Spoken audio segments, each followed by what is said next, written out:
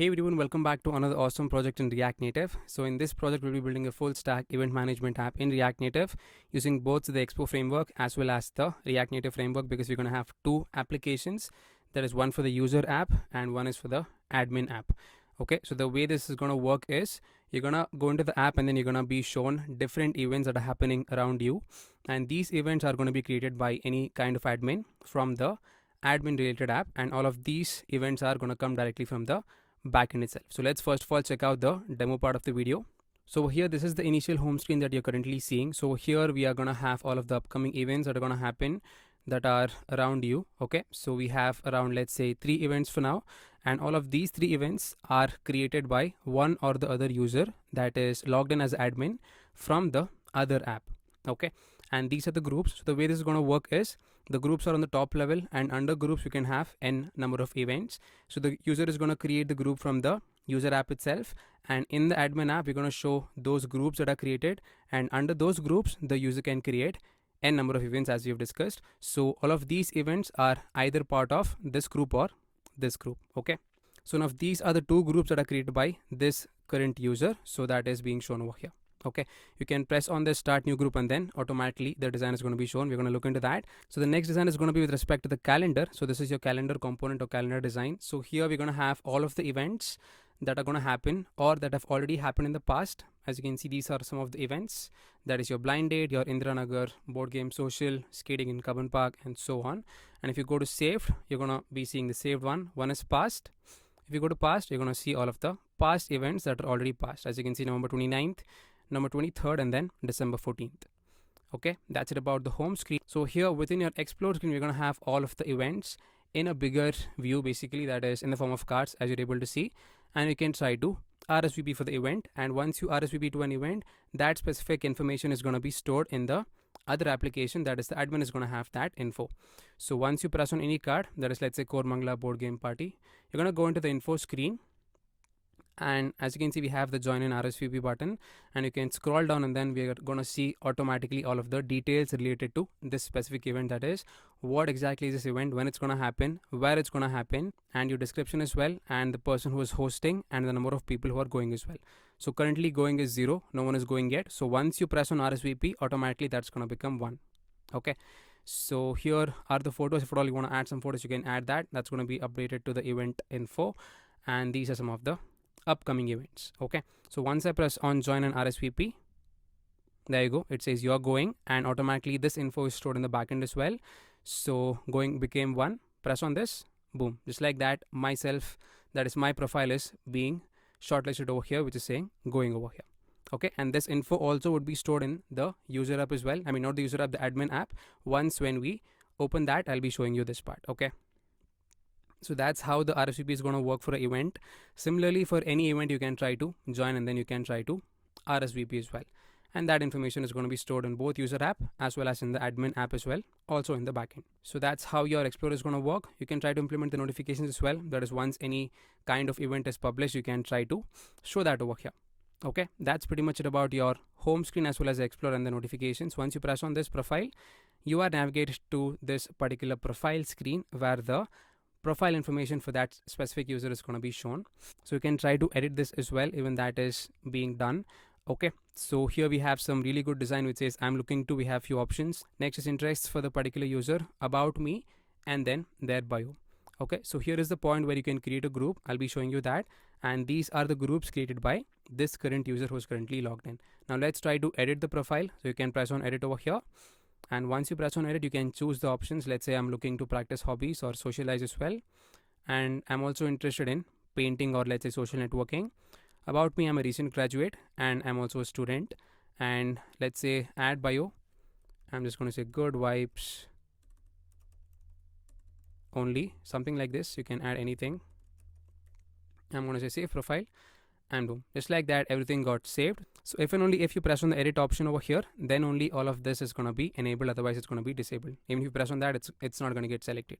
Okay, so let's try to create a new group. So the way we do that is start a new group, press on this. So here we have a bunch of options, that is, let's say 4 to 5 screens, and based on that you'll be able to create a group. Okay, so here I'm going to say the city name, I'm going to say Bengaluru itself, and I'm going to say next. So here the next thing it's going to be asking is for what will be your group about. I'm going to say it's about social networking and professional development, also dance and movement. Next, you can try to add any own topics. Okay, so what is the name of your group? I'm going to say, let's say a skating group in Bangalore. Skating group in Bangalore. Let's say next. So the next thing is, how would you describe your group? So you need to provide a specific description for this specific group. So I'm going to say this is a skating group where we collaborate and meet new people. All right, something like this. And next, so this is just for the design part. Let's press on create group, and boom, just like that the group got created. And once you refresh the app, you should be able to see that group over here. Let's try to reload the app once. So let's come back to your home screen and then profile, and boom, just like that we do have that skating group in Bangalore that we just created. Okay, so that's how this is going to work. So that's pretty much it about your user part of the application. You can also try to update the profile, that is your image. Use this camera icon. Let's say I want to choose this image, and boom, just like that this got updated, and the link would be stored in the backend as well. And even the profile got changed over here as well, as you can see. And now let's try to log out over here. So once you log out, you would be brought back to your login screen as well as the sign up screen. So with the help of the email and password, you can try to log in. Once you press on sign up, we're going to come back to this screen where the user is going to create a new profile with all of these details, that is your name, email address, password, your location, and these two checkboxes.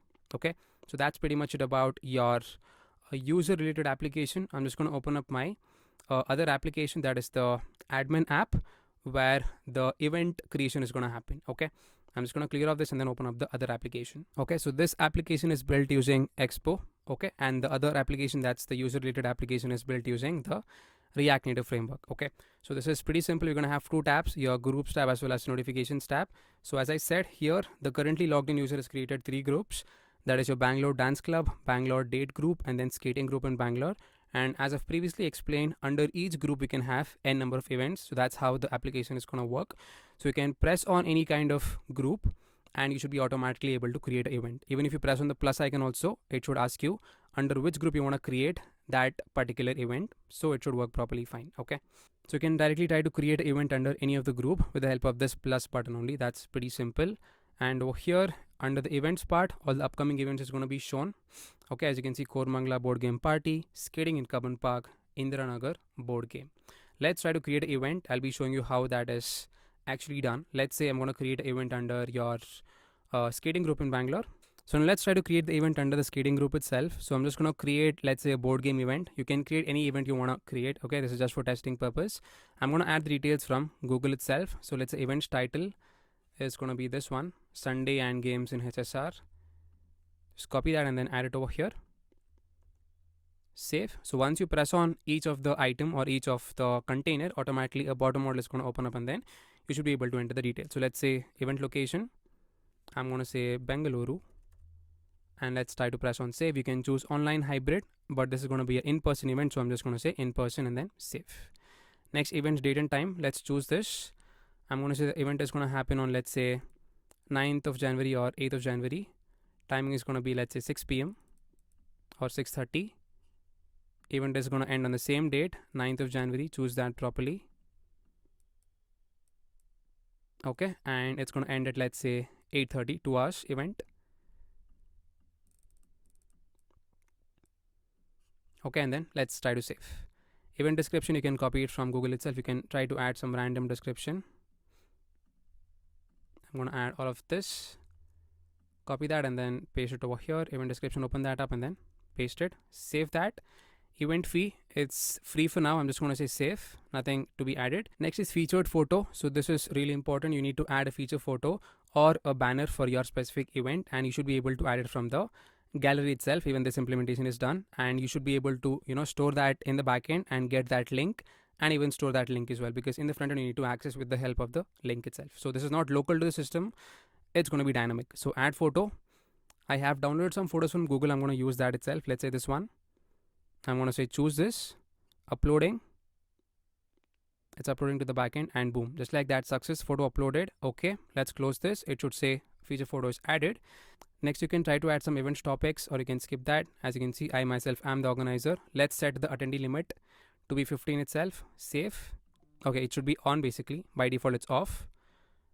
So on that, and then set it to 15. Allow guests. I'm going to say one guest and then save. Publish event, and boom. Just like that, this event should be published. There you go, Sunday in Games in HSR. This is the event which I just created and it is being shown over here correctly fine. Okay, so let's say once you press on any kind of event, Kormangla board game party. So as you can see in the previous application, I had RSVP for this specific event, that is Kormangla board game party, and it is getting reflected over here, which is showing correctly fine. Okay, so once you press on manage attendees, we can try to implement that as well, that is to show all of the attendees list over here. So the same thing is going to happen for each of the other event. All the description is going to be shown. Okay, and currently for all of these events, 0 are going, that is no one is RSVP to any of these events. So that's the reason it's showing correctly fine. No issues with that. Okay, you can also try to implement the drafts and the past as well. That is once you press on any of them and once you want to cancel it, you can try to. It gives this alert box basically which says, do you want to save this event as a draft before closing? I'm just going to say discard. It's going to discard that event. Okay, let's try to log this out. I'm going to go to profile over here and we have some basic design related to the profile screen, and I'm going to say log out. Just like that, we're going to have similar screens over here. That is for the logging in for your organizer application. There is no sign up for organizer. There is only one sign up that's going to happen to the main user related application. With the same user credentials, you can try to log in for the organizer app as well to create the events under the groups which you have created. Okay, that's how this is going to work. So hope you found this app interesting. It's going to be a really good project to build along with. So this project is going to come in two parts. So we're going to implement the first project, that is the user related application. That's going to be in part 1. So your part 2 is going to be your event related application that is going to be built using your Expo framework, and we're going to have all of the implementations related to creating events, showing events, RSVPs, and all of that. So if you find this interesting, please hit the like button and do subscribe for more such content. So let's get started with the project right away, that is to build the user related application. So now the first step is to create a fresh new React Native project. So let's go to that. So currently I've just opened up my VS Code that is blank, and I've currently opened up my terminal and I'm inside my build folder where all of my projects are present. So here let's go ahead and then create a new project. So I'm just going to paste in the code that is going to be npx at React Native community /CLI init. The project name, in my case, I'm going to choose event management and I'm going to choose this specific version, that is 0.80.0. Let's press on enter. So this should create the project for us. As you can see, it says welcome to React Native 0.8 and it's currently installing all of the dependencies. So this should take about 2 minutes for the project to initialize, and once that's done, we can check out the folder and see all of the files that React Native gives us. So let's wait for a couple of minutes. Alright, so now it's asking, do you want to install CocoaPods now? So by default, the option would be set to no. So in this case, I'm just going to press on enter. And there you go, our project is initialized. And currently it is given two steps, that is run instructions for Android as well as run instructions for iOS. So for Android, you just need to go into the project directory and then run this command, that is npx React Native run Android. Whereas for iOS, we need to install the CocoaPods. So for that, we need to go into the iOS folder and then we need to run the bundle install, and once that's complete, we need to install the bundle exec pod install, and after that we can execute the command, that is npx React Native run iOS. So in my case, I'm going to use the iOS, as you can see. So I'm going to follow the second step. For Android users, you can directly run the command npx React Native run Android. Let's get this started. That is, let's run the project. So first of all, open the project, file, open folder, go into the build folder and then the first project, open. Okay, so as you can see, this is the file tree or all of the files that React Native gives once when you initialize a fresh new React Native project. And this is the main app.tsx, that is the entry point of our application. So first of all, let's try to run the project. So since I'm on the iOS, I need to follow those two steps. So first of all, terminal, new terminal. Here first of all, I'm going to go into my iOS directory. So cd iOS. Here I'm going to say bundle install, enter. As you can see, it's installing all of the required dependencies, which is good. Let's wait for this to complete. This step is done. Next is going to be bundle exec pod install.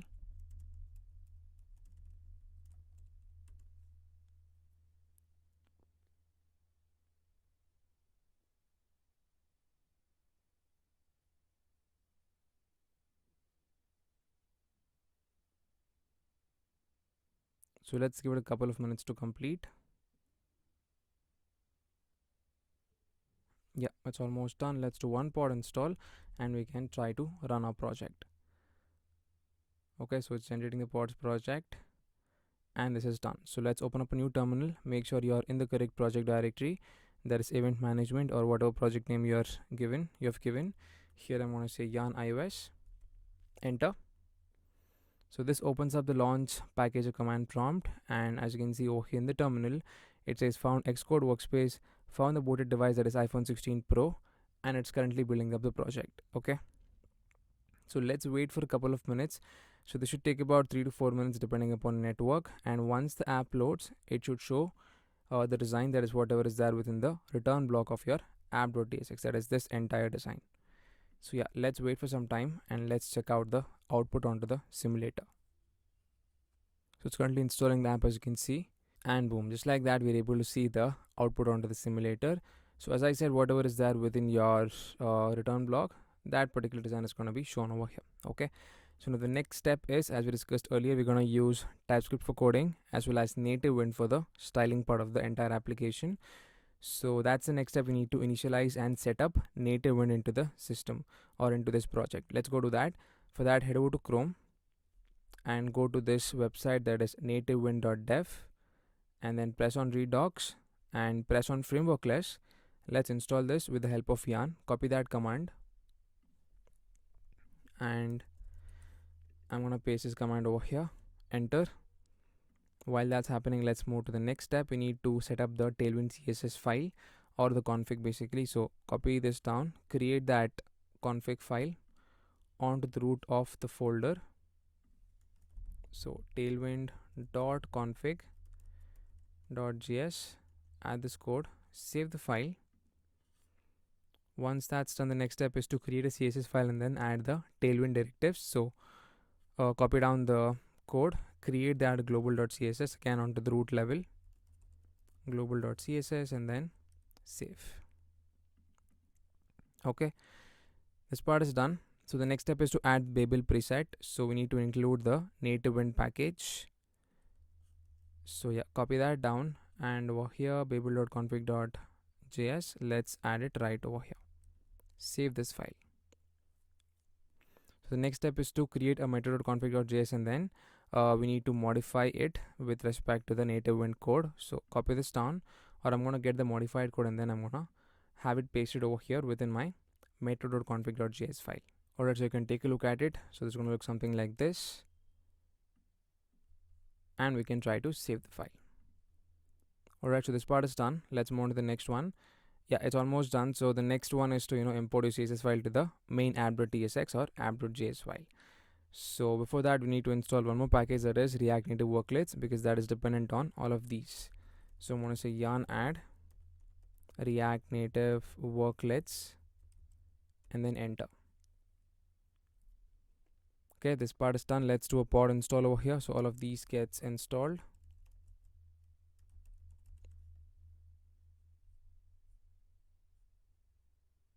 Okay, wrong spelling. Pod install.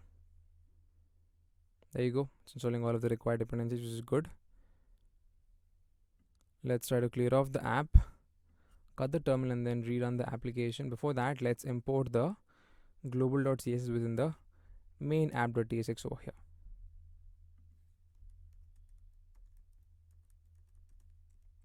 So I'm going to say import global.css, save the file, and let's also make the change so that we could see the changes onto the simulator once when the app loads. So I'm going to make use of a safe area view from context. Here also safe area view. So let's say right below the status bar, I'm going to have a text field with a hey message. Let's pass on the class name. Or yeah, let's first of all run the app and then let's pass the class name, because that file should be created, that is this specific file, nativewind.env.d.ts. Let's again rerun the project, yarn iOS, enter. So yeah, let's wait for some time for the app to load again, and once the app loads, I'm going to give the class name and then we're going to test this out. so that we can confirm that native event has been initialized within our project. Also, the app is being loaded. Let's try to give the class name over here. For the text, I'm going to say class name, text rate of 300, save the file. Okay, I'm not able to see anything onto the screen. That's weird. Let's add this a couple of times. Save, and boom, just like that we're able to see all of the texts which are being shown onto the screen, which is good. So yeah, this step is done. We have initialized the native event into the project. Now the next step is to initialize and set up the React Native vector icons, because we are going to need them while designing different components and screens. So let's get started with that part. I'm just going to paste in all of the icons over here, that is with different icon families, so you can take a look at it. So it's going to be yarn add React Native vector icons / different icon families, that is and design. We have evil icons, fontisto, iron icons, and so on. Let's press on enter. Yeah, this is done. We also need to install the common package as well. So I'm going to say yarn add React Native vector icons / common. This is the one. You can take a look at it. So once this is done, we need to include all of the bunch of icons within the info.plist file. So go into the iOS and then your project name, info.plist, and I'll be adding all of this list over here within the false tag, that is below the false tag basically. So you can take a look at it. That is going to be just like this. Make sure you add the key, that is UI app fonts, and then include all of the icons you want to add within the array tag. Let's try to save the file. Let's do a pod install, and we can rerun the project, and we should be able to use all of the React Native vector icons. As you can see, it's installing all of the required dependencies for different icon families. So that part is done. We can try to rerun the project. Yarn iOS. Okay, so this part is done. So now the next step is to initialize the navigation part, and you're gonna have all of the 4 tabs being set up. That's home tab, explore tab, notifications tab, as well as the messages tab. Okay, so we're gonna do this. That's gonna be the next step. Let's wait for the app to load and then build onto the simulator. So now let's get started with the navigation part. So first of all, we need to install some dependencies.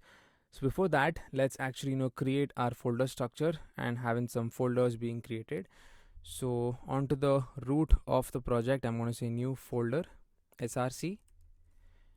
Within that, I'm going to have API folder. Then again within src, we're going to have your components folder. Apart from that, we're going to have constants. Then again within src, we're going to have navigation.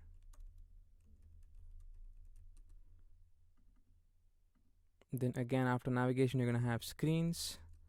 One is for the store, that is for the just-in part.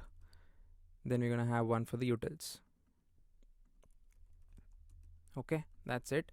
Let's head over to Chrome. Let's search for React Navigation over here.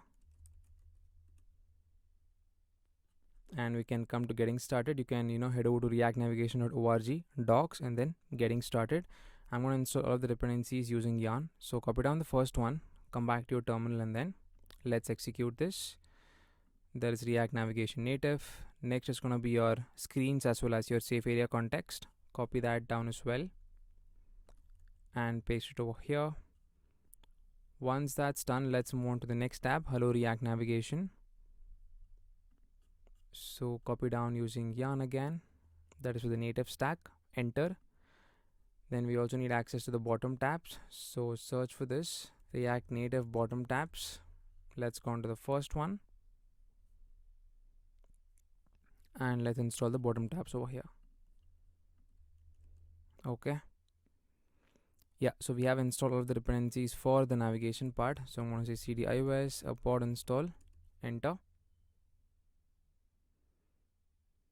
Okay, so it is installing all of the required things. So now the first step is to let's write the logger.ts file, and then we're gonna have 2 methods over there. So within the utils, I'm gonna create a new file, logger.ts. Here I'm gonna say const logger is gonna be equals to an object containing 2 methods, info. This is gonna have your message, basically message of type string, data any, Here I'm directly going to say console.log, make use of backticks over here. I'm going to say info, a message. Okay, not like this, info dollar message. Let's try to access that value and the data or empty string. Okay, so the next one is going to be for the error, if any. So error, having your message of string, data of any. Here I'm going to say console.log error,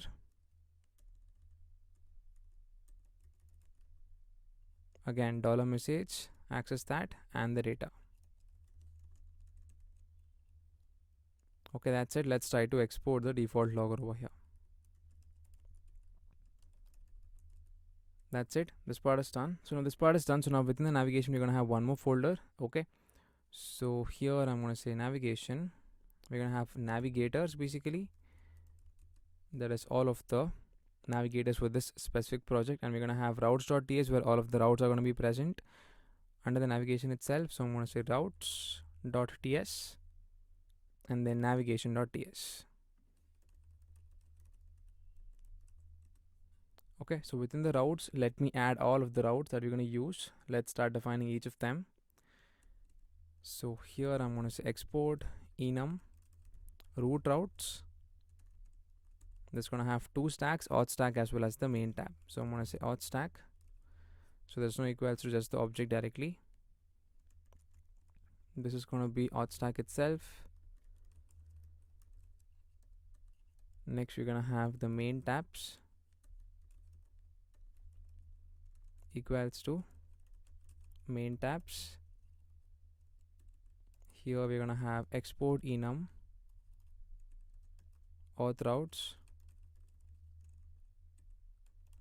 Login is going to be equals to login.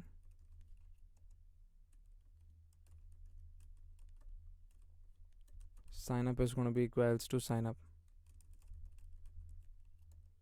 Okay, then forgot password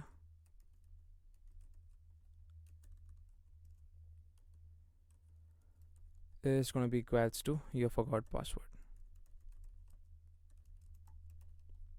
Okay, this part is done. Next, let's try to define all of the main routes, that is the home, explore, notifications, and some other details as well. Okay, so I'm going to say export enum your main routes. These are all of the screens that the user can see once they are logged in. Home is going to be equals to home. Next we're going to have is for the explore tab is going to be explore notifications is going to be equals to notification. We're going to have the messages is going to be messages. Event details is going to be equals to event details.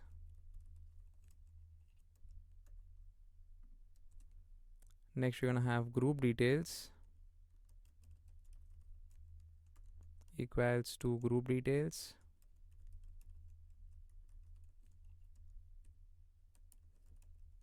Calendar equals to calendar. Profile is going to be equals to profile. Group is going to be equals to group. These are all of the screens that we're going to use within the main routes. Next, let's try to define the root stack param list. We also need to export this as well. So I'm going to say export type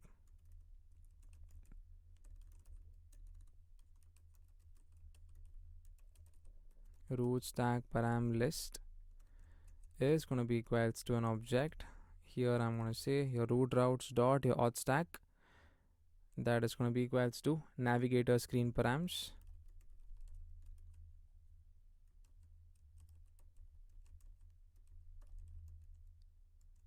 of your auth stack param list.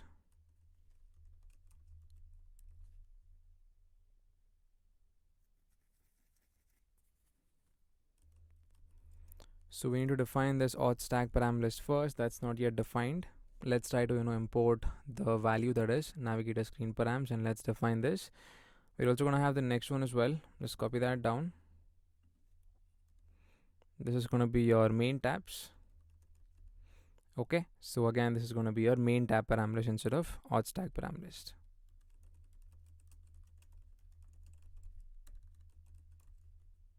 Okay, so here I'm going to say export type auth stack param list is going to be equals to, it's going to have three things. I'm going to say auth routes dot login, that's initially going to be undefined. Next, your auth routes dot your sign up, undefined. Next is your auth routes dot your forgot password, undefined. Let's similarly define it for the main tab param list. So I'm going to say export type main tab param list is going to be equals to your main routes dot home, that is going to be undefined. Here I'm going to say main routes dot your explore, it's going to be undefined. Next I'm going to say main routes dot notifications is going to be undefined. Main routes dot messages is going to be undefined as well. Okay, so the next and final one is going to be for the main stack parameters. This was for the main tab, next is going to be for the main stack. That's going to be the last one. So I'm going to say export type main stack parameters is going to be equals to, this in turn is going to have main routes dot your event details. It's going to have basically a group ID, so group ID of type string. Next you're going to have your main routes dot group details, because under the group the events are going to be present, so the top level is going to be group, below that all of the bunch of events is going to be present. So this is going to have your group ID, okay my bad, this should be event ID.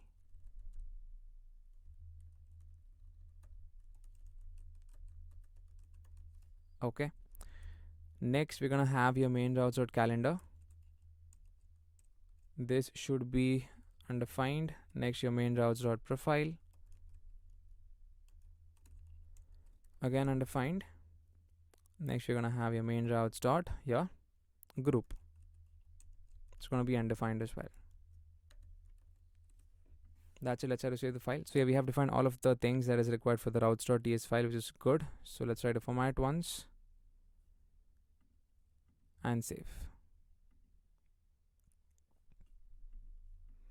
Okay, let's come back to your navigation.ts. So here we're going to have three functionalities that's going to be written, that is for creating the navigation ref, your parse and log route function, as well as the function to check if all the navigation is ready or not. Okay, so here I'm going to say export const navigation ref is going to be equals to, I'm going to say react dot, I'm going to say create ref. This in turn is going to have your navigation container ref, import that. Here I'm going to say root stack param list. This part is done. Next let's try to define the function that is parse and log route. So here I'm going to say export function parse and log route. This in turn is going to have the state, that is going to have the navigation state, or undefined initially. Here check the condition stating that if not of state we can directly try to return. Okay, next let's try to access two things from the state if all is present, that is the routes as well as your index, equals to state. Next here I'm going to say const current route, okay, not like this, the normal value itself is going to be equals to your routes of index. Here I'm going to make use of that logger that we have created, so logger.info. I'm going to log the current index, that is on which index we are present, and this in turn is going to have the name, that is going to be your current route.name, and the params, if any, for that specific screen. So params is going to be your current route.params. Okay, that's it for this one. Let's format once. So here I'm going to say export function set is navigation ready. It's going to be the last one over here, and I'm just going to say your logger dot info with a message is going to say navigation is ready. That's it. Let's try to save.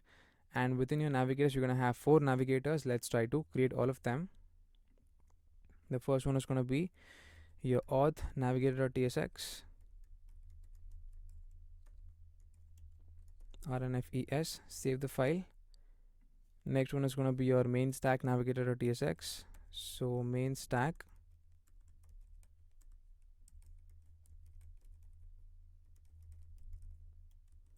rnfes again. Apart from that, we're going to have your main tab navigator, where all of the tab design is going to be shown.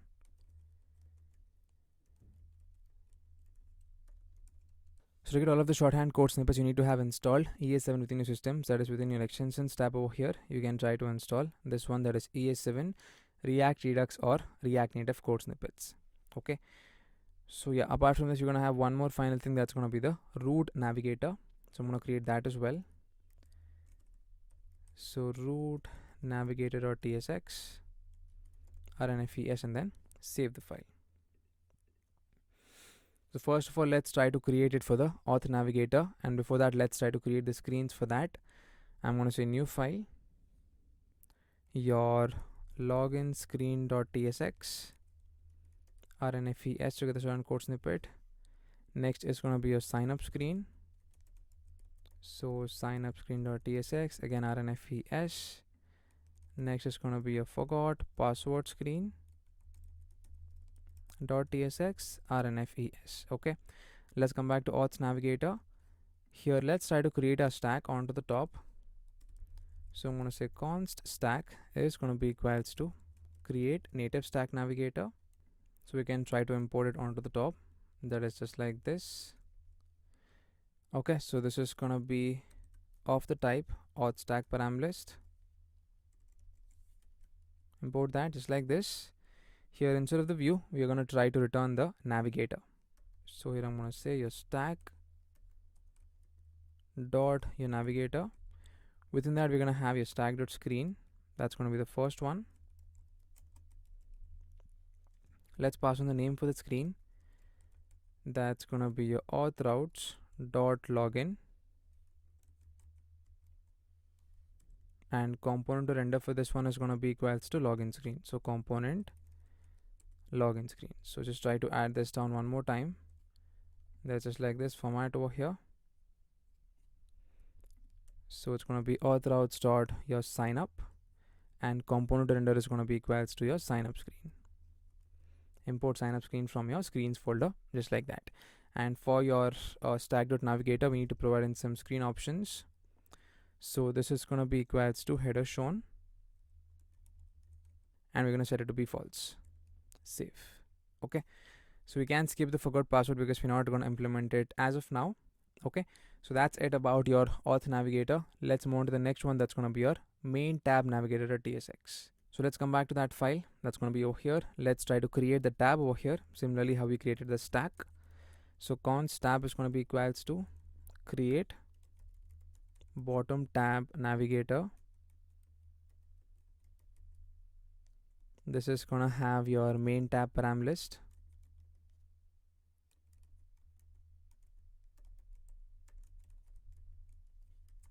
Let's try to import your bottom tab navigator. Let's also import this as well, main tab param list, and again let's try to design this out. Okay, instead of the view, I'm going to say your tab dot navigator. So within this, we're going to have 4 tabs, that is all of these: home, explore, notifications, as well as your messages. Let's try to design that. Tab.screen. Here we're going to have name, that is going to be equals to your main routes, import that dot your home. Let's create the screens first of all. So within your screens, I'm going to say home screen.tsx, rnfes together and code snippet, save. Next, you're going to have explore notification screen, rnfes notification screen dot tsx rnfes. Next, you're going to have your message screen dot tsx rnfes again. Okay, come back to main tab navigator. Let's pass on the component to render that's going to be equals to your home screen. Import your home screen from the screens folder, format once. Next is going to be your explore screen. Just copy this down a couple of times and let's try to make the changes. So here instead of home it's going to be equals to explore. Here it's going to be equals to your notifications. Here we're going to have your messages. Okay, here we're going to have explore screen, import that. Next we're going to have your notification screen, and here we're going to have your messages screen.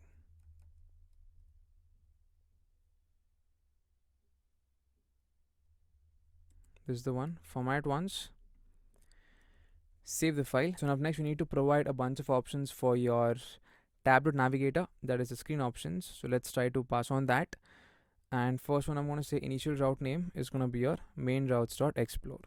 So I'm going to say main routes.explore over here. Okay, here I'm going to say screen options. This in turn is going to have all of your route. Okay, and here let's try to pass on the first option. Header shown is going to be false because we do not want to show the header over here. So pass it as false. Your tab bar icon, this in turn is going to take in your color. So let's say color as well as the size. Here I'm going to say let icon name initially.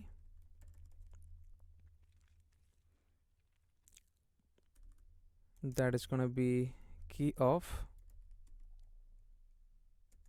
and then type of your iron icons. So we need to import those iron icons onto the top, just like this. I'm going to say iron icons dot glyph map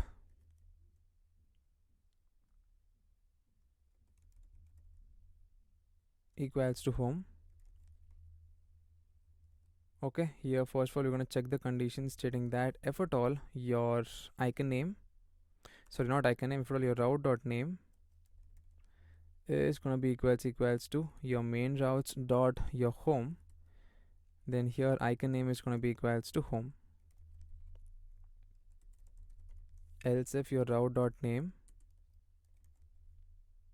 is going to be equals to your main routes dot your explore, then here icon name is going to be equals to search. Similarly, your else if your route dot name is going to be equals to your main routes dot your notifications, then in this case your icon name is going to be equals to notification. So I'm going to add the next two conditions. That's going to be else if your root dot name is going to be equals to main routes dot messages, the icon name is going to be equals to chat bubble, and then we're going to return the iron icons over here. Let's try to format over here. This part is done. Let's try to save the file. So apart from that, we're going to have some more options as well. That is your tab bar active tint color. So this is going to be this color code, that is hashtag 14B8A6.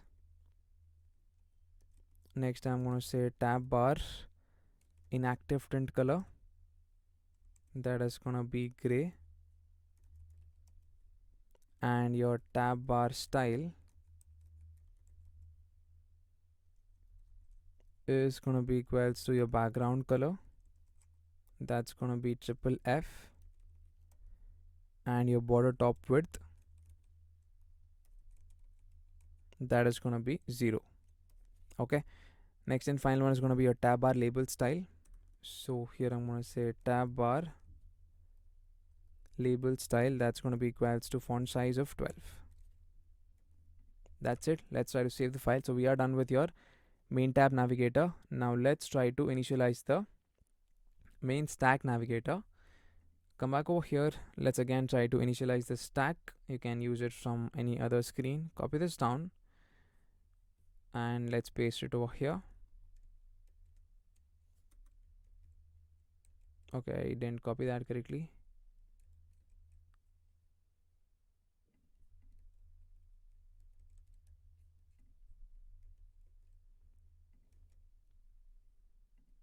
Let's import this, and this should be your main stack parameters instead of this one.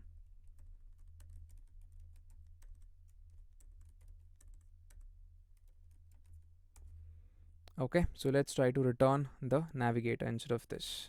I'm going to say your stack dot navigator. Here we're going to have this first screen, that's going to be stack.screen. Here I'm going to pass on the name, that's going to be equals to your main tabs. Okay, and component to render is going to be equals to your main tab navigator. That is the one which we just defined. Copy that down, and screen options over here, this is going to be equals to header shown as false.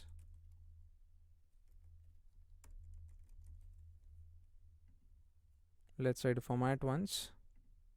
Save. Alright, so now this part is done. So now let's finally design the root navigator TSX. That's pretty simple. So let's come back over here. And yeah, let's try to initialize the stack. So const stack is going to be equals to create native stack navigator. And we're going to have a state to check whether or not the user is authenticated or not. So const is authenticated is going to be equals to false for now. Let's try to make it true so that we could see the tabs. And once that's done, let's try to again show the stack.navigator. So stack.navigator, within that check the condition if is authenticated is true. Here I'm going to show the stack.screen. So stack.screen, pass on the name, that is going to be equals to your root routes dot your auth stack. Component to render is going to be equals to auth navigator. Here it's going to be equals to your stack.screen. Name is going to be equals to root routes dot your main tabs. Okay, component to render is going to be equals to your main stack navigator. That's it. Let's try to save the file. This part is done, so we can try to make the changes within the main app.tsx. Let's do that. I'm going to remove all of them for now. Let's try to have a navigation container, and within that we can directly try to call the root navigator over here. And for this we can pass on the ref. It's going to be equals to the navigation ref. Okay, and I'm going to say is ready. I think there is something with respect to that. You can call the set is navigation ready. Okay, I think it's on ready if I'm not wrong. Let's give that a try. Yeah, on ready is going to be equals to set is navigation ready. That's it. Let's try to run the project, clear off the terminal once again, and let's try to rerun this. So here I'm going to say yarn iOS and enter. So let's wait for the app to load. So after all we've done everything correctly, we need to be seeing 4 tabs because we have set the authentication to be of true. So that should automatically go into the else condition and then show the main stack param list or the main stack navigator design. So let's wait for that to happen.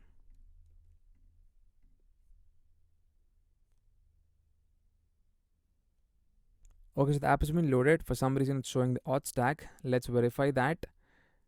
And over here within the root navigator as well, we need to skip the headers. So screen options, header shown, false. Let's actually check. Okay, each authenticator is true. Okay, my bad. If it's true, it is gonna come over here. Or you can just pass on not over here as well, or we can make it look like this as well. We can just switch the parts, add it over here, and this we can add it over here. Format, save, and boom. Just like that, we're able to see all of the 4 tabs: home, explore, notifications, as well as messages, just like as it is shown in the screenshot over here. And our first initial route name is going to be explore, not the home. Okay, so now this part is done. So now the next step is, let's try to implement the authentication part, that is the signing up as well as the login part. And then we're gonna start looking into the design of the home screen. So in the home screen, basically it is only gonna show all of the details with respect to the groups as well as the events. So it would not be ideal to start with that, because at the initial point there would be no details for the groups and events. Okay, so we're going to start designing the login screen as well as the home screen, not the home screen, your sign up screen. And then we're going to start designing all of the endpoints in the backend part, and we're going to test this feature out. So let's get started with the design of the login screen, and we're going to make this as false for now. Okay, and we can come back to the login screen.tsx as well as the sign up screen. That's going to look like this. Once we have designed this, we're going to start initializing the backend part. Let's come back over here and then let's start designing this. Actually, let's initialize some states for the login screen. So yeah, before that, let's try to define the type, that is login values.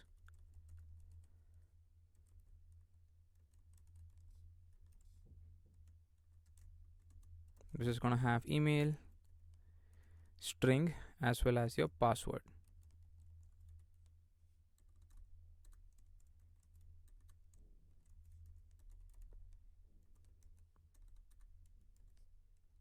String as well. Okay, so this part is done. Let's try to initialize the navigation over here.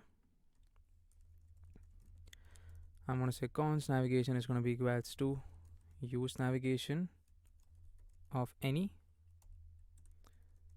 Then let's try to first of all install the package, that is your React hook form, because you're going to use that for the text inputs. Okay, so yarn add React Native form,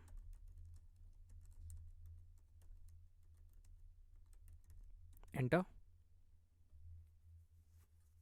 This is done. So here let's try to initialize the control handle submit as well as the form state. So I'm going to say const control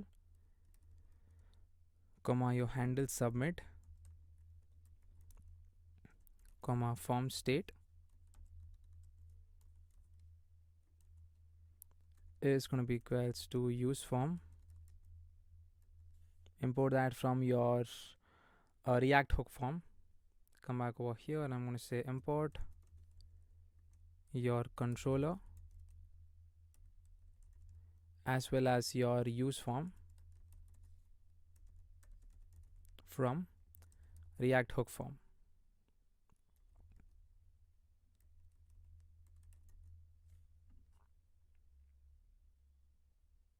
Cannot find module. Okay, my bad. I installed React Native form, so it should be React hook form. So yarn add React hook form, enter. Save the file. Okay, so here I'm going to say use form. This is going to be of type login values. Okay, so let's pass in the default values. Email is going to be empty, comma your password is also going to be empty itself. Mode is going to be on change. This part is done. Let's try to access the errors as well as the error message. So const errors comma is valid is going to be coming from a form state.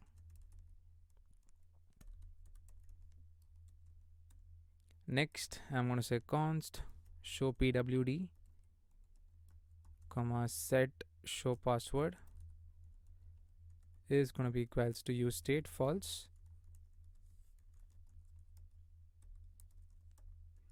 Then const error message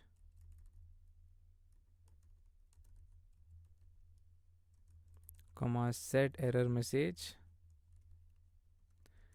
is going to be equals to use state string or null of null. Okay, this part is done. So now next step is let's get back to the return block and then let's start designing this. It's going to look something like this. That is the screen. So yeah, let's remove this. I'm going to have a safe area view, and let's pass on the class name for this. I'm going to give it a flex of 1 and a bg of white.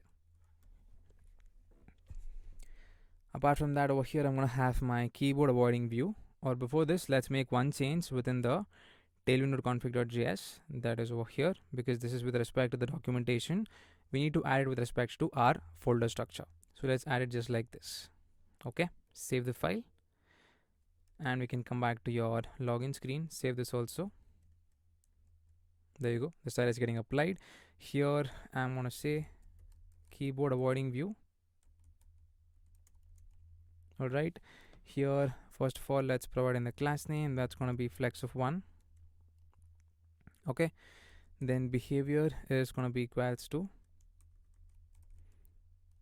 platform.os. if it's equals to your iOS, it's going to be padding, else it's going to be equals to height. So this should be like this. Okay, so within keyboard avoiding view I'm going to have my scroll view being initialized. So scroll view, import that from React Native, and over here I'm going to have the touchable opacity for that back icon. So here I'm going to say touchable opacity. I'm going to have icon over here. Let's say name, arrow left, size of 20, color of this color code. That's going to be 111 and then 827. Okay, so some issue with respect to the icon. Let's search that once.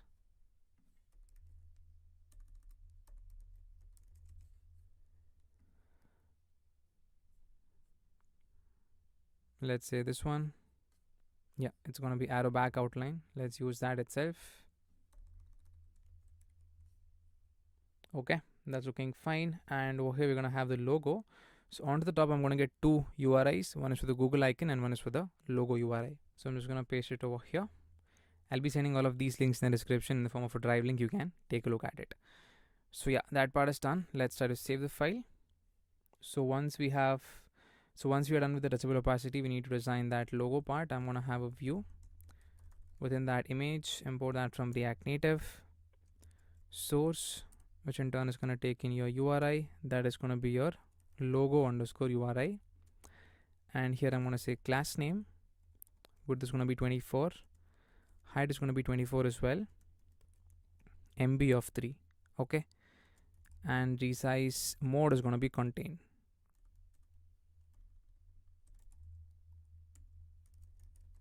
Save. And there you go. Just like that, we're able to see that design onto the screen. So looking good. So first of all, let's give some design to the scroll view over here. I'm going to say class name, give it a flex of 1, then content container style. Here I'm going to say padding horizontal, it's going to be 20, padding top, it's going to be 14, padding bottom is going to be 36. Format once. Okay, so apart from that, for your touchable opacity, let's provide in the styling class name. I'm going to say width of 9, height of 9 as well. Rounded is going to be full.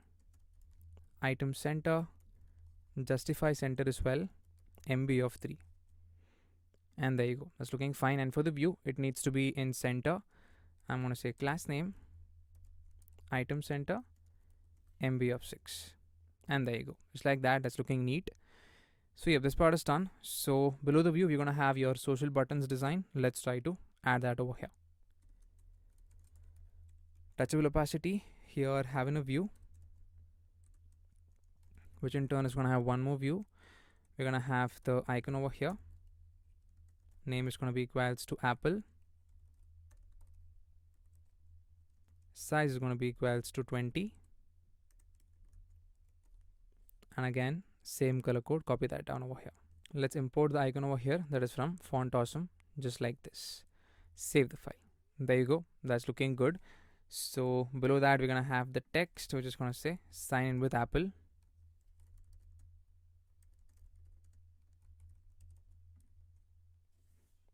This is looking fine. Let's try to add this one more time. Here it's gonna be the Facebook icon. Here it's gonna be sign with Facebook. Save. Okay, and this color is gonna be 1877F2. That's looking fine. Let's try to design the touchable opacity, that's the parent container. Class name, I'm going to say rounded off XL. It's going to have a border and then border gray of 200. Okay, PY of 3, MB of 3 as well.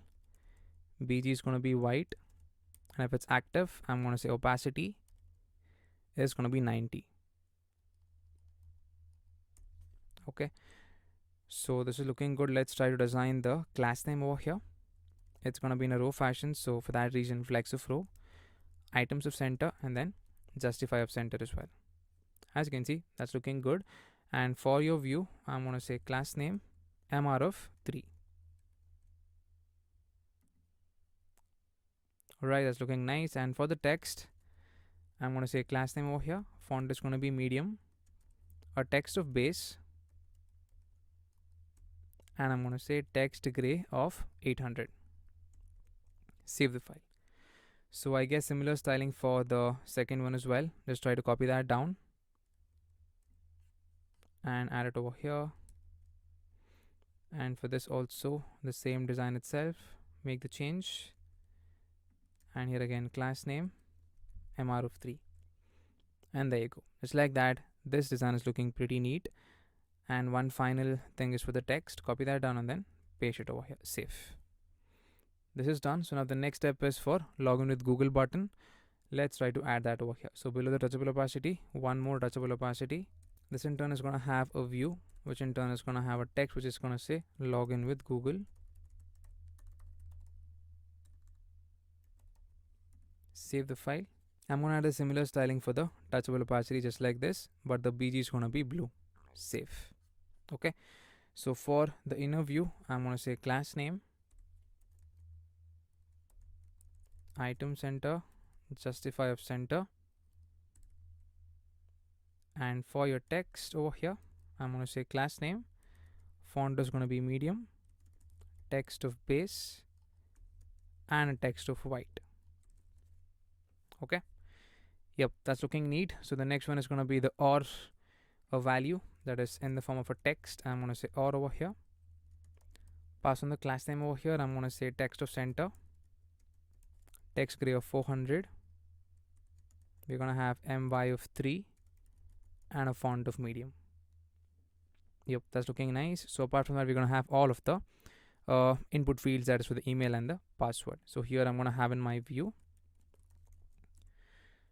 this in turn is going to have in your controller that's already imported from your React hook form. So this controller is going to have the control over here. So here I'm going to say control is going to be equals to your control name is going to be for this controller email. Okay, next I'm going to say rules over here for this specific controller. I'm going to say required, it should be email is required.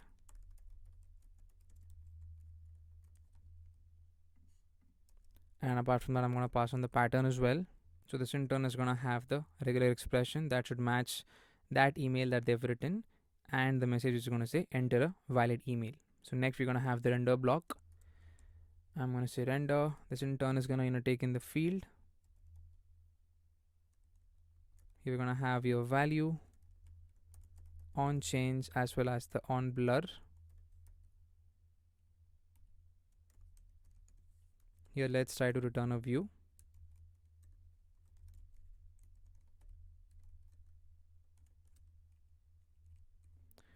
Okay, so we're gonna have one more view within this.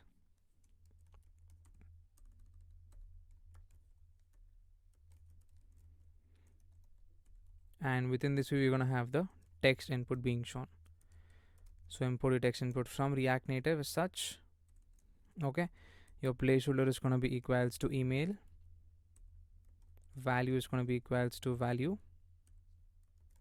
On blur is gonna be equals to on blur. On change text is gonna be equals to your on change. All of this is already defined. It's gonna work automatically fine. Then class name for this, it's gonna be text of base and text gray of 900. Okay, so yeah, this part is done.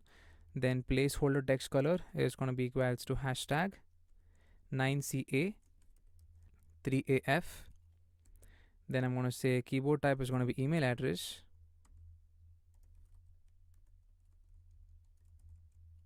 Then I'm going to say auto capitalize is going to be none. Save the file. There you go. We're able to see something onto the screen. So for your view, I'm going to pass on the design BG of white. Around it is going to be XL. A slight border and then border gray of 200. PX is going to be 4. PY is going to be 3. Save the file and boom, just like that.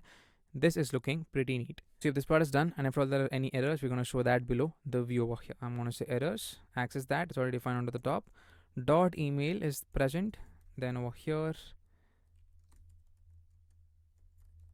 I'm going to show that specific text. Here I'm going to say text. This is going to show your errors. Dot email dot your message. Pass on the class name for this. I'm going to say text of SM, text red of 600, empty of 2. Format once, that's it. This part is done. So similarly, we're going to do it for the next one as well. We can try to copy this down and then we can make the change. Copy that down, paste it over here, save. Okay. So here I'm going to say margin bottom of 2. So class name or empty of 2 as well.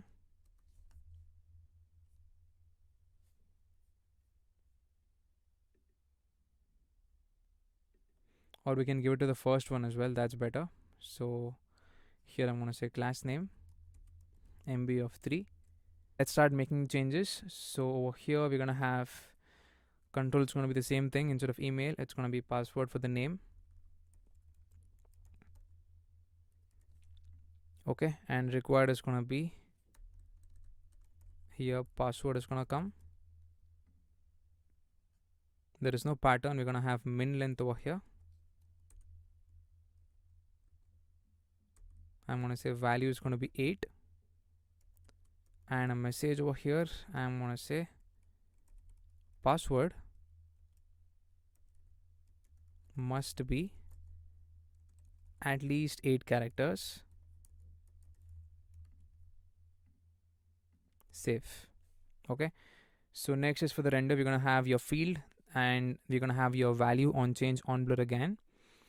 Within this, we're going to have your text input. The value is going to be password for the placeholder, and apart from that, it's going to remain as is for every other property. Class name is going to remain same. We can remove this, that is keyboard type, and I'm going to say secure text entry is going to be equals to not of show password. Okay, and yeah, that's it. And we're going to have that eye icon over here. This is the one. Let's design that below the text input. Let's try to have a touchable opacity. We're going to have feather icon.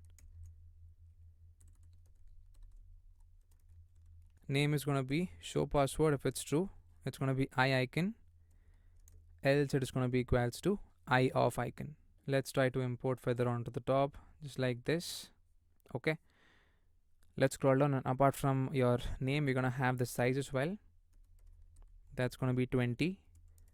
Your color, that is going to be hashtag 111 and then 827. Let's format once and save. Okay, that's looking fine. So for your view, let's provide in the flex of row.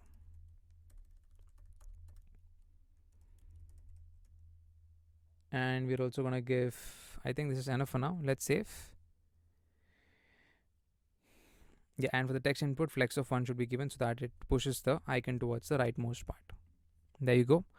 Once you press on this, we need to initialize the on press. Okay, so touchable opacity, I'm going to say on press, taken a function, and here I'm going to say set show password to be off, taken a value, and it should be the opposite of the value. If it's true, make it false. If it's false, make it true.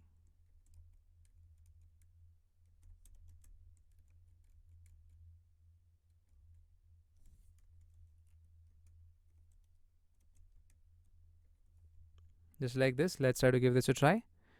And there you go. Okay, this is looking fine. And let's try to show the errors below the view over here. Yeah, it's already written. So instead of errors.email, it's going to be errors.password. And here it's going to be equals to errors.password.message. Save. Okay, so this part is done. So next one is for the forgot password design. That's going to come right below your view. This is the one. So I'm just going to add it over here, just like this. This is going to be auth.routes.forgot password. Format once, and I can take a look at the design. Save the file. And even for this, let's try to give it some MB of 2 or 3. Okay, that's looking good. The next one is going to be for the login button. That is this button over here. So yeah, right below this design, that is a touchable opacity. I'm going to have one more touchable opacity. It's going to have a text which is going to say login. And for this, let's provide in the class name initially. So here we're going to have a conditional design. I'm going to say backticks, py of 4. Rounded is going to be full. MB of 4 as well. Then items to center. And after all, it's valid. Is valid is true. Then it's going to be equals to bg gray of 900. Else it's going to be equals to bg gray of 200. Save the file.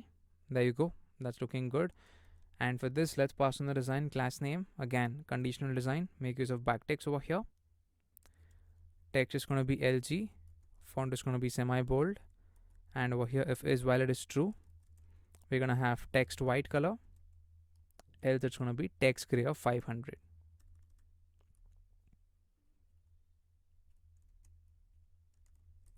So text gray of 500. Save the file. As you can see, that design is looking pretty neat. And the next one is going to be, if at all we do have the, and the next one is going to be, if at all we do not have an account, then sign up. So before that, let's try to show the errors over here. So I'm going to say error message if it's present. And here let's try to show the text. So this is going to come from the state itself. That is this one. Okay. So yeah, error message and show this piece of text. We're just going to say error message. Let's pass on the class name for this. Text red of, let's say, 600. Text is going to be of center. MB of 4.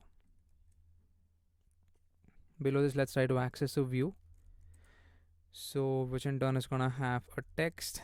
It's going to say don't have an account. Question mark. Then we're going to have a text over here itself. Then we're going to have a text over here itself that is going to say sign up. So for this, I'm going to say class name. Items is going to be center. MB of 6. For this piece of text, class name. Text gray of, let's say, 600. And for this one which says sign up, let's give a separate styling for this. I'm going to say text teal of 600. Font is going to be of medium. And there you go. Just like that. That's looking pretty neat. So this part is done. Let's try to format once. And over here, we can give the on press to the text. On press, taken a function, and we can directly say navigation.navigate to the sign up screen. So navigation.navigate to be of your auth routes. Dot is going to be sign up. As you can see, just like that, it's working properly fine. So yeah, now the screen is almost done. So now one final part that's remaining is with respect to this one, that is when you log in, some message we need to give. So let's try to add that over here. I'm just going to add the code for that. It's going to come right below your view. That is just like this. You can take a look at the design as well as the message format once and then save. There you go. That's looking pretty neat. So this is our entire design for the login screen. So this is complete. Let's press on sign up. As you can see, we're coming to the sign up screen. So now let's get started with the design of the sign up screen. That's going to happen within the sign up screen.tsx, which is going to be this one. Let's start designing this. Let's first of all, give the type over here for the form values. I'm going to say type form values is going to be equals to, it's going to have a name of type string. Next, we're going to have your email of type string, password also string, location string as well, is adult, it's going to be string. Then your captcha is going to be a boolean value. Again, let's try to initialize our states as well as the control. I'm going to say const control comma handle submit comma your watch comma your form state is going to be equals to use form. This in turn is going to be of type form values. Let's pass on your default values just as we have done in the previous screens. Name is going to be initially empty. Email is going to be empty as well. Next, you're going to have your password. Again, empty string. Location, we're going to hard code it. I'm going to say Bengaluru and then India. I'm going to say is adult is going to be false. Next, I'm going to say captcha is going to be false as well. Alright, so over here it says boolean is not assignable to type string. Okay, my bad, it should be boolean, not string. Save. Okay, this part is done. And let's pass on the mode. That's going to be on change. Here, let's again try to access the errors as well as your is valid is going to be coming from the form state. I'm going to say const password is going to be equals to watch of your password comma your empty string. Now I'm going to get in two more things, that is for the show password state as well as the error message. That's going to happen over here, format. So yeah, once that's done, yeah, first of all let's try to import use state from React. Now let's get started with the return block over here. Safe area view, import from the context file. So class name over here, give it flex of 1, bg of this color code, that is fp. Save the file. Within that, we're going to have again your keyboard awarding view. Import that from React Native. Let's pass on the behavior. So if your platform.os is going to be equals to iOS, it's going to be padding, else it is going to be equals to height. Okay, so within the keyboard awarding view, we're going to have your scroll view.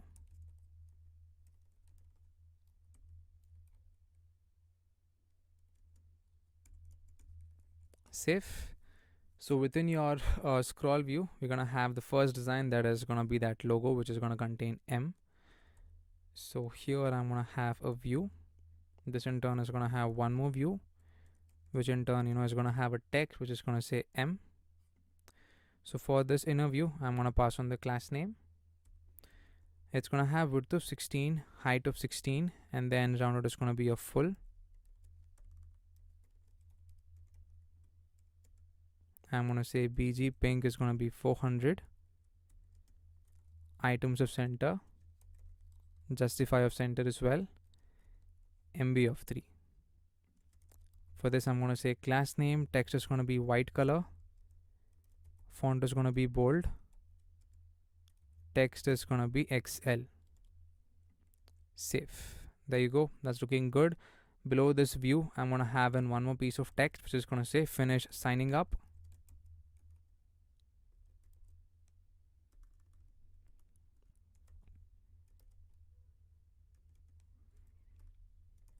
Okay, let's pass on the class name for this.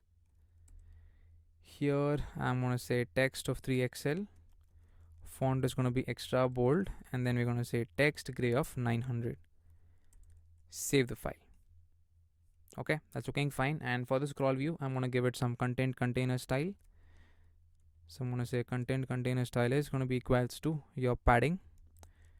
That's gonna be of 20. And for this specific view, I'm gonna pass on the class name because it needs to come onto the center part of the screen. So item center. Okay, then I'm gonna say MB of 6. Save. That's looking pretty neat. This part is done. So now the next step is for all of your text inputs over here. Okay, so below the view over here, I'm gonna have a view which in turn is gonna have a text which is gonna say your name. Let's pass on the design for this. So it's gonna have text of base, font is gonna be semi bold, and then text gray of 900. MB is gonna be of 2. Below the text, we're gonna have your controller. Import that from React hook form. Let's pass on the control. It's gonna be equals to control. Name is gonna be equals to name. Rules.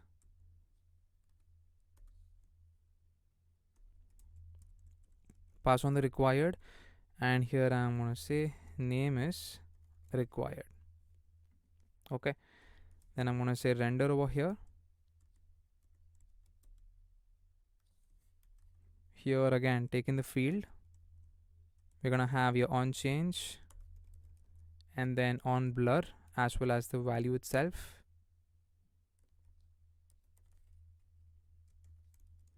Here let's try to have in a view which in turn is gonna have your text input.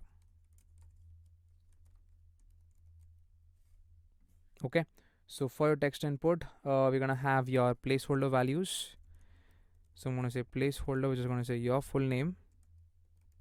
Here value is gonna be equals to value. Next on blur is gonna be equals to on blur. On change text is gonna be equals to on change. Class name is gonna be equals to text of base, and placeholder text color is gonna be equals to hashtag 9CA and then 3AF. Okay, let's try to format once and save the file. Okay, that's looking fine. I think we need to give the border for the view. Let's pass on that. So class name over here, it's gonna have a BG of white, rounded is gonna be XL, a slight border gray of let's say 300, some internal spacing padding of 3. Okay, that's looking good. Let's again try to show the errors if at all any. Copy this design, and right below the view we can try to enter that over here, or right below the controller basically. So if errors.name, then over here within the text I'm going to say error.name.message.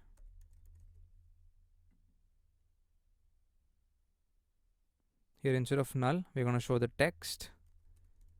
I'm going to say text over here.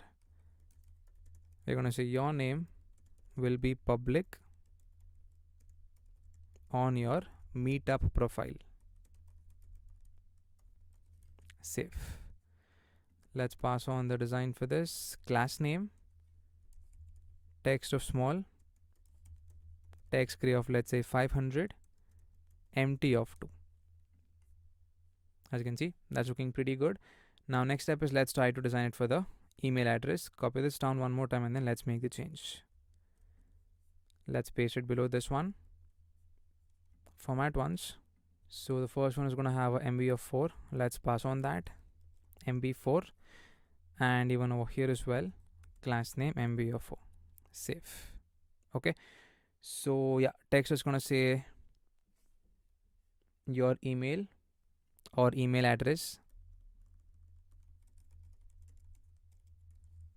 Save the file. So here, yeah, control is going to be control, name is going to be email, and rules, we're going to say email is required, and render, yeah, I think we need to add in the pattern as well. Similar thing that we have done previously. Copy that down, the same exact pattern. That's going to come over here. I think it's going to come after the required format ones. And apart from that, we're going to have the render again field. It's going to take in three things: on change, on blur, value. And for the text input, we're going to say example@gmail.com, and value is going to be value. On blur is going to remain same. We're going to pass in keyboard type as well.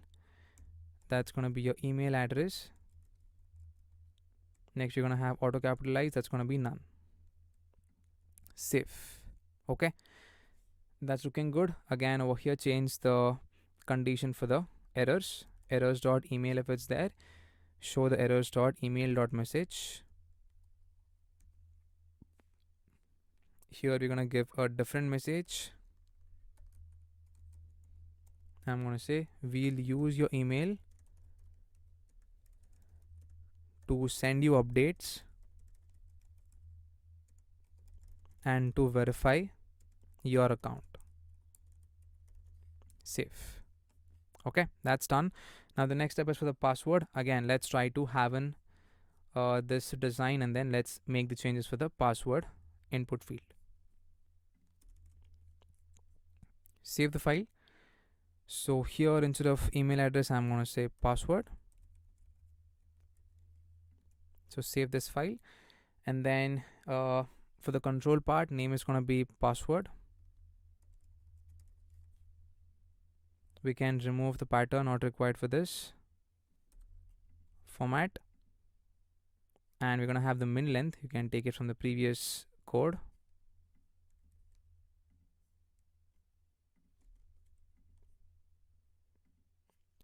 Okay, then again in your render method for the text input, we're going to have the placeholder that's going to be empty over here.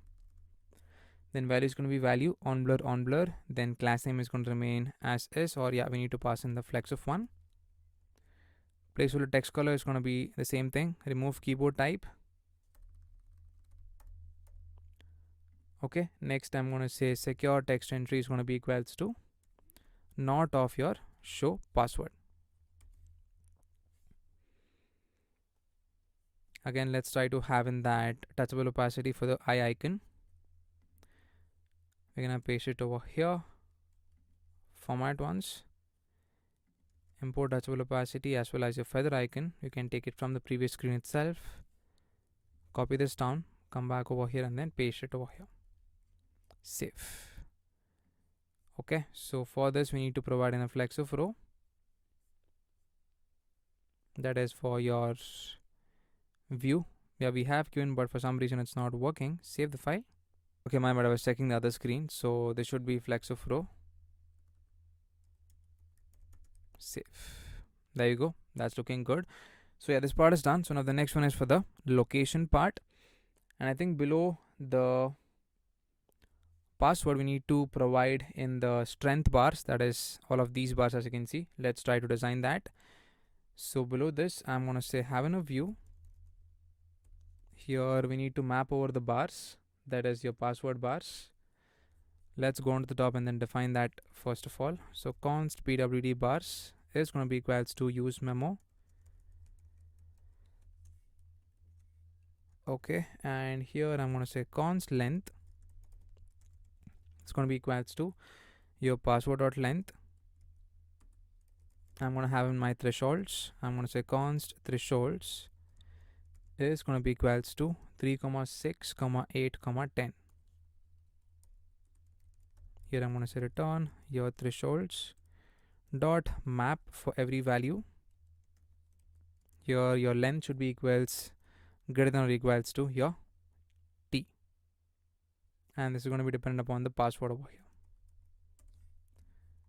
So format once, and then let's try to save. Let's scroll and then map over the password bars. That's gonna be over here.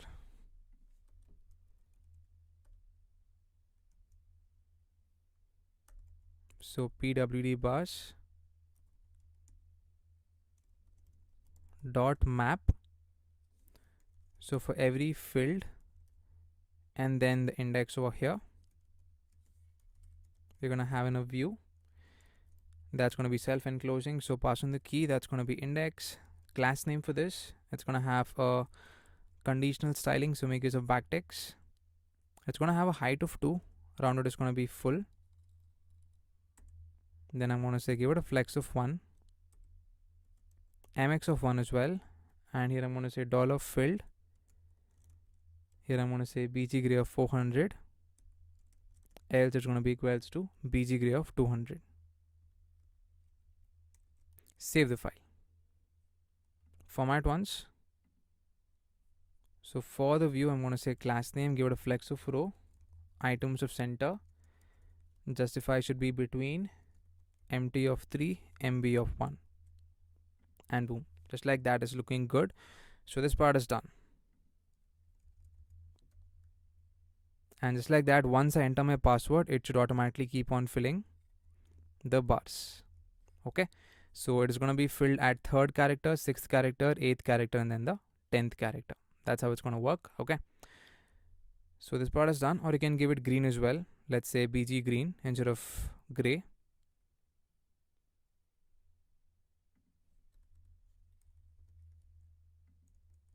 Okay, as you can see, that's looking good. This part is done. So now next, let's try to add it for the location part. That's going to be right below this specific view. I'm going to add the code for that. That's going to be just like this. Let's try to format once and then let's look into it. It's going to remain similar itself. Save. And there you go. Just like that, add in the text. Then again, the controller. This is going to remain as is. Rules is going to be location is required. Copy it on the same render method with the view as well as the text and your text input. And we can pass on the errors for the location bit. This part is done. The next one is going to be for the app checkbox. That's going to be this one. So let's design that. Here we're going to have a view and we're going to have a controller. So here I'm going to say control is going to be equals to control. Name is going to be is adult. Okay. Then I'm going to pass on the rules. It's going to be a validate. Taking the value over here. V should be equals to true, or you must be 18 years or older. Alright, apart from that, your render method, copy this down and then make the change. Again, within the render, we're going to have the field, then we're going to have value as well as on change. And here, instead of the view, we're going to render a touchable opacity. So I'm going to say touchable opacity. Within that, I'm going to first of all check the value. If it's present, render a text with that check mark button, else it's going to be null. I'm going to get the design for that over here. So before that, let's try to make use of fragments and add the code over here for the touchable opacity. Format, save. There you go. That is being shown correctly fine. And on change is going to be of the value. Below this, let's try to have in a view. This in turn is going to, have in a text basically, which is going to say I am 18 years of age or older. And below the text itself, let's try to show the errors for this one, or you can directly write it down. Let's do that. Errors dot is adult. Over here we're gonna have the text, which is gonna say I am 18 years of age or older. Here I'm gonna have in, okay, you can just directly try to say null over here. Okay, my bad. So this should be your errors.isRL.message because this is already written onto the top. Errors dot is adult dot message. Okay, save. All right. So for the view over here, I'm going to say class name, give it a flex of 1.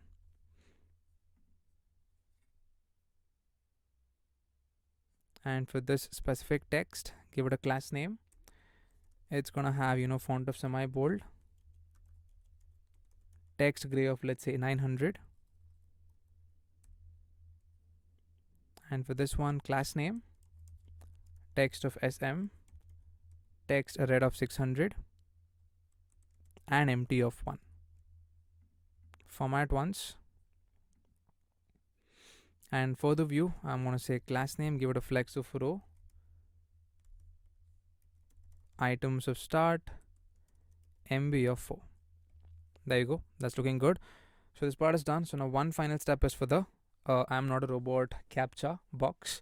Let's try to design that. Just try to copy this down one more time and then let's make the change for the final input part. So let's add it over here. Here we're going to say name is going to be equals to captcha, and control is going to be control. MB is going to be of 6. Save the file.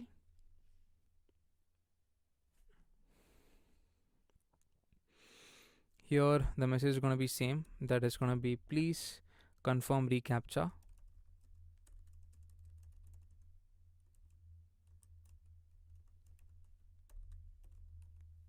Okay, and within the render we're going to have your touchable opacity. Within that we're just going to have a single touchable opacity. We can remove this for now. Here we're going to have a view basically, and within this view we're going to have a self-enclosing view. Let's pass on the class name for this. This in turn is going to have a conditional design. So width of 6, height of 6. It's going to have a border. Then here I'm going to say $value. If it's present, then it's going to be equals to bg green or bg teal of 600.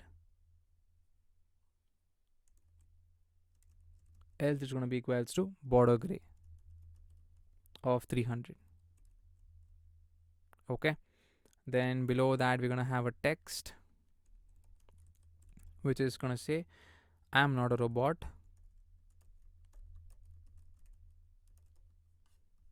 Let's pass on the class name for this. It's going to be text of base. So for the view I'm going to say class name,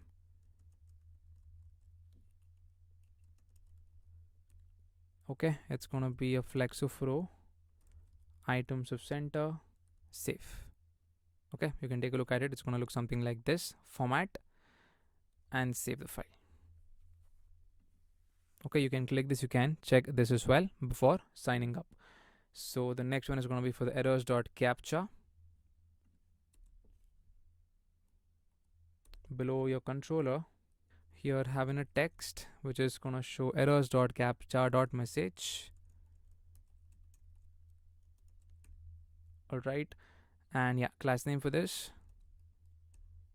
This in turn is going to have, text of SM, text width of 600, empty of 2.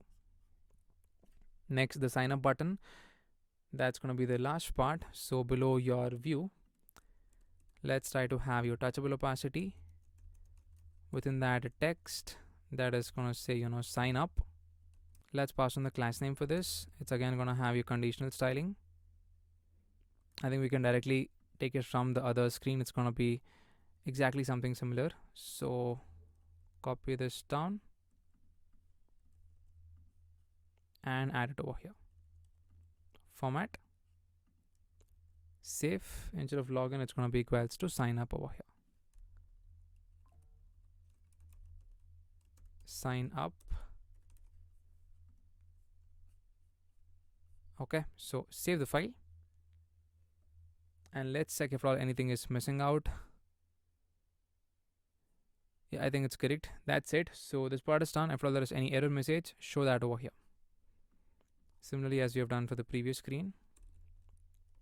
format, and save. And below that, we're going to have that message which says, by signing up, you agree to terms of service and privacy policy. I'm just going to add that design below the error message over here. That's going to be the last step within your sign up screen. So it's going to be within a single text itself. So format, you can try to take a look at it, and then also you can try to check out the design part as well. Let's try to save the file. There you go. That's looking good. So we are done with both the screens, which is looking pretty neat. That is your login screen as well as your sign up screen. So this part is done. So now the next step is, let's try to configure the backend, set up the required things, set up the folder, and also create a new MongoDB project, and then connect it to the front end part, and then write all of the endpoints for creating a user and then logging into the main application. That's going to be the next step. So now let's create a new folder that is going to be the backend folder over here.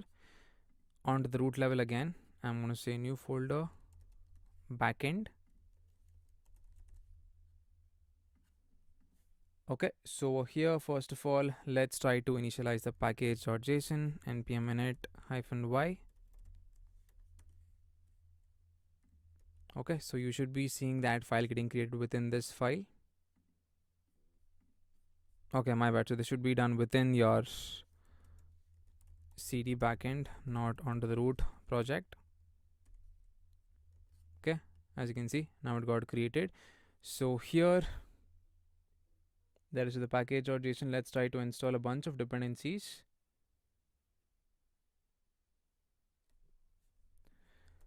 So here I'm going to say yarn add Prisma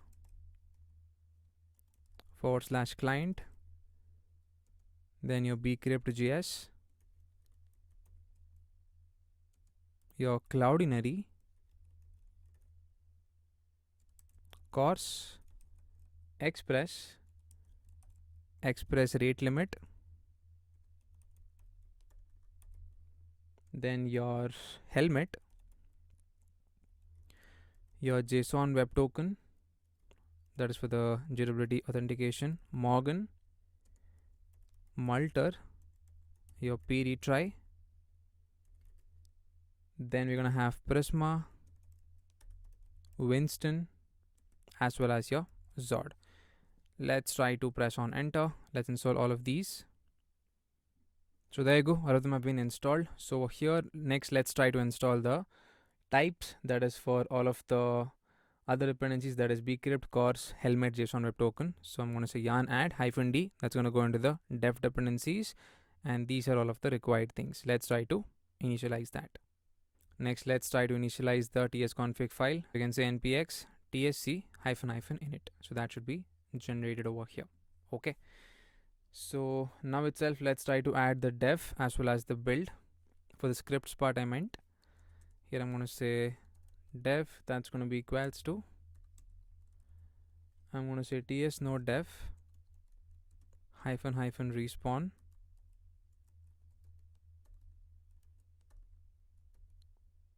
-transpile only. It's going to be src app.ts. Okay, that's going to be for the dev. Next is for the start over here. I'm going to say start. It's going to be node dist /app.js. That's it. Let's try to save the file. So yep, this part is done. So now let's create a folder structure. So within the backend, we're going to have the main src folder, and within that src, we're going to have a bunch of other inner folders. That is for the controllers. So I'm going to say controllers. We're going to have for the middlewares as well. So press on src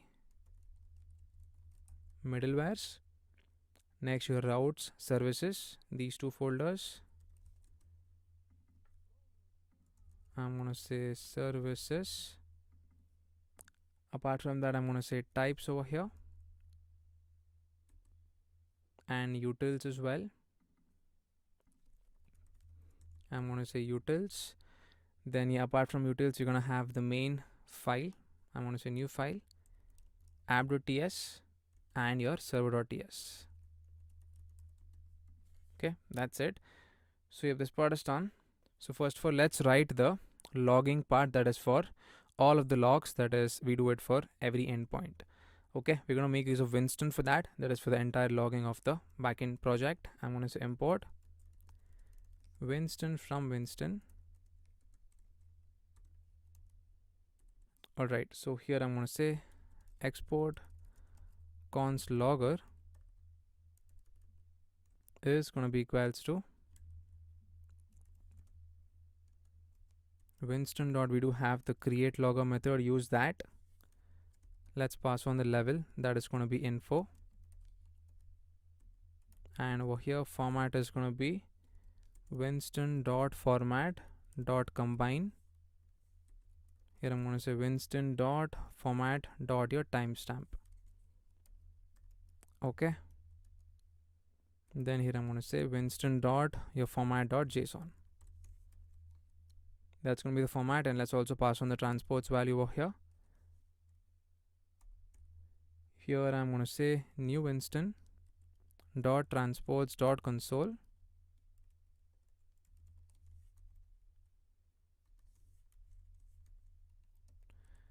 Next, here I'm going to say new Winston dot your transports dot file.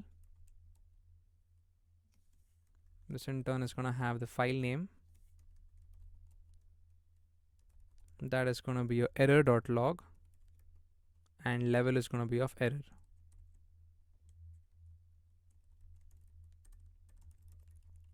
Okay, next I'm going to say new instant dot your transports dot again file name is going to be a combine.log. Okay, let's try to save the file and let's make the change within the tsconfig.json. So this is by default created. I'm going to add in just like this. Okay, so save. Okay, so my bad. So this should be written within your logger.js file, not in the server. So create a logger.ts and then let's write the code over there.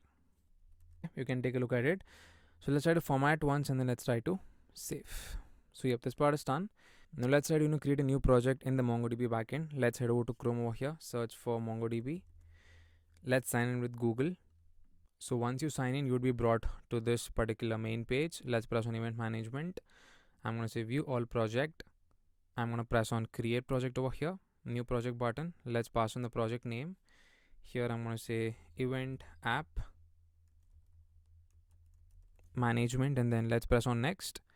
As you can see, I myself am the project owner. Create the project.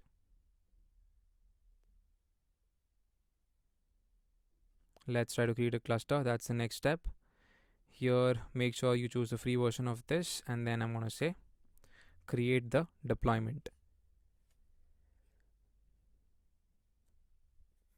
So we need to create the database user over here. Pass in your user as well as the password, and then I'm going to say create database user. Choose a connection method. We're going to choose the third option, that is MongoDB for VS Code. And this URL is important for connecting, so make sure you note this down. Okay, so this part is done. So now the next step is we need to initialize the Prisma into the application. So before that, let's try to write down the code for the app.ts. And let's try to, have in the required things. That is, let's import all of the dependencies. So import express from express. Next, import course from course. Next, we're going to say import your rate limit from your express rate limit. We also need access to helmet as well, so import helmet from helmet. Next, I'm going to say import fs from fs. Let's try to create the instance of an application. I'm going to say const app is going to be equals to express. Let's add the security middleware over here. I'm going to say app.use of your helmet. And here I'm going to say app.use of your course. Here I'm going to say origin is going to be star everything. Here I'm going to say app.use your express.json.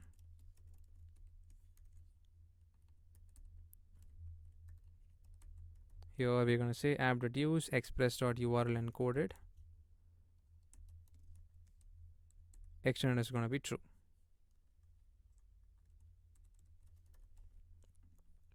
Okay. Next, let's try to add the rate limiting part. So here I'm going to say const limiter is going to be equals to rate limit. This is going to take in your window ms, that is for 15 minutes I'm going to pass it. That's going to be 15 into 60 into 1000 in milliseconds. Max is going to be 100, that is limit each IP to 100 requests per the window. The message to be passed is going to be equals to too many requests from this IP, please try again later.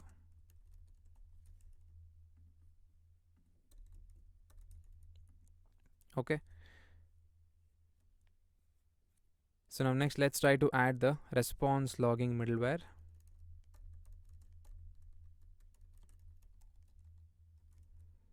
That's going to be over here. I'm going to say app.use. This in turn is going to take in the request, result, as well as the next. Okay, so I'm going to say const original send is going to be equals to your request.send. Let's try that properly. Here I'm going to say result dot send is going to be equal to a function, which in turn is going to take in the body. Okay, and over here let's try to access the status. I'm going to say const status is going to be equals to your result dot status code, and const success is going to be equals to your status. If it's greater than or equal to 200 and your status is less than 300, then it's going to be success, because all the other status codes are for errors. Here I'm going to say errors or just error. Here let's try to have in the body string. Here I'm going to say type of body, if it's equals to an object, then it's going to be equals to your JSON dot stringify of your body, else it's going to be body itself. Here I'm just going to say logger.info of the response. That's going to be your request method, your request.url, what is that specific status, and then your success over here. Okay, you can take a look at it, and we are going to return the original send.call of this and then the body. So now let's actually understand what exactly this middleware does. So as I said previously, this middleware is used to intercept every response so that it can log different values, that is your HTTP method, your URL, your response status, whether it was success or whether it was a failure. So that would be useful once when you hit every endpoint. Okay, and make sure to change it as result.send. It was not request.send. Okay, that was one issue. Yeah, so now let's understand how exactly this works. So basically your Express receives this request, and before routing, the middleware runs and it stores the original that is within the result.send. That's the reason I've stored it under this variable. And next thing it does is it overrides the result.send with a wrapper function. So here basically within a wrapper function, it captures the response body and it reads the response.status code, and it determines whether it is success or it is a error with the help of this condition. And once that's done, it's going to log everything over here. Okay, and later it calls the original result.send to actually send the response back with the help of this and then the body. Okay, so that's what this middleware is going to do. So yeah, this part is done. So now next let's move on to the next part, that is we're going to use the error middleware. I think we haven't yet written that. Let's write that in just a bit. Let's choose the port. I'm going to say const port is going to be equals to 3000 in our case, and I'm going to say app.listen to the port, and over here we're going to say console.log server running on HTTP localhost and then $port. Okay, this part is done. So here I'm going to say export default app. Let's try to save the file. Alright, so here next we're going to write the code for the server.ts file, where we're going to connect to the MongoDB part. We're going to write a function that is start server, and we're also going to write a with retry mechanism. So before that, we can also try to initialize Prisma. That's not yet done, and we need to include all of the schema that we're going to use for this specific project. So now first of all, let's initialize and set up the Prisma part, and also let's try to write down all of the models, that is the schemas, for each of the model that we're going to use in this specific project. So yeah, make sure you're in the backend folder. First of all, let's try to run the project. Yeah, iOS, enter. So within the backend folder, I'm going to execute the command, that is npx prisma init -- data source provider. Since we're using MongoDB, pass in MongoDB. Let's press on enter. There you go, it's done. It says initialize Prisma in your project. It should have created the Prisma folder, your prisma.config.ts, and then these two files. Okay.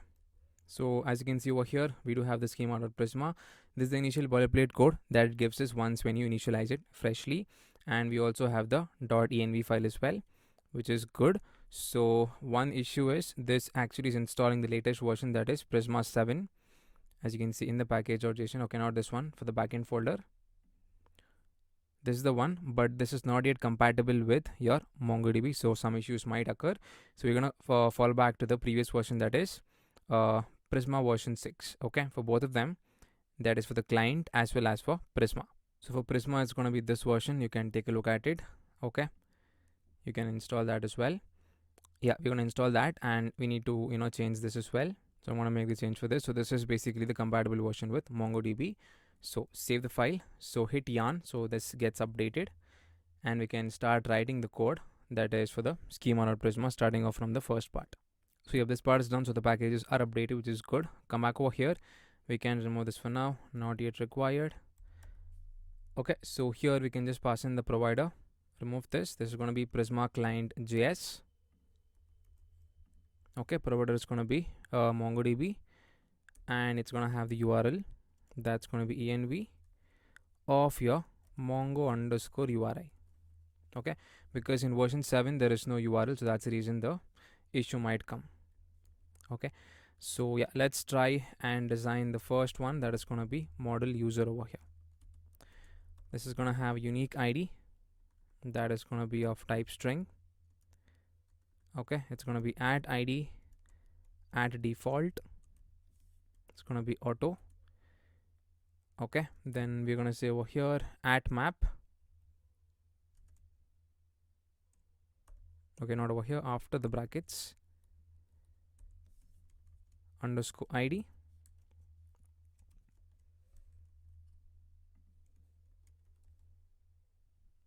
And here we're going to say add db dot your object ID. Okay, so the user is going to have a name that is going to be of type string. The user is also going to have an email that is going to be of type string, and this is going to be unique. So let's pass on unique over there. It's going to have a specific password of type string. Let's give one more tab. All right, okay. So for password, it's going to be optional for now, and it's going to be hashed as well. So next is going to be location. It's going to be string, and it's going to be at default. The value is going to be Bengaluru. So apart from this, you're going to have the next one, that's going to be your profile pic. Okay, this is going to be string, that's optional. Bio string. We're going to have about me, that is going to be string of an array,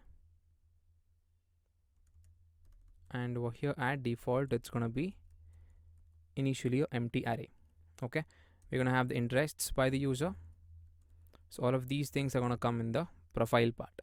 It's going to be a string of arrays, an array of strings, and yeah, by default empty array. Apart from that, we're going to say looking to having a string. Again, we're going to say at default of an empty array. Next, we're going to say user on groups.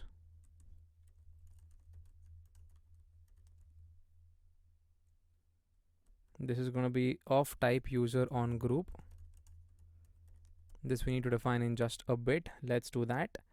Next, your RSVPs, that is for which events they are RSVPing. So for that, we need the details. That's going to be of type RSVP. We're going to define that as well.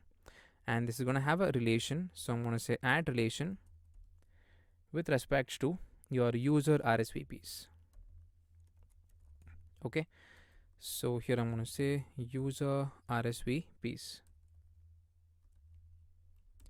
So apart from that, we're going to have the user connections A as well as user connections B. So I'm just going to add it over here. You can take a look at it, format once. And we also need to define a user connection. We can do that in just a bit. Next is going to be for the discussions part. I'm going to say discussions. Okay. Here we're going to have of type discussion. This as well is going to have, a relation of your user discussions. Okay.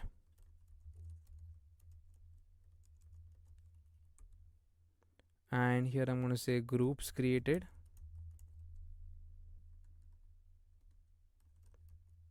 Is going to be of the group. Okay. And over here we're going to have relation. It's going to be groups creator. Next and final thing is going to be for the created at as well as the updated at value. I'm going to say created at just like this, and over here it's going to be of type date time, and it's going to be at default of now.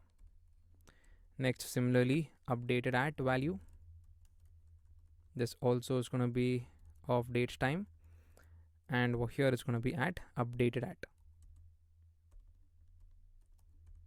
Okay, and here I'm going to say at map with respect to the users. That's it. So this is your entire user model. You can take a look at it. If you've missed something, we need to define all of these things as well. That is user on group, RSVPs, user connections, discussion, as well as the group. The next one is going to be the model group. Let's try to define how exactly a group is going to look like. So we're going to say model and then the group.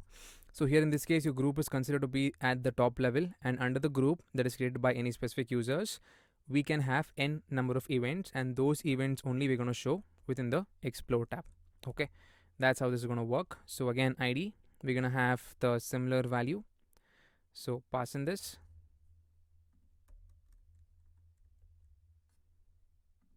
Okay, so this is going to have a unique ID. Apart from that, it's going to have a group name that is going to be of string. Okay, and this is, I think that's it. Next one is going to be for the description.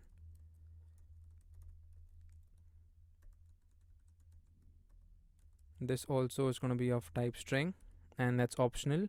Next, you're going to have a banner that is going to be of type string. This also is an optional field for now. So I'm going to say string optional. Okay, and we're going to have the location for the group.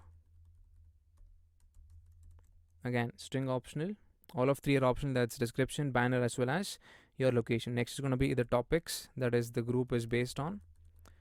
So this is going to be an array of strings. So pass on a string over here, just like this. And I'm going to say at default is going to be your empty array. Okay, topics is done. So the next one is going to be your creator ID. That's the person who has created the group. So I'm going to say creator ID. This is going to be string. Okay, and it's going to be at db.object ID.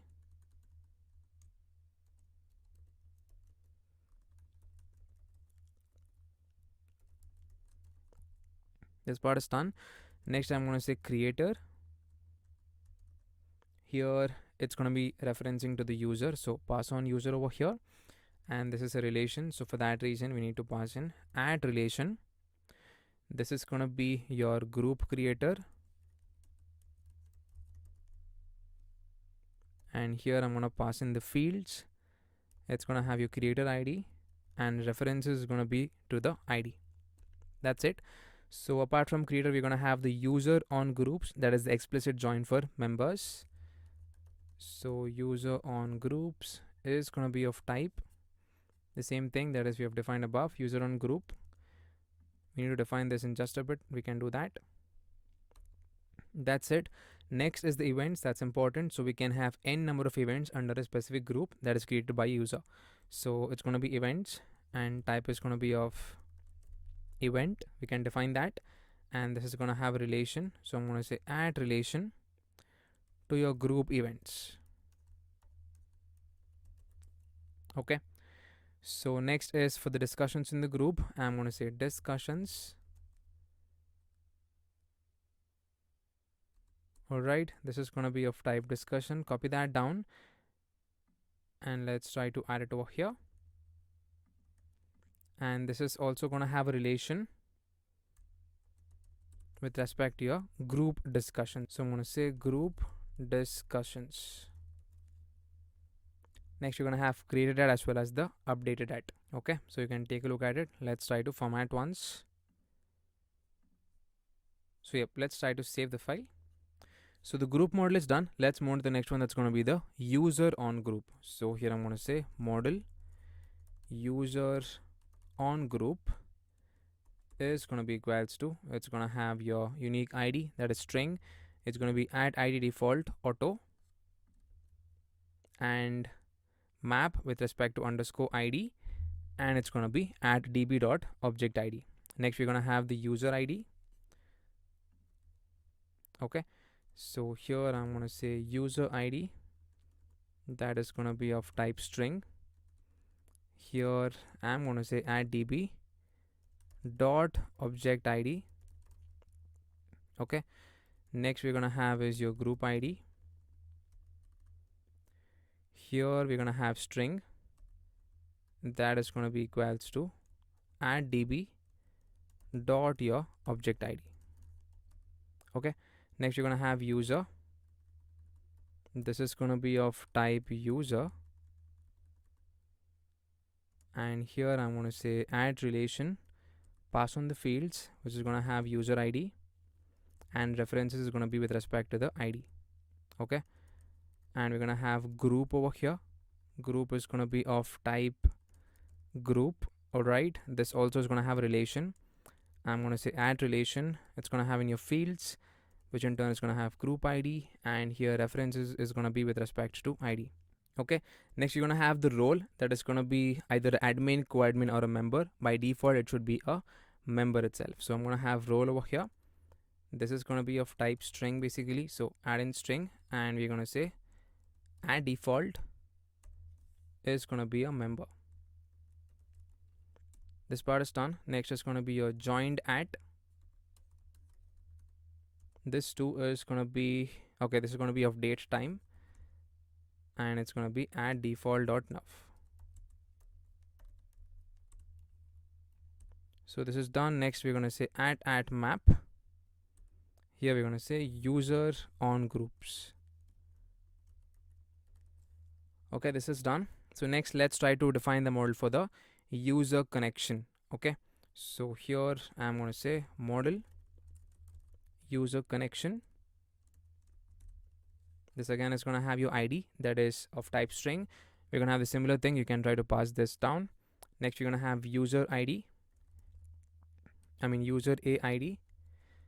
This is going to be of type string, and here we're going to say add db dot object ID. Next we're going to have user bid. Okay, here we're going to have of type string, and this is again going to be equals to db dot object ID. So this is done. Next we're going to have user a. This is going to be of type user. Okay, so this is going to have relation with respect to the user connections A, and similarly we're going to have user B, that is going to be with relation with respect to the user connections B. So let's add that over here so you can take a look at it. I've also added the connected at as well. So all of these are for the connections the user is going to have with other people once when they connect with the event. That is, if at all two users are going to a same event, then we can try to implement this. Okay, so connected at is done. Next is going to be with respect to your at unique. This is going to be your user a ID as well as your user b ID. So this is to prevent the duplicates. Next here I'm going to say at map. It's going to be equals to user underscore connections. This part is done. So now let's move on to the next one. That's going to be your event model. So here I am going to say model event. Alright, here again it's going to have your string. Let's copy that down. So apart from id, the next is going to be the title for the event, that is going to be of type string. We're going to have your description of type string as well, that's going to be optional. The start date for the event, that's when exactly it's going to happen, it's going to be of type date time. The end date for the event, that is going to be date time as well. Next we're going to have the event type, that is if at all it's in person, online, virtual, okay, something like that. So string, and here we're going to say add default, it's going to be in person. Okay, this is done. Next is going to be for the location, that is going to be of type string. Host id, here it's going to be of type string as well, and we're going to have add db dot your object id. Okay, next we're going to have co-host ids, that is going to be an array of string.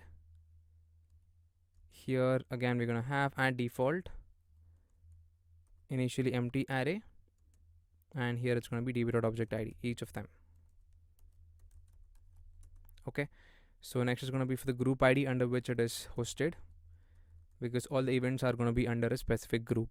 So this is going to be of type string, and it's going to be add db.object id. Format once. So next, apart from group id, we're going to have the group, so you can try to add it just like this.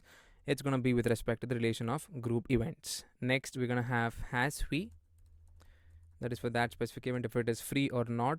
Okay, it's going to be a boolean, and here I'm going to say add default, it's going to be false.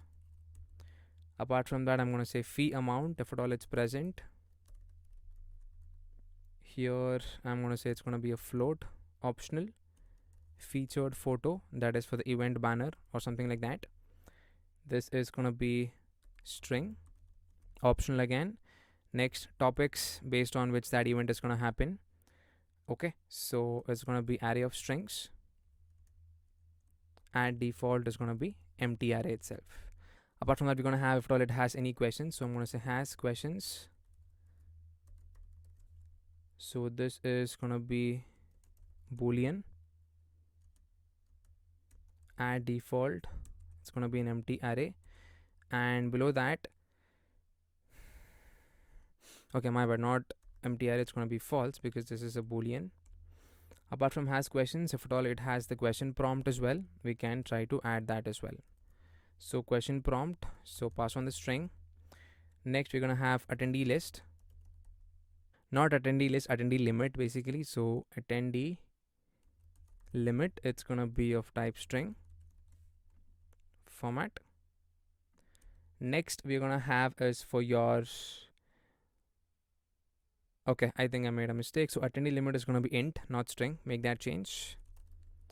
Next is going to be for the allow guest counts, allow guest count, this is going to be int, add default is going to be 0. Okay, next is going to be the status of the event, that is it is either draft, published, or cancelled. All right, so here I'm going to say status, it's going to be of type string. Add default, let's say it's in published. Okay, next RSVPs for that specific event, that is all of the list of the users that are attending that event. So we're going to say RSVPs, this is going to be of type RSVP, and this is going to have relation basically, so add relation with respect to event RSVPs. So I'm going to say event RSVPs, this is done. Next we're going to have attendees, it is going to be of type int. Okay, and here I'm going to say add default, it's going to be 0. Next we're going to have created at, it's going to be date time. Here we're going to have add default is going to be now. Similarly, the next one is going to be your updated at value, so updated at, this is going to be again date time, here it's going to be updated at, and here I'm going to say add at map, with respect to the events. So that's it. So this is your complete model for events. You can take a look at it if you've missed something. I'll be showing the entire code once I write down all the models as well. Okay. So event is done. Let's move on to the next one. That is going to be your model RSVP. And after this, only one thing is remaining. That is with the discussion part. Here I'm going to say model RSVP. Okay. This is going to have ID. That is the person's ID. So copy that down. And we can add it over here. So apart from that, we're going to have the user ID. This is also going to be of type string, and we're going to say add db dot object ID. Next, we're going to have the event ID to which they have RSVP'd. So I'm going to say event ID is going to be of type string. Here I'm going to say add db dot object ID. Okay. Next, we're going to have the status. Here also type string. Here again we're going to have add default. It's going to be going. Apart from status, we're going to have the user who is RSVP'd to a specific event. It's going to be of type user. This is of course going to have a relation. So I'm going to say add relation with respect to your user RSVPs. Alright, and it's going to have the fields. It's going to have a user ID, and over here I'm going to pass in the references. That is going to be ID. Apart from user, we're going to have the event. Okay, this is going to be of type event. Here I'm going to say add relation. Here we're going to say event RSVPs, and we're going to pass on the fields event ID, and references is going to be with respect to the ID. Next is going to be your created at value. That is going to be your dates time. Here it's going to be add default nav. Okay. Next you're going to say add at map with respect to the RSVPs. This part is done. So now the next and final part is with the discussions. Let's quickly finish that up. Okay. Model is going to be discussion over here. Again, it's going to have your ID. Let's try to add that over here. Apart from that, we're going to have the title. So this is not actually needed as of now because we're not going to implement the discussions part. If you're interested in that, you can try to implement it. We are going to write the model for this. Content is going to be of type string. We're going to have the user ID. That is going to be with respect to your string.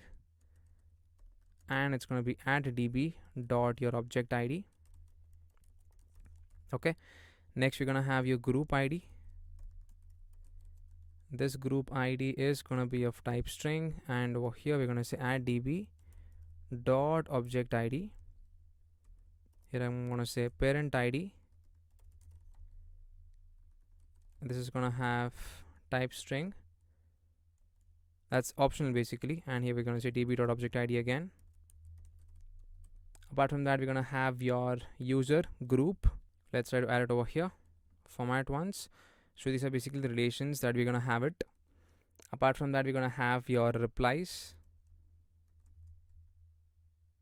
That is going to be of type discussion. Okay. We're going to say add relation with respect to your discussion replies. So let's say discussion replies. Next we're going to have is your created at as well as the updated at value. You can try to just take this. It's going to be the similar thing itself. So created at is going to take your date nav, default of now, and then updated at is going to be of type date time, and then it's going to be updated at over here. Okay. Next we're going to say add at map. Here it's going to be discussions. Okay, so we are finally done with all of the models. That is model discussion, your RSVPs, your event, as well as your user connection, user on group, your group, as well as your user model. So the next step is within your env file, we need to enter some details that is with respect to your Mongo URI. So let's try to add that. Okay, so I'm just going to go back to my env folder over here, env file, and then try to add this URI. Come back to Chrome and copy down this, and you can try to paste it over here.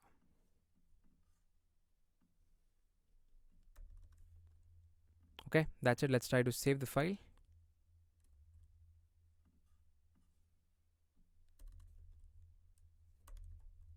This part is done. Let's also try to add a JWT secret, and then the port I'm going to use is going to be 3000. Okay, so this is done. Let's try to generate the Prisma client. So I'm going to say clear. It's going to be npx Prisma generate. Just like that is generated. Let's try to push the details to the backend part. I'm going to say npx Prisma db push. Enter. And boom, just like that, all of these details, that is all of these collections have been pushed. You can verify this in the backend.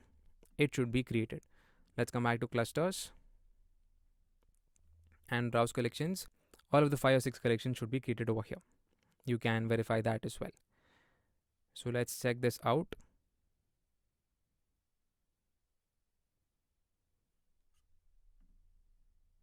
And just like that, we have all of them created, which is good. So this part is done. So now let's continue writing the server file. That's the starting point where we're gonna run the code or initialize the app, and then we're gonna run that specific code. So this code is basically going to be considered as the entry point for our backend. So it basically connects to the Prisma MongoDB.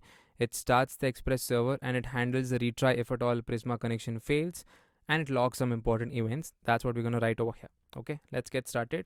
So first of all, onto the top, let's try to import a few things.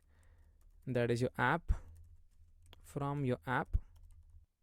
Next, let's try to initialize the Prisma over here. I'm going to say const Prisma is going to be equals to new Prisma client. You need to import the Prisma client. Okay, let's try to do that. So we're going to import both of them over here. That is just like this. Okay, so there's going to be Prisma client. That is this one. And this in turn is going to have the log. Here we're going to say query. Then we're going to have info. Then one, as well as your error. Okay, next let's try to access the port. I'm going to say const port is going to be equals to your process dot env dot your port, or it's going to be 3000. Okay, that is going to be the wrapper function for the Prisma connection basically. So let's try to write that down. It's going to be a async function, and it's going to run a database operation, and if it fails with the error, it retries or it waits longer for each retry. So what this does is it basically runs a database operation, and if it fails with the error, it retries again and it waits longer on each retry. That is 1 second to 2 seconds to 3 seconds. Let's try to write that down. It's gonna be your async function with retry. I'm gonna say async function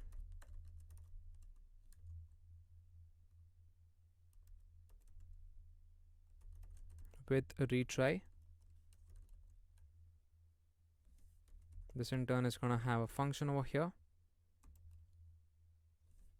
that's gonna return a promise.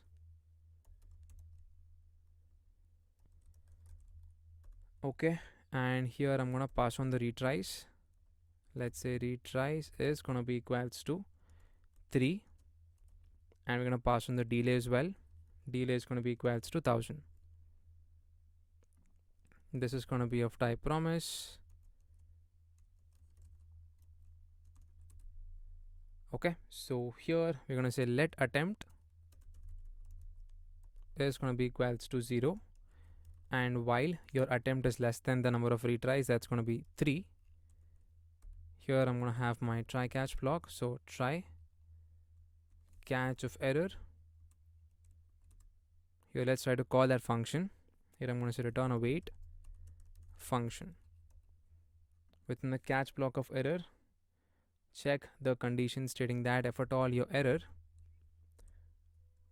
instance of Prisma dot your Prisma client unknown request error, Prisma client known request error, my bad, this is the one, and if your error dot code is going to be equals to the code, that's going to be p2010, not over there.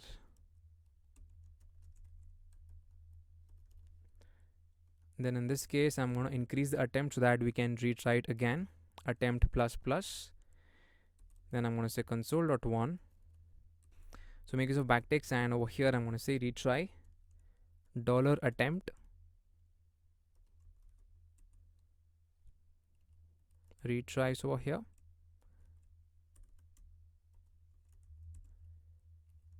After timeout, and we're going to show that specific timeout. That's going to be error over here. Okay. Yeah, we're not going to show the timeout value. We're going to show the error over here. So apart from that, we're going to say await new promise. This in turn is going to have the result. Here we're going to say set timeout of your result, comma your delay multiplied by your attempt. That's it. This part is done. I think there is so extra bracket. Else I'm just going to say throw error, and here I'm going to say throw new error, which says maximum retries exceeded. So that's your async function for retrying. So let's try to save the file. This part is done. So now the next function you're going to write is the start server. So this basically tries to connect to the DB using the retry wrapper, and once connected, it locks the success message. Let's try to write this down. So here we're going to say async function start server.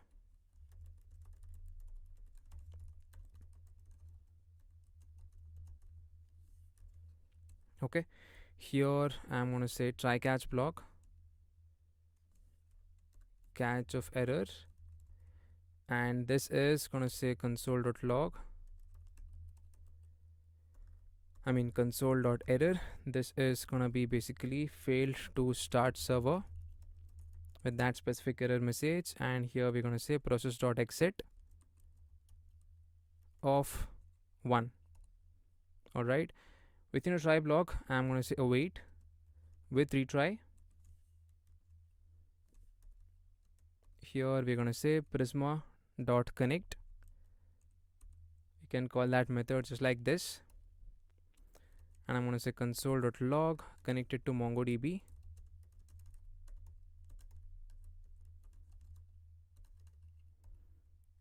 Then here I'm going to say const server is going to be equals to app.listen method onto the port that we have chosen. Use that. Here take in a function, and here I'm going to say console.log make use of backticks. I'm going to say server running on HTTP localhost. It's going to be $port. Okay, I think / is missed over here. Add that just like this.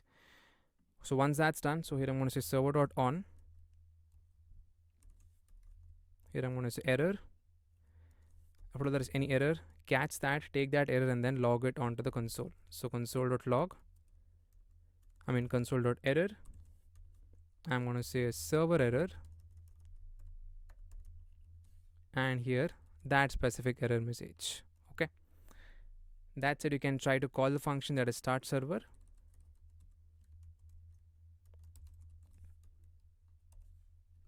So next, let's try to add a graceful shutdown code. So for that, I'm going to say your process dot, we do have the on method. Use that with respect to the sign sig term. This is the one. It's going to have your async method, and over here I'm going to say await prisma.disconnect. This is the method, and then we can directly say process.exit of 0.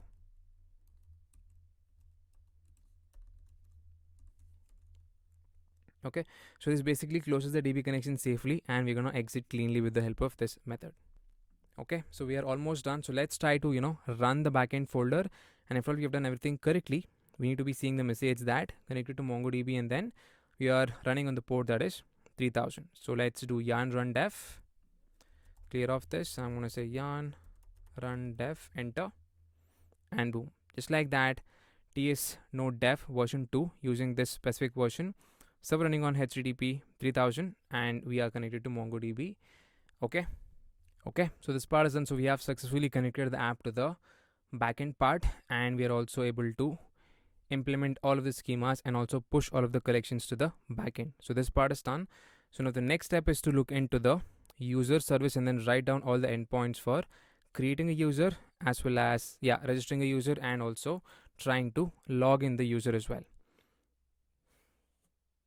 Okay, so that's going to be the next step. So for that, first of all, let's come back to our services file, and then let's try to write down the user service, that is how to create the user profile and then how to try to log in as well. I mean, not the user service, the auth service, that's where all of the code is going to go into. That is your login, register part, okay, and the token refreshing and all of those details. And after that, we're going to write the routes, and then we're going to come back to the front end part, and then we're going to implement it and test it out as well. So let's come back to the services folder, and then here I'm going to say auth service.ts, auth service.ts, okay. So here onto the top, let's import few things that are required for the implementation in this specific file. So I'm going to import my Prisma as well as my JWT secret. So I'm going to say const Prisma is going to be equals to new Prisma client, just like this. And here I'm going to say const JWT underscore secret is going to be equals to your process dot env dot your JWT underscore secret or secret, just a hard coded value. Okay, now let's write down the first method, that's going to be sign up with email. So here I'm going to say export const sign up with email is going to be equals to async function. It's going to take in the data. This in turn is going to have your name, that is going to be of string. Email is going to be string as well. Password is going to be string, and next is going to be a location, that is kind of going to be optional, that also is going to be of type string. All right, so here let's try to get in all of these three things from the data. I'm going to say const name comma email comma password comma location is going to be coming from the data. Here let's try to hash the password. So I'm going to say const hash password or const hashed password is going to be equals to await. We need access to bcrypt as well as JWT. Let's import these two packages. I'm going to say import bcrypt from your bcrypt.js as well as your JWT from your JSON web token. Okay, here I'm going to say bcrypt dot, we're going to use the hash method, pass on the password and the value 10. Now let's try to create the user. I'm going to say const user is going to be equals to await. It's going to be a prisma dot user dot, we do have the create method. This in turn is going to take in the data to be created. Here I'm going to say name, email, password is going to be a hashed password, comma location is going to be your location or undefined. Okay, that's it. So it's going to be or. So this part is done. We can try to log the info over here, that is below this line. I'm going to say logger dot, let's use the info method, and over here make use of backticks. I'm going to say user created as user, it's going to be a user.id. okay, just like this. Okay, then once that's done, we need to return three things: your access token, refresh token, and whether or not that specific person is a organizer or not. Okay, so here I'm going to say return access token is going to be equals to generate access token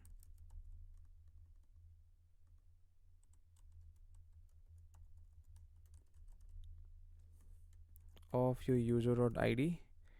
Next is going to be refresh token. This is going to be equals to generate refresh token of your user.id. And finally we're going to say is organizer is going to be false over here. Okay, now let me write down these two functionalities, that is generate access token as well as generate your refresh token. We can try to write down it over here itself onto the bottom part of the page.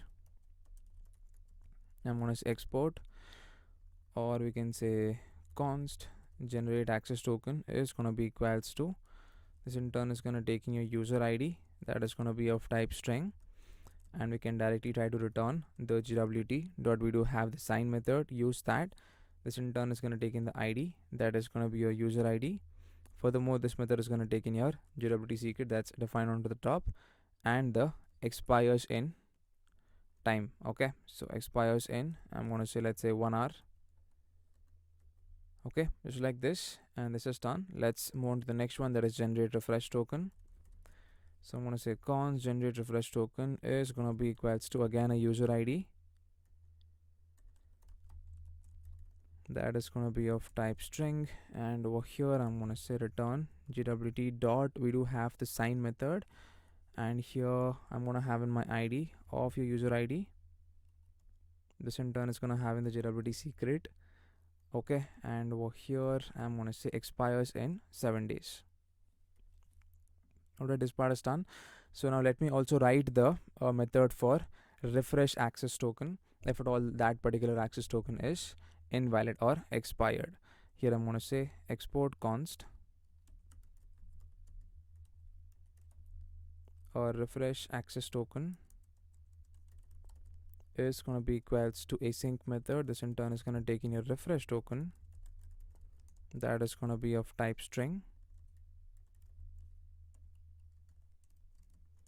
Here let's try to have a try catch block. So try and then catch. Within the catch block I'm going to say throw new error. Here I'm going to say invalid refresh token. Within the try block I'm going to say const decoded is going to be equals to, we're going to verify, so I'm going to say gwt dot verify method. This in turn is going to take in the refresh token as well as the secret with which it was created. So gwt secret as your id comma string, id of string. Okay, that's it.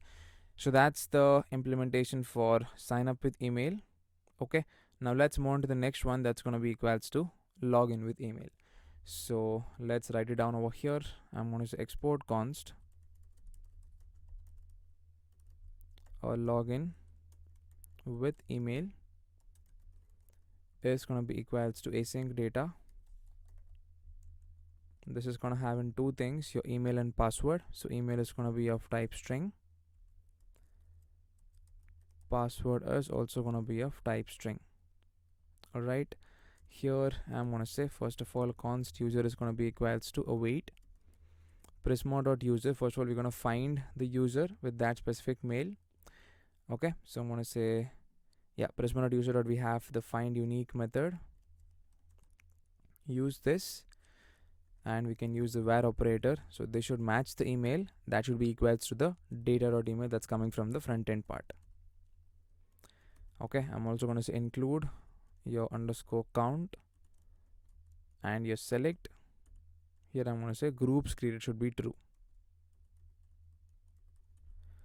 Okay, we do need access to this information, so let's try to access that. And here check the condition stating that if at all not of user or not of user dot password or not of await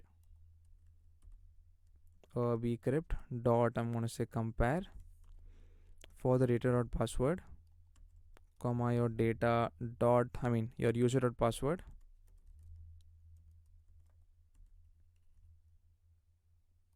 Okay, if all of this is not valid, then it is a error, we cannot implement it. That is the login part. Here I'm going to say throw new error of your invalid credentials. Okay, yep, this part is done. So now first of all let's check if at all that specific person who's logging in is the organizer or not, because that is also required. So for that, here I'm going to say const is organizer is going to be equals to your user dot underscore count dot your groups created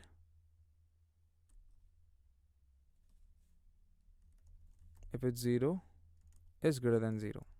Okay, that is just like this. Okay, my bad, I'm entering it in the wrong function, that is sign up with email. Let's remove this. This should come within your login, that is right after the condition. It's gonna happen over here. Okay, So format once. So yeah, let's try to access this is organizer, and also let's try to log the info over here, just like that. So once that's done, let's try to return the same things over here. Just try to copy this down. Format once, and then let's try to save the file. Okay, this is complete. So now let's also try to implement the login with Google functionality, but we're not going to test that out. We're only going to work with the email part. But let's first of all try to install that. That is the package for Google login. So here I'm going to say cd backend. We need access to the Google Auth library. I'm going to say yarn add Google Auth library. Enter. Okay, that is installed. Here let's try to write down the function, that is export const login with Google.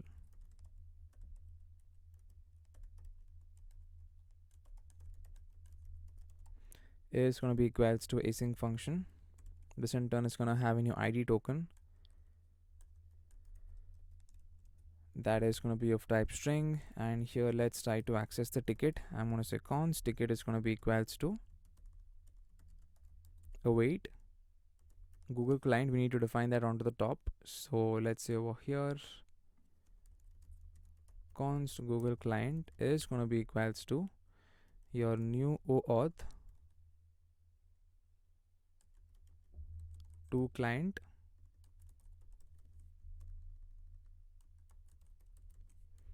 This is going to be equals to your process dot env dot your Google client ID. So your OAuth is going to come from this specific package that we've just installed. Okay, so let's come back over here and then let's try to implement this. So we're going to say const ticket is going to be equals to await Google client dot verify ID token. This in turn is going to take in that ID token from the parameter, and here I'm going to say audience process dot env dot your Google client ID. Okay, so I'm going to say Google client ID. So if this part is done, so next I'm going to say const payload is going to be equals to your ticket dot, we do have the get payload, so use that method. So once that's done, here I'm going to check the condition that if at all not of payload, then directly say throw new error, we're just going to say invalid Google token.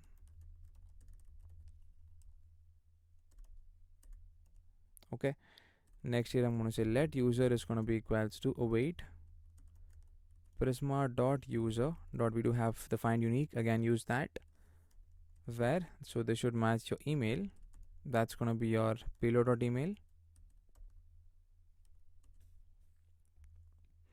If the user is not created, then go ahead and then create that user. So check the condition if not of user, then here we're going to say user is going to be equals to await Prisma dot user dot create method. This in turn is going to take in the data to be created, pass on the name, that is going to be your payload dot name, that's going to come from the Google sign in data. Next your email, that is going to be your payload dot your email. Next you're going to have your profile pic, that is going to be equals to your payload dot your picture. You can also try to get in the profile as well. Okay, once that's done, you can try to use the logger. I'm going to say logger dot your info, I'm going to say Google login. Here I'm going to say dollar your user dot id. That's it, and here we can try to return the data. That's going to happen over here. Format once, and you can try to save the file. Okay, so this specific part is done. So now the next step is we need to design your controllers part. So we're going to create a new file that's going to be your auth controller.ts. Okay, so come back over here, new file, auth controller.ts.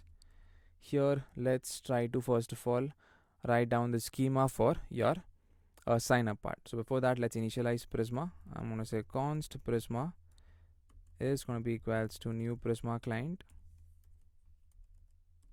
Here I'm going to say const signup schema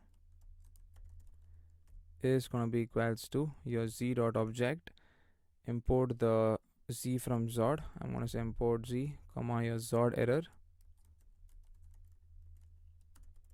from Zod. Here I'm going to say z dot object, so the name is going to be of type string, so z dot string, minimum should be 1. Okay, and the value is going to be name is required. So apart from this, you're going to have the email, that is going to be again z dot string dot your email. Here we are going to say invalid email format. Apart from that, we're going to have your password, so I'm going to say password is going to be z dot string dot minimum of 8, and here the message is going to be password must be at least 8 characters. Alright, so once this is done, the next one is going to be for the location part. That's the final step for signing in. So again, z dot string, this is going to be an optional field. Okay, now let's try to define the function that is sign up. I'm going to say export const sign up is going to be equals to a async function. This in turn is going to take in your request of type request, result of type response. Here first of all, let's try to have in the try catch block, so try and then catch of error.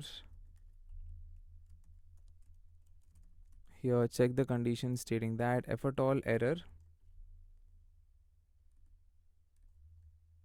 okay, that is instance of Zod,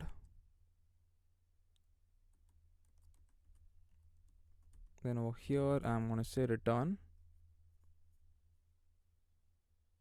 Okay, I don't think there is arrow over here. Yeah, here we can say return result dot status of 400 dot JSON with a message being validation error.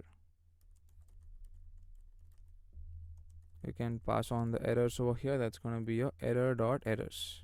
Okay, so let's try to import these two things, that is your request as well as response from your express.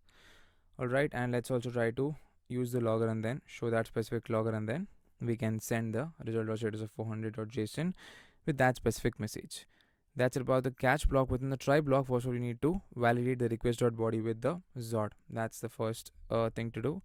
Here I'm going to say const validated data is going to be equals to your signup schema dot, we do have the validate method, sorry, your parse of your request.body. The next step is to pass that validated data to the service that we have created. Okay, so here I'm going to say const access token comma refresh token comma is organizer is going to be coming from your await sign up with email. Use that from the service file and pass in the validated data. Here I'm going to say const user is going to be equals to await prisma dot user dot, we do have the find unique. Here I'm going to say where your email should be equals to your validated data dot email, and select ID should be true. Then I'm going to say name also should be true, email true, all of these are required, and your location is also going to be true. So once that's done, here I'm going to say result dot status of 201 dot JSON with your access token, refresh token, user as well as is organizer. Okay, that's it. So this part is done. Similarly, let's do it for the next step. That is going to be for the login schema. Okay.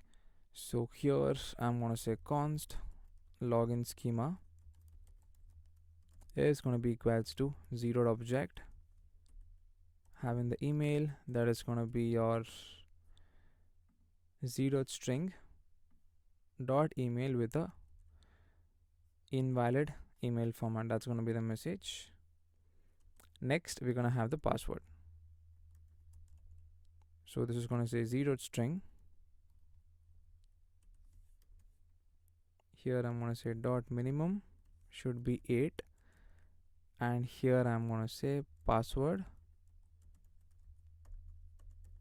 must be at least 8 characters. Okay, this is done. And here I'm going to say export const login is going to be equals to async. Okay, this is going to have your request of type request and your result of type response. Let's try to have the try catch block. So try. Here we're going to have the catch of error. That's going to be any. Here I'm going to say if error instance of zod error. Then over here I'm going to say return result dot status of 400 dot json with a message being error dot message. Okay, that's it. We can try to again use this logger message. Control C, copy that, and then come back over here. So this is gonna be your login error, and this is also gonna be error dot message.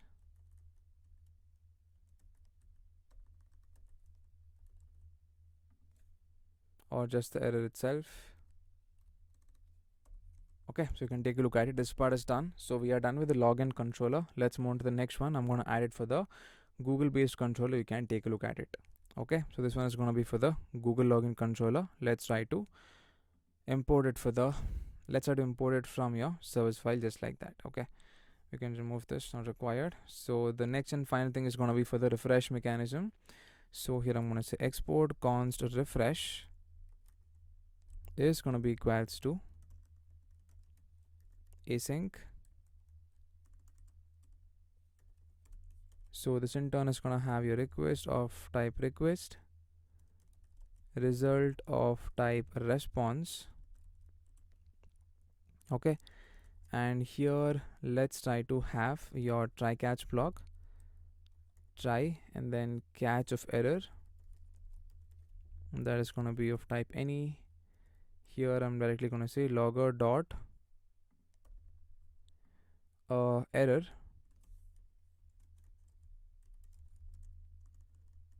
refresh error. This is going to be the error, and we can say result dot status of 401 dot json with a message being error dot message.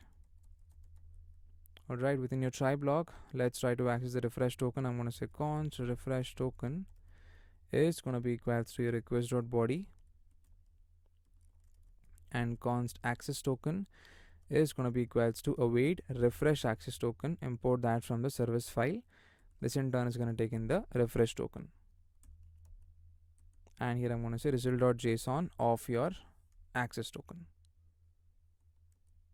That's it. So that's it. So this is going to be your new access token once it is going to be refreshed. So let's try to save the file. So yeah, we are done with this. So now the next step is we are going to go into the routes folder, create the v1 folder within that is for version 1. So I'm going to say v1, and within v1 we're going to have the auth routes.ts file. So I'm going to say new file auth routes.ts. Okay, here first of all let's try to import express from express.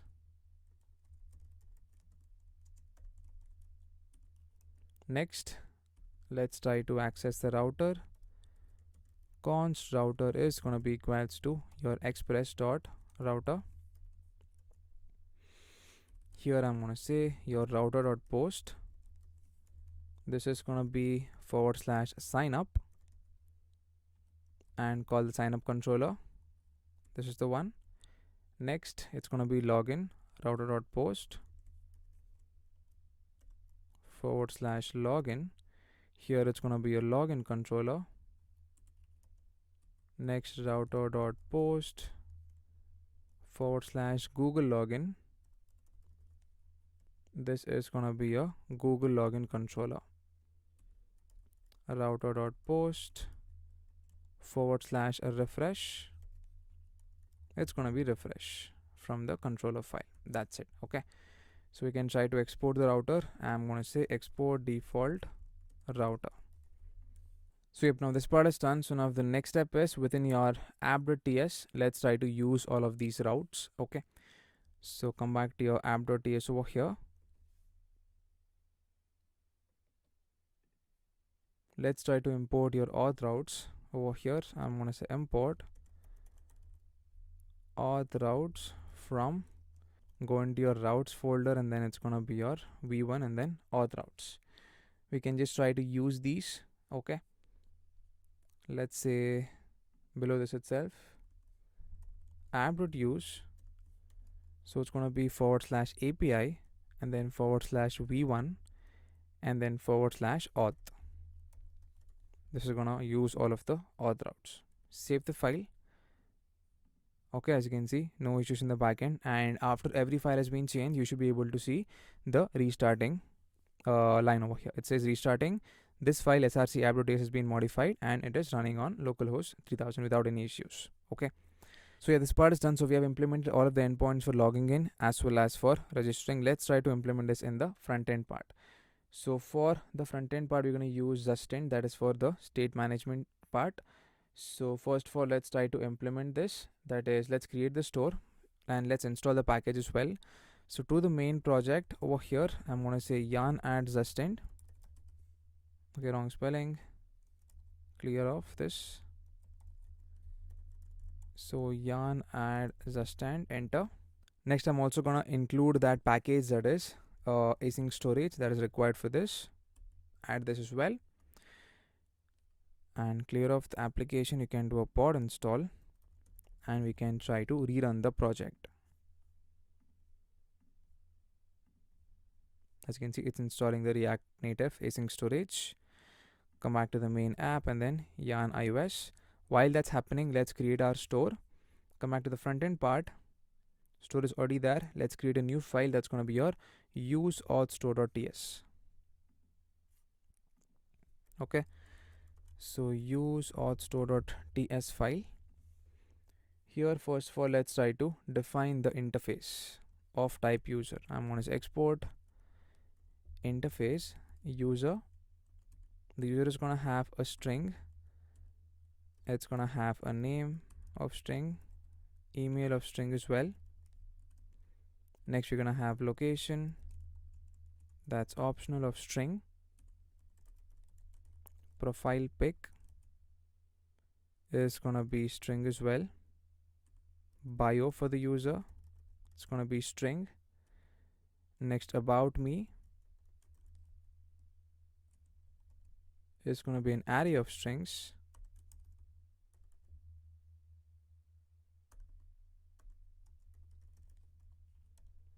Next, you're going to have interests.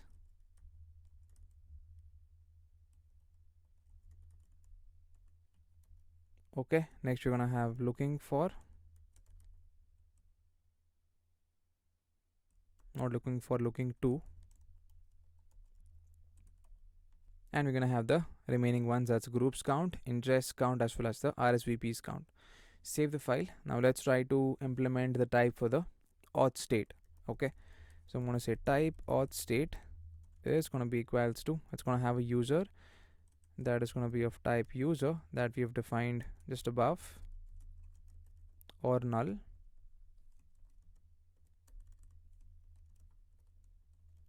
Apart from that, I'm going to say access token. This is going to be of type string or null, comma your refresh token. This is going to be of type string or null. Next we're going to have is authenticated. That is going to be a boolean value. Okay, then set auth. So here this is going to have your user of type user. Then access token is going to be of type string. Refresh token is going to be of type string, and this is going to return a void, so pass on that. Next we're going to have the logout mechanism. So logout, this is just going to return a void and nothing else, so let's pass on void. Next we're going to have is your update user.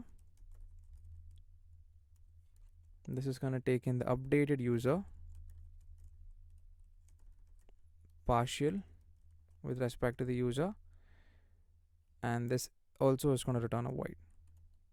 That's it. Let's try to create our use auth store and also export it. I'm going to say export const use auth store is going to be equals to create method from justend, not domain, justend. It's going to be of type auth state. Okay, here we're going to make use of the persist method. So I'm going to use both of them on the top of the screen. Let's import it just like this. You can take a look at it. And here I'm going to say persist.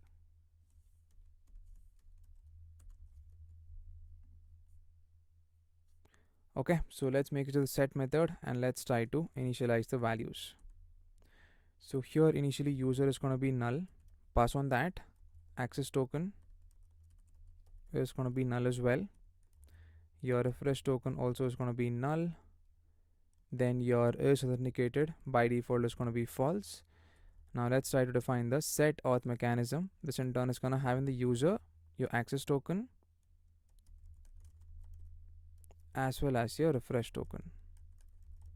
Okay, and here we can directly try to say set your auth token to be of your access token, and here we're gonna set the values. That is going to be your user, access token, refresh token, and we can mark the is authenticated as true. So we also need to define the set auth token as well. That's going to be coming from your API client file. Okay, so we can define that, or let's first of all try to create that file. We do not have that yet. So within the API folder, I'm going to say API client.ts. So here first of all, let's try to initialize our API base URL. Before that, we need access to Axios over here. I'm going to say yarn add Axios. So here first of all, let's define that set auth token function, and then let's continue with the use auth store. So here I'm going to say const API underscore base underscore URL is going to be equals to HTTP localhost 3000 / API / v1. Okay, and here I'm going to say export const API is going to be equals to make use of Axios. Let's import that onto the top. I'm going to say import Axios from Axios. Alright, here I'm going to say Axios. What we do have the create method, use that. Here I'm going to pass on the base URL. That is going to be equals to your API base URL. And we're going to say headers. That is going to be content type. And here I'm going to say application / JSON. Here let's say let auth interceptor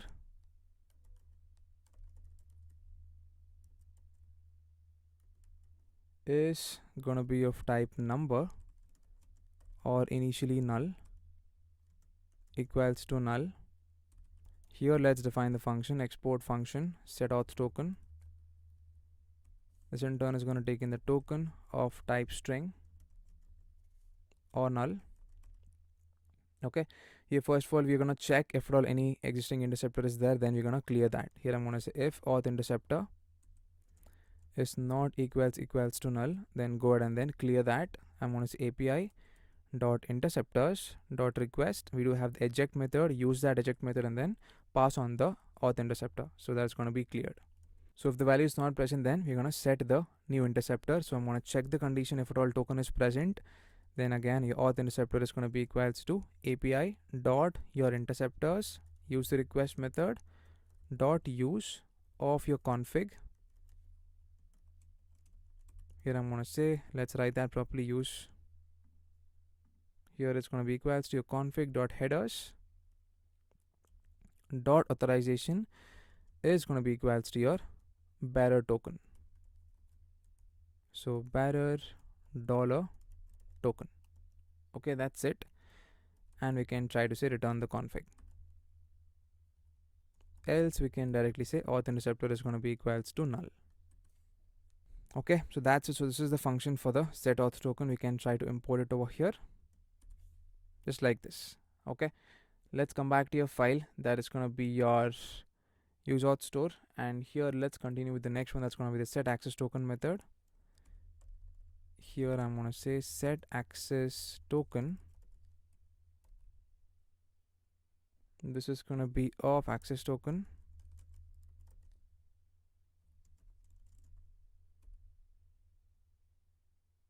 Here again I'm going to say set auth token to be of your access token, comma your set that specific value, that is set access token.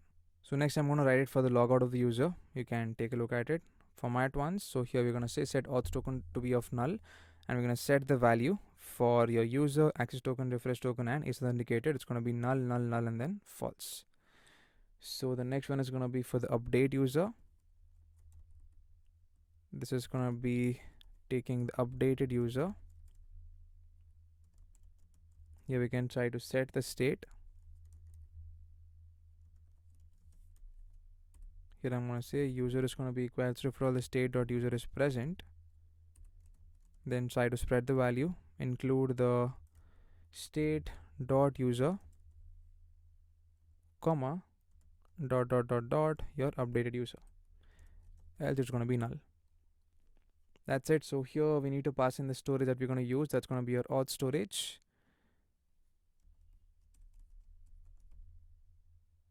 Okay, not over here I guess. So this should come right after this specific line. Okay, so here let's pass on the name. That is going to be your auth storage, and storage is going to be equals to your create JSON storage. Is already imported onto the top. Use that, and here we're going to say async storage. Okay, and here I'm going to say on rehydrate storage. Here taking a function, this in turn is going to have in the state,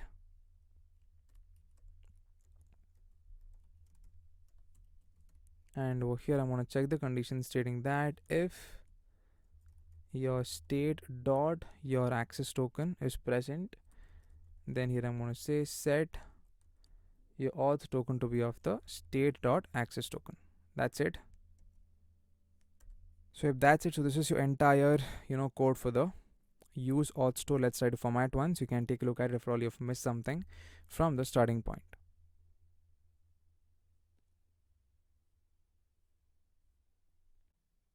So now this part is done. Let's move on to the API client.ts file. Here let's try to write down the response interceptors and the method to refresh as well. Okay, so onto the top, let me initialize two variables, that is to check if all it's refreshing or not. So I'm going to say let is refreshing is going to be false. I'm going to say let refresh subscribers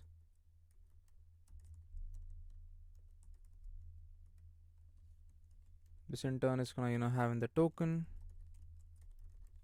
of type string. That's going to return a void over here.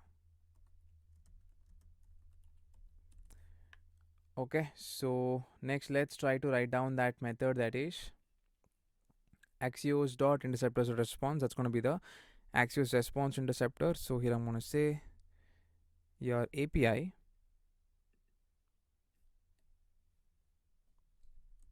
dot your interceptors dot response dot use This in turn is going to have the response. Okay, here it's going to be the async method. It's going to have the error. First of all, let's try to drag the original request.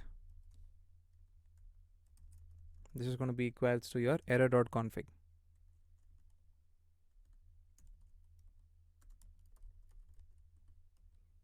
Okay, so here check the condition stating that if at all your error.response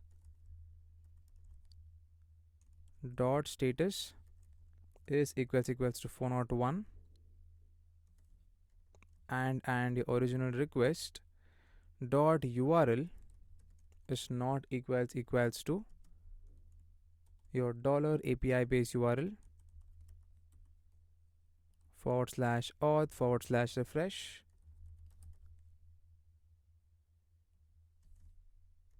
and not of original request dot underscore retry. Then here I'm going to say original request dot underscore retry equals to true. Here if it's not refreshing, so here I'm going to say if not of is refreshing, we're going to say is refreshing is going to be equals to true. Okay, and within the try block, let's also have the catch block as well. So catch of your refresh error. Here I'm going to say use auth store, not this one. Use auth store dot get state dot logout. Okay, here I'm going to say return promise dot reject of your refresh error, and we can say finally your is refreshing is going to be equals to false. Okay, within the try block, let's try to access the refresh token. I'm going to say const refresh token is going to be equals to use auth store dot your get state dot your refresh token. Okay, here if not of refresh token is present, then in this case I'm going to say throw new error, which is going to say no refresh token. Here I'm going to say const access token. This is going to come from that endpoint which you've created. It's going to be equals to await API dot post method. It's going to be /auth /refresh, and it's going to take in the refresh token. Alright, so I just added the code for this. So once that's done, just try to set the state, that is set the access token with that specific access token, and set the auth token to be of that specific auth, and set the auth token to be of that specific auth token, and on refresh is going to be of the access token. So here we need to define that method. I'm going to say const on refreshed is going to be equals to, it's going to take in the token of type string. Here I'm going to say refresh subscribers dot for each method. Here I'm going to say call that callback of the token. Here I'm going to say refresh subscribers is going to be equals to an empty array later. Okay, that's it. So yeah, we have defined the Axios response interceptor. Okay, so now we can try to include all of the auth API calls, that is for sign up, login, and something else. Okay, so here I'm going to say export const sign up is going to be equals to async function. So in turn is going to take in the data. Here we're going to have the name of string, then your email is going to be string, your location, your password is going to be string. Okay, here we are going to say await API dot post method. This is going to be /auth your sign up, pass on the data dot data. Okay, next here I'm going to say export const login is going to be equals to async data. This in turn is going to have your email, that is going to be of type string, and password, that is going to be of type string as well. So here again I'm going to say await your API dot, it's going to be post, it's going to be /auth, and then / your login. This in turn is going to take in the data, and then dot data. Format once, and the final one is going to be for the Google login. You can take a look at it. So let's format once and let's try to save. Let's come back to the sign up page and then let's try to implement it now. So yeah, let's come back to your signup screen.tsx, and over here below your pwd bars, here I'm gonna initialize a function const on submit is gonna be equals to async function. This in turn is gonna take in the data, that is gonna be form values. Let's try to have in the try catch block. So catch of error,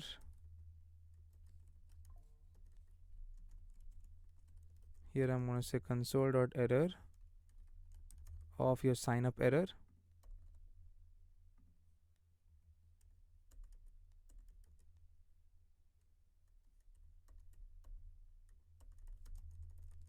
And here let's try to use that error. Okay, then next set error message to be of your error dot message, and within the try block I'm going to say set error message to be of null. Okay, and here I'm going to say console.log sign up request data. You can try to log the data, that is just like this. And here let's try to access two things, your token as well as the user. That is going to be equals to await sign up imported from the API client. This in turn is going to take in three things, name, that's going to be data.name, your email, that's going to be data dot your email, and your password is going to be your data dot password. Okay, that's it. So yeah, this part is done, and once that's done, first of all let's try to have your set auth, that's going to come from your store. On the top I'm going to say const set auth is going to be equals to use auth store. Okay, so yeah, let's come back to the same on submit function, and then once we are logging the details, or once we do have access to all of these, I'm going to say set auth to be of your user comma your token. Okay, it also expects the refresh token, so let's look into that. I think that's an optional field. Let's verify that once again.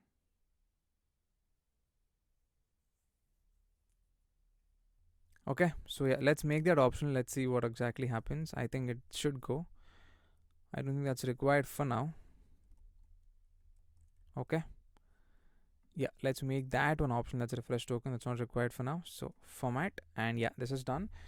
So this is almost done. We just need to come back to the on press and then give this function, that is handle submit of on submit. So come back to the touchable opacity over here. Okay, so where we have the sign up method, yeah, that's going to be over here. We can say on press is going to be equals to handle submit of your on submit. Format once, save the file.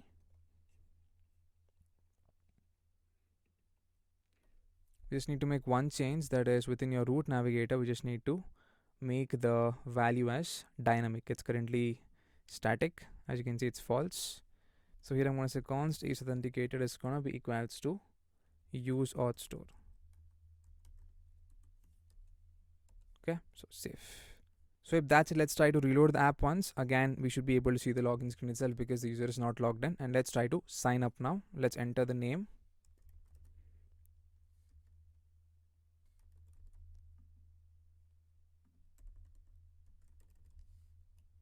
And let's enter my email over here. Okay, I think the information for password is wrong. Let's verify that for the sign up screen.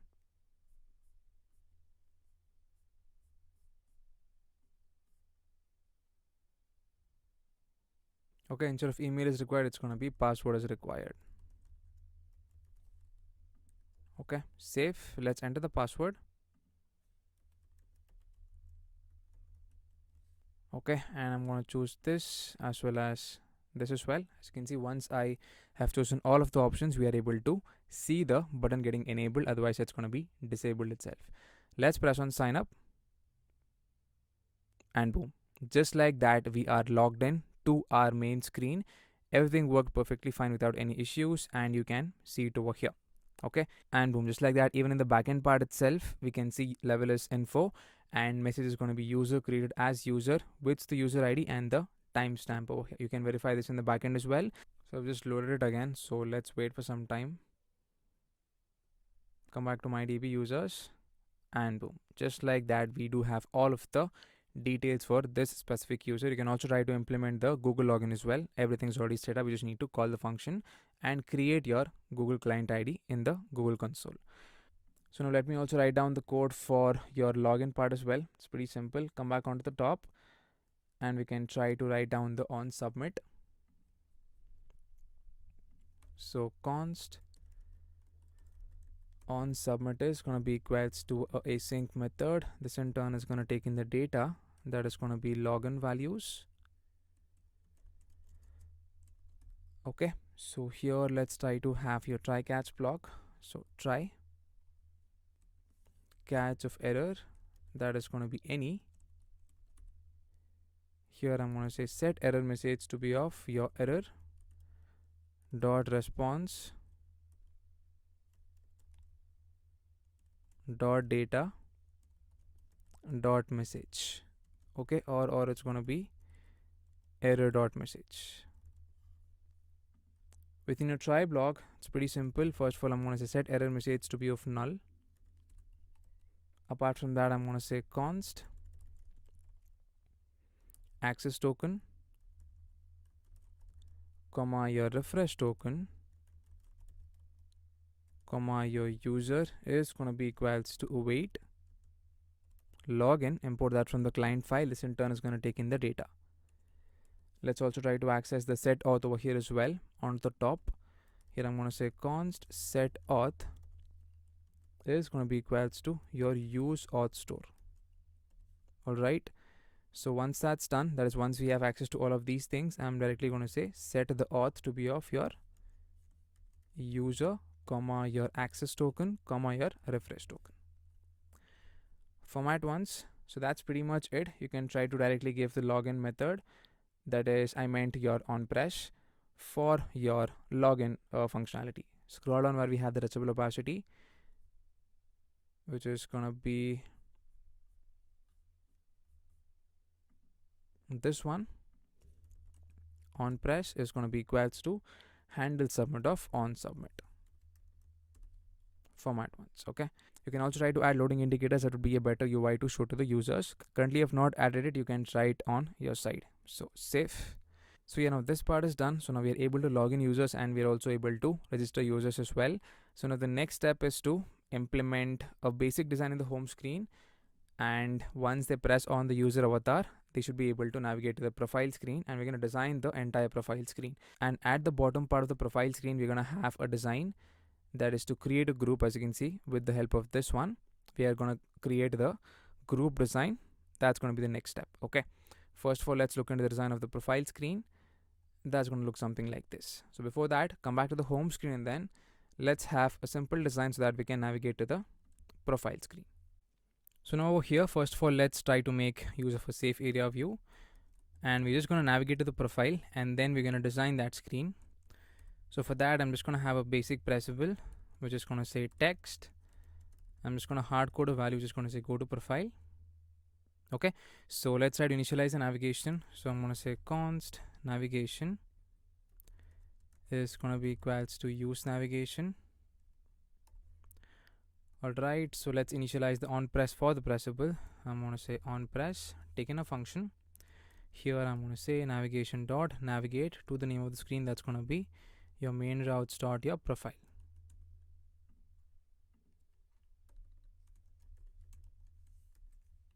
Okay, save the file. Let's give this a try. Okay, so it says was not handled by any navigator. Let's look into that. Let's first of all check out your main tab navigator or main stack. Over here, let's try to create a new screen.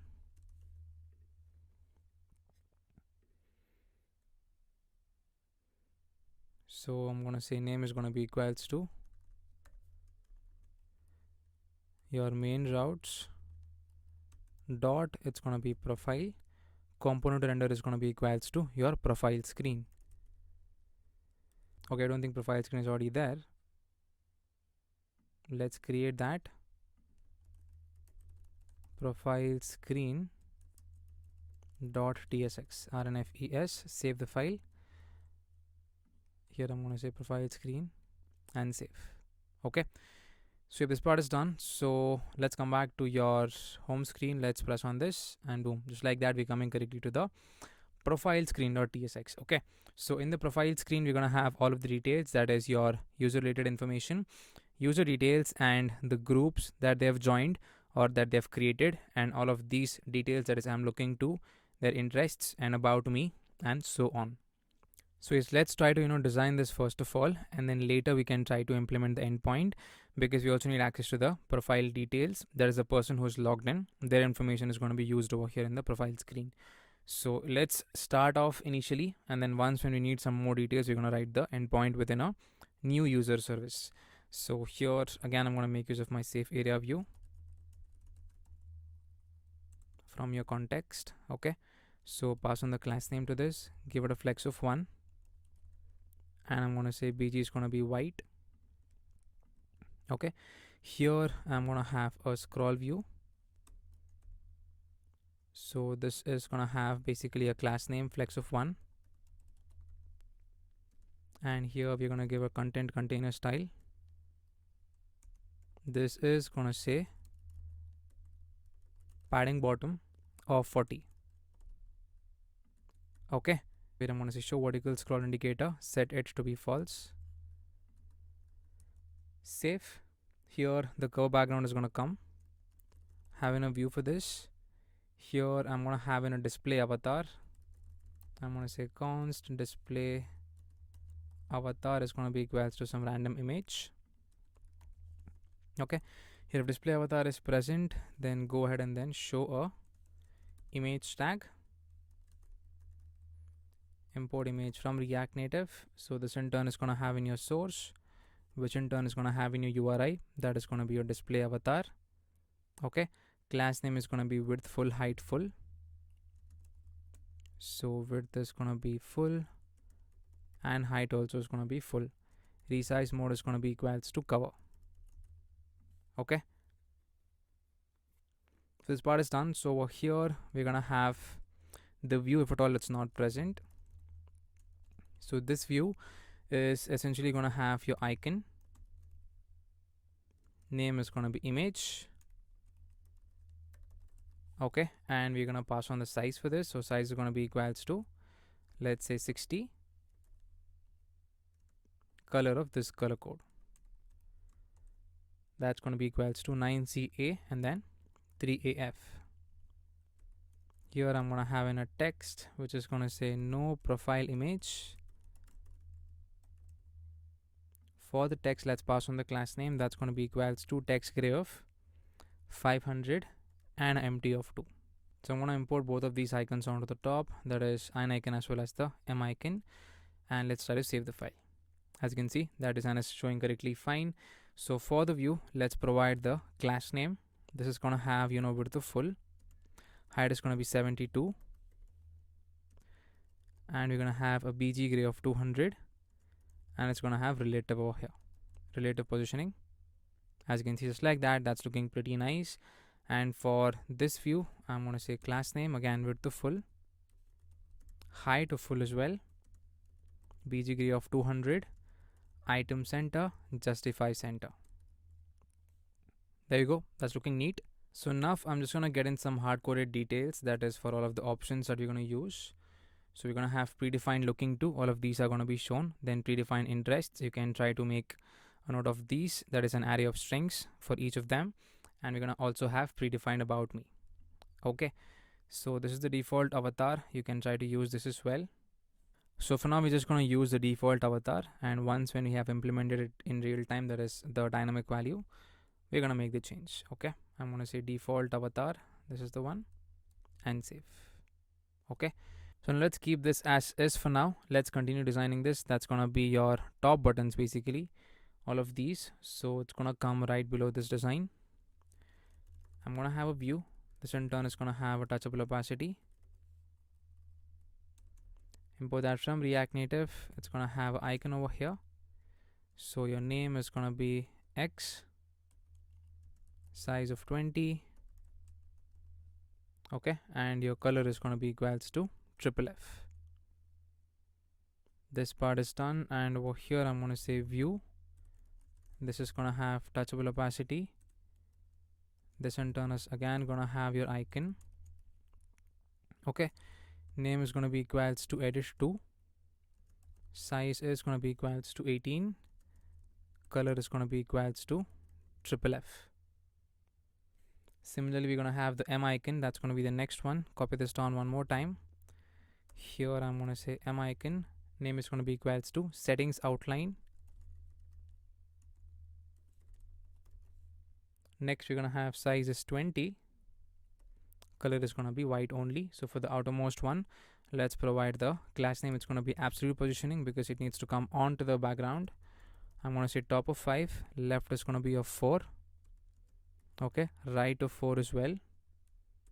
And give it a flex of row. Justify of between. And a Z of 20. Save.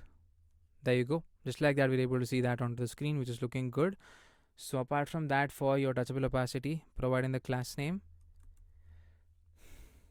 it's going to have a width of 9, height of 9, rounded is going to be full, and then I'm going to say bg black. So bg black by 30.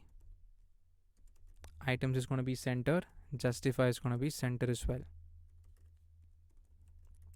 Okay, so this part is done. Save the file.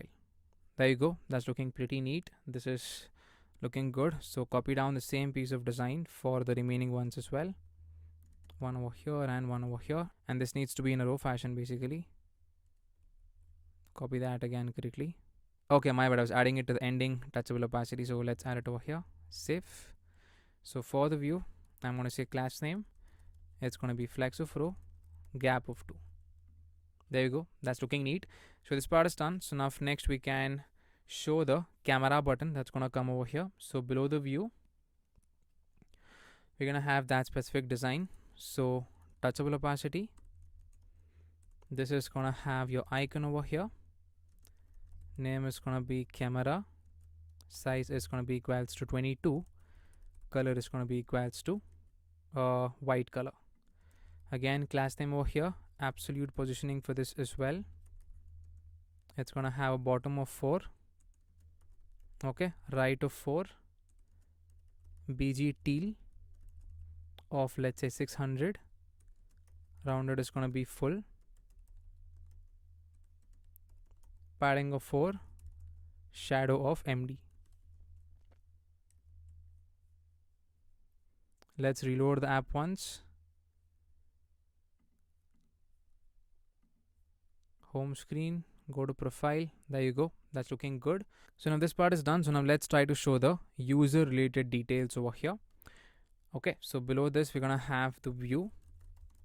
I think we can try to actually get the details, or we can try to initialize the endpoint, and then we can try to make it dynamic itself, because from here we need to access all of the required details.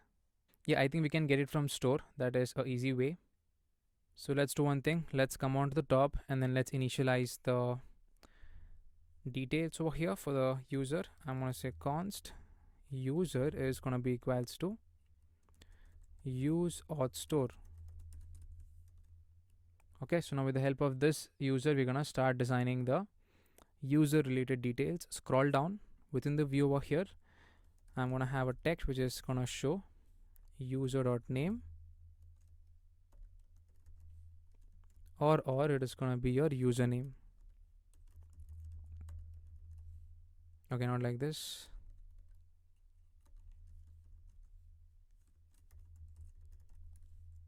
There you go. My name is being shown. That's correct. Next is for the email.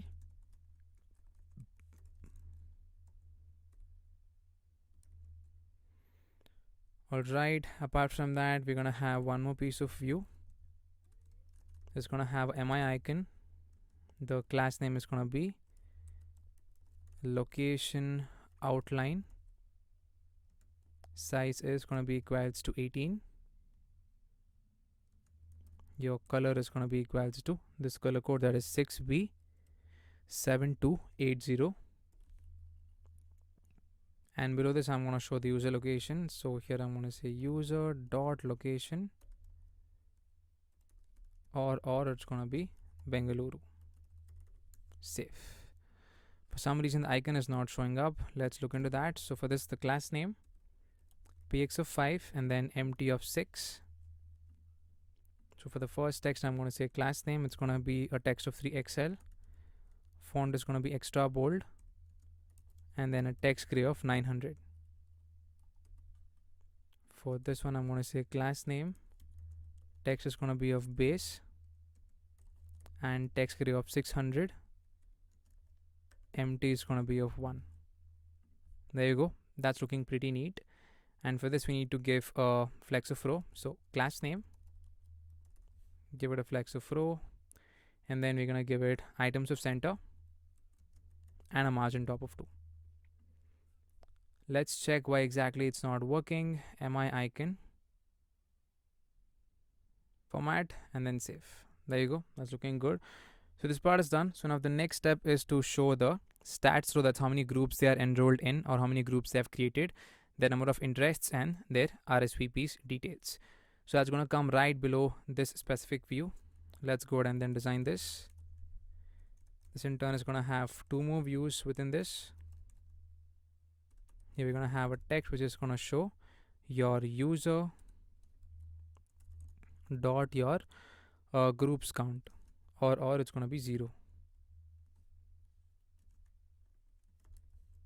Okay. Text we're going to have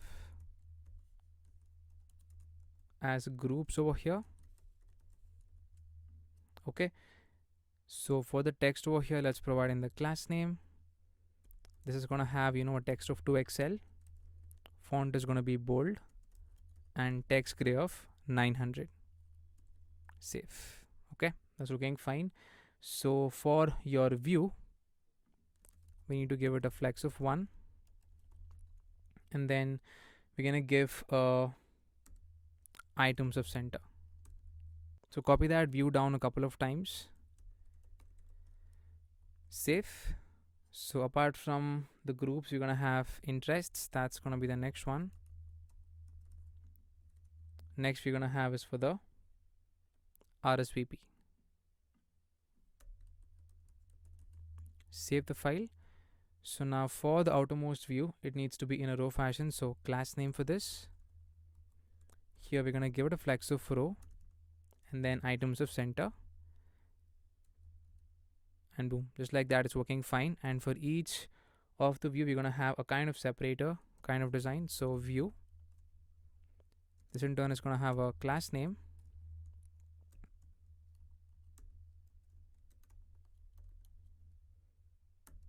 width of px, then bg gray of 200. This is the one. Height is going to be of 10. Self of center. Okay, so just try to add that. It's just the border kind of design for each of the container. There you go. That's looking good. So for the outermost one, pass on the class name. It's going to be bg white. Okay. Rounded is going to be xl. Shadow is going to be sm. And then mx of 5. Empty of 8. Reload once more and come back to home, go to profile, and just like that, I think it's looking a bit too much. Let's remove that shadow. Yeah, I think this is better. Okay, just like that. So let's try to format once. just add this extra view, and then it's gonna have all of this design over here. Okay, so this is looking good. The next one is gonna be for the Meetup card. That's gonna be over here. This is gonna have a view basically, which in turn is gonna have one more view, which in turn is gonna have a text which is gonna say Meetup plus. Let's pass on the class name for this. Font is gonna be bold. Text of LG. Text gray of 900. MB of 1. And below this specific text over here, we're gonna have one more text which is gonna say the best of Meetup for people seeking friendship, free for 7 days. Save. So for the outermost view, let's give it some padding of 4, and for the inner view, I'm gonna say class name. This is gonna have a BG ping of, let's say, 50 and a border ping of 200. Rounded is gonna be LG, padding of 4. There you go. That design is looking pretty good. And below the text over here, we're gonna have a touchable opacity. Okay, not a text. Here we're gonna have a text which is gonna say try Meetup for free. So this is gonna have BG pink of, let's say, 600 or darker shade. Rounded is gonna be medium. PY of 3. Items of center. Let's pass on the class name for this. It's gonna have, text of white. And apart from that, we're gonna say font is gonna be semi-bold. Save, and boom, just like that is looking pretty good. And for your second piece of text, I'm gonna say class name. It's gonna have basically, text gray of 600, and we're gonna give it MB of 3. Save. There you go. The design's looking pretty good, and we're almost done. So format once, and let's try to save the file. Okay. So yep, this is looking good. Let's also try to, I think I've added one more border over here. So I think I've missed the shadow out over here. I think that's the one which is missing over here. So this is basically the shadow of small. Let's try to add that. There you go. With the help of that, we are able to see the shadow. So this part is done. So now the next step is to design the I am looking to details. So let's get started with that part. That's gonna come right after this view. Here it's gonna say I'm looking to. Here having the text which is gonna say select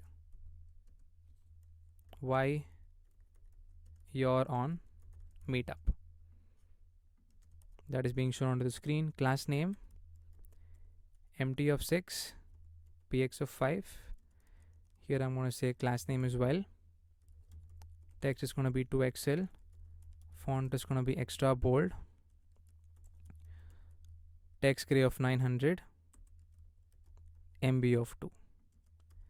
Here furthermore I'm gonna say class name. It's gonna be text gray of 500 and then MB of 4. Okay, as you can see, that's looking pretty good. So below the text, we're gonna make this for flat list and then show all of the items. So flat list. So this is gonna take in your data. That is gonna be a predefined looking to. I've already pasted this above. You can take a look at. I'll also be sending all of these details in the description. You can use that. So key extractor.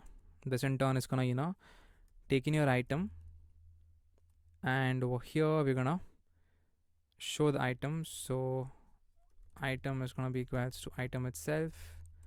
Next I'm gonna say key extractor, sorry my bad, render item.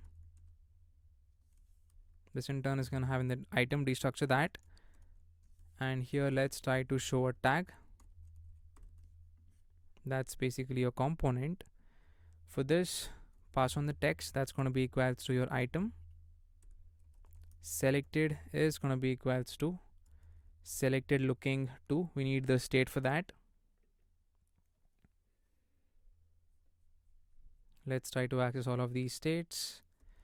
So I'm gonna say const selected looking to comma set selected looking to is going to be equals to use state array of strings. So use that just like this. This is going to be equals to user dot looking to or a empty array. Similarly for selected interests as well as selected about me, we need to write this out. So I'm going to say const selected interests comma set selected interests is going to be equals to use state. Again, it's going to be an array of string. This is again going to be equals to user dot interests over here or a empty array. So the next one I'm just going to add it over here. That is for selected about me comma set selected about me. Format it. Come back over here. So here selected is going to be equals to your selected looking to dot includes of item, and on press taken a function, and over here we're going to say toggle selection of your item comma your selected looking to comma your set selected looking to, and dashed is going to be equals to not of editing. So let's have a editing state, because only when we use the editing option, then only we can be able to choose all of these options over here, that is all of these. Okay, for that we do need a state, so let's try to initialize that editing state onto the top. So here I'm going to say const editing comma set editing is going to be equals to use state, and initially it's going to be set to false. So yeah, scroll down over here and let's try to write down, let's first of all correct this selection. Let's go on to the top and then define that. First of all, const toggle selection is going to be equals to, it's going to take in the item of type string, your selected is going to be equals to array of strings, then set selected is going to be equals to your react dot dispatch. Here I'm going to say react dot set state, because this is a setter basically. So I'm going to say react dot set state, set state action with respect to array of strings over here. Let's format once, you can take a look at it. Alright, so here I'm going to check if not of editing, then directly try to return from the function. Okay, here I'm going to say set selected to be of whatever is the previous value. Here I'm going to say previous dot includes of the item. If it's there, then filter it out. I'm going to say previous dot apply the filter method in JavaScript. For every value, that value should not be equals to your item. Else over here I'm going to say just spread the previous value and add in the item. That's it. Format over here and save. So now next we need to define the tag, so let's go ahead and then do that. We can do it over here itself. So I'm going to say const tag is going to be equals to, it's going to take in the text, your selected and your on press comma your dashed as well. So here your text is going to be of type string, so text string, then your selected is going to be boolean,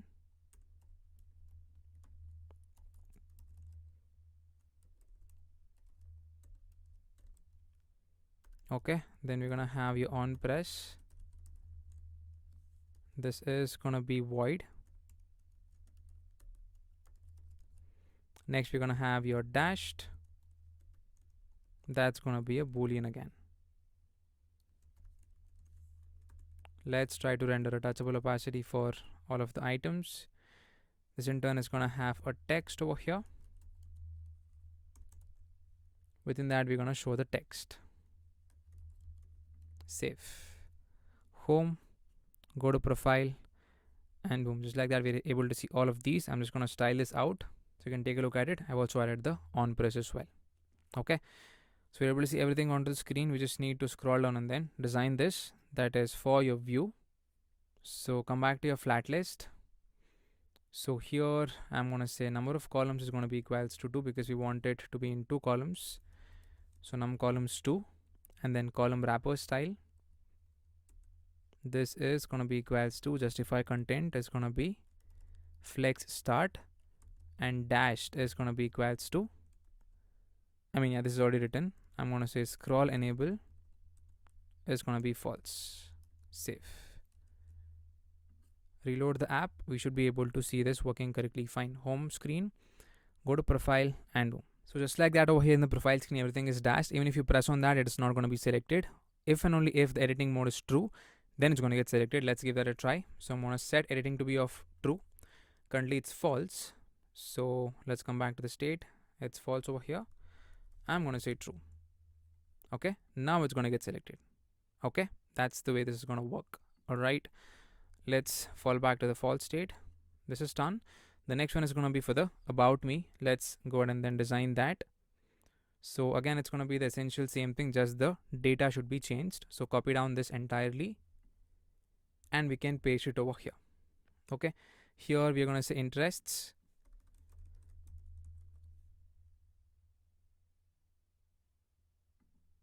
So we can remove this, and after interests itself, we're going to have one more inner text basically. This is going to say your selected interests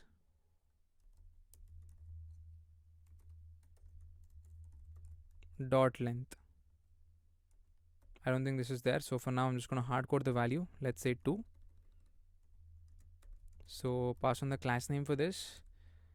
This is going to have text of base and a text gray of 400. Save. There you go, it's being shown correctly fine. We can pass on an empty space just to show it over here, just like this. Okay, so we can give some padding bottom of 140. For some reason I'm not able to scroll fully. Okay, so never mind, let's look into the next part that is going to be for your about me. So this also is going to be the same thing. With the help of the same component, we're going to show the design. So just try to copy this down one more time. Let's add it over here. So interests is done. The next one is going to be for about me.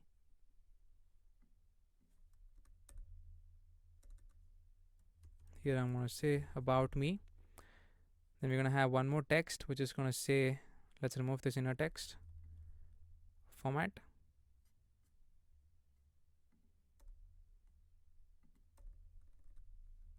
We can get it like this. This is the one.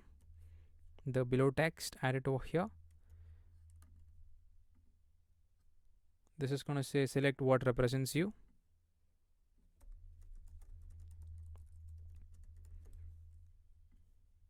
There you go, you're able to see that on the screen. But for some reason I'm not able to scroll fully, so let's look into that. So this is going to be predefined about me. This is going to be predefined interests. Okay, that's it. So we're able to see all of the options over here. That is, I am looking to interests as well as the other one. Okay, I think I got to know why that's happening, because our entire view is set to this specific height, that's height of 72. Remove that, or let's keep this, and we're gonna put all of the other designs outside of that specific view. That is going to be just like this. So return block and then change. Save. Now we should be able to scroll. Okay, that was the issue. So format once. Alright, so we're able to see all of the other things. So this part is complete. About me is done. So the next one is going to be for the text input that is related to the bio. So let's design that. Scroll down a bit. So after your flat list over here, I'm going to have in a text. So let's say text over here. So this is going to say introduce yourself to others on Meetup. Here I'm going to say this can be short and simple. Here I'm going to say text input, pass on the value, that's going to be bio. I don't think the state has been set up for this. So let's say over here const bio comma set bio is going to be equals to use state. initially an empty string. Come back over here, value is going to be bio. On change text is going to be equals to your set bio. Okay, it's going to be multi-line, and here I'm going to say editable is going to be equals to false. Okay, my bad, editable is going to be equals to editing. Then your class name is going to be equals to, it's going to have a border. It's going to have basically a border gray of, let's say, 300. Rounded is going to be LG. Some internal spacing padding of 4. And then a text gray of 700. Format once. Okay, you can take a look at it. Then we're going to have placeholder, which is going to say add your bio. Save. So there you go. That's looking good. So for the text, let's pass on the design over here. I'm going to say class name. It's going to have a text gray of 500, empty of 4, MB of 3. That's pretty much it. Okay. And if at all editing is true, we're going to have the save button that's going to be shown over here. That's going to be below the view. I'm going to say editing is true. And here having a touchable opacity. So you're going to edit all of these changes. That is, choose the options whichever you like, add the bio, and then you're going to press on the save profile button. Then the changes are going to get updated. So I'm going to say text over here. It's going to say save profile. Pass on the class name. This is going to say mx of 5. Okay. Then I'm going to say empty of 8. Then we're going to say bgtl of 600. Rounded is going to be LG. Py of 4. And items of center. Okay. So for this, let's pass on the class name. I'm going to say text of white. Font is going to be bold, and text is going to be LG. Let's make this as true, and then let's see how exactly it's looking. So I'm going to say true, and there you go. Just like that, that's looking pretty good. I think, yeah, for some reason the space is there. We need to remove that. Yeah, we can look into that later. So for now, let's make it again false. Save. This part is done. So now the next step is to show the design for organizer and then start a new group. Okay, so that's going to be the last step over here. So below the touchable opacity, here I'm going to have a view. This in turn is going to have a text which is going to say organizer. Pass on the class name to this. This is going to have, a text of 2XL. Font is going to be extra bold, and then text gray of 900, and then we're going to have MB of 4. So save the file. Alright, so let's pass on the class name to this. We're going to have empty of 8 and then a px of 5. Let's look why exactly it's not happening. Let's try to comment this out. Okay, so for some reason margin bottom of 20 is given. That's the issue. It's not working fine. So let's try to fix that up. Let's say margin bottom of 2. Okay, there you go. That's looking better. So below the organizer, we're going to have the design for the create group button. This in turn is going to have one more view, which in turn is going to have a text which is going to say plus. Apart from that, we're going to have a view. This is going to have a text which is going to say start a new group. Here we're going to have a text again which is going to say organize your own events. Save the file. So for your pressable, let's pass on the design. Here I'm going to say class name, give it a flex of row, items of center. It's going to have a BG gray of 50. Rounded is going to be XL. Some internal spacing padding of 4, MB of 6. And for the view, I'm going to say class name. It's going to have a width of 12, height of 12 as well. Rounded is going to be LG. BG gray of 200. items is going to be center, justify center, MR of 4. As you can see, that's looking pretty neat. And for this text over here, I'm going to say class name, text is going to be 2XL, then text gray of 500. For this view, I'm going to say give it a flex of 1. And for this one, I'm going to say class name, give it a text of LG. Font is going to be semi bold. And we're going to say text gray of 900. As you can see, that's looking pretty good. Here I'm going to say text gray of 500. Save. Okay, that's looking neat. And below this, we're going to have the icon. So I'm going to say icon over here. This is going to have the name, that is going to be chevron right. And here size is going to be equals to 20. Color is going to be equals to 9CA 3AF. Save. There you go. This is done. So we are completely done with the design of the profile screen. We just need to make the changes for updating the profile, and then the user can also add the bio.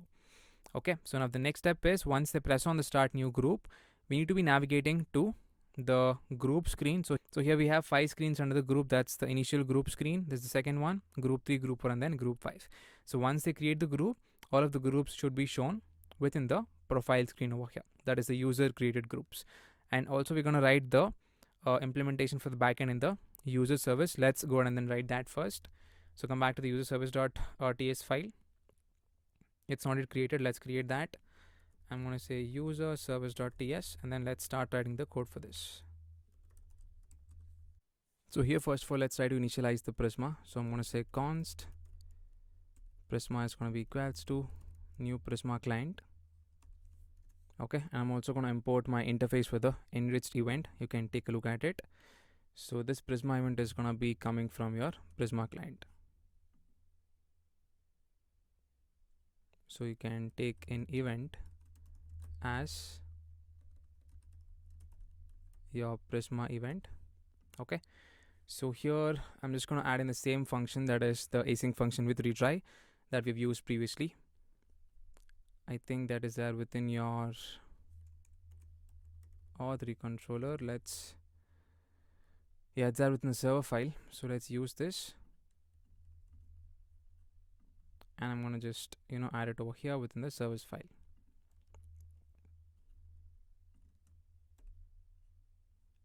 Alright, so once that's done, let's start writing it for the get user profile. So here I'm going to say export const get user profile is going to be equals to async. Okay, this is going to have your user ID, that is going to be of type string.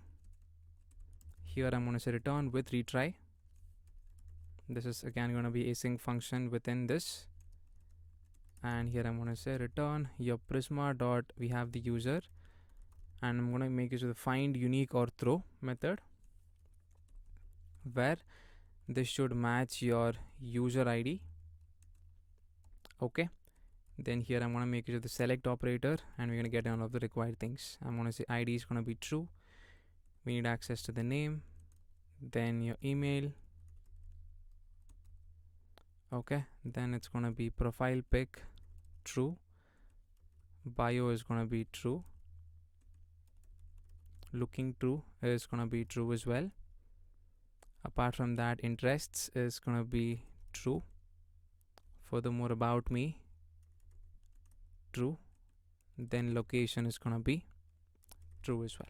Okay, so this is your entire function for getting the user profile. Let's write it down for the updating of user profile. So here I'm going to say export const update user profile is going to be equals to async function. Here we're going to have your user ID, that is going to be of type string. Then data, here I'm going to say partial. Okay, so over here we can pass in the required things, that is the bio, that is string, looking to, because only these can be updated, so we are only going to pass those values. Okay, then we need access to the interests. This is also going to be array of string. Apart from that, about me, okay, is going to be array of string. Then we're going to say profile pic. That's optional for now. It's going to be string or null.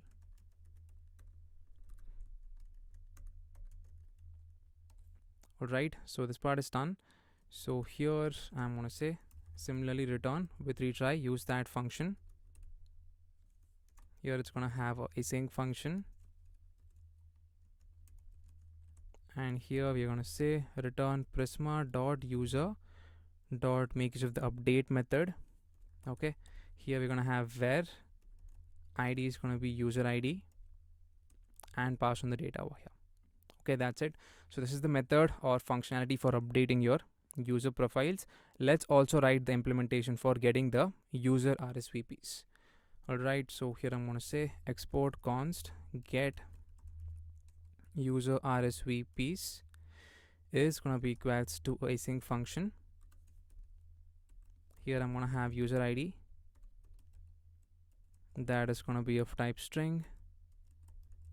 Page is going to be number equals to 1, and limit is going to be number is going to be equals to 10. Okay, so here this is going to be a type of promise.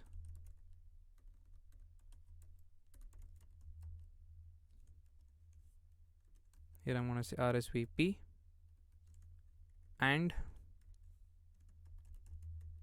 event is going to be a Prisma event. Okay, so something like this. So we need to import your RSVP from this one. I want to say RSVP, and yeah, pretty much that's it. I think Prisma event is already imported. So here I'm going to start writing the code for the RSVPs part. So here let's try to implement the skip. I'm going to say const skip is going to be equals to your page minus 1 multiplied by your limit. I'm going to say return with retry, make use of the async function over here, and here I'm going to say return prisma dot your RSVP dot, we have the find many method, use that. Here where they should match your user ID basically. Then over here I'm going to make use of the include method. Event is going to be true, use the skip, that's going to take the value, take is going to be the limit, and we're going to make use of the order by as well over here, that is going to be created at in descending order. Okay, now let's write one final thing, that is for the getting user groups, that is the groups that the current user is created. So I'm going to say export const get user groups is going to be equals to a async function. Here it's going to have user ID, that is going to be of type string. Page, again number is going to be equals to 0, so this is the pagination that's being implemented basically.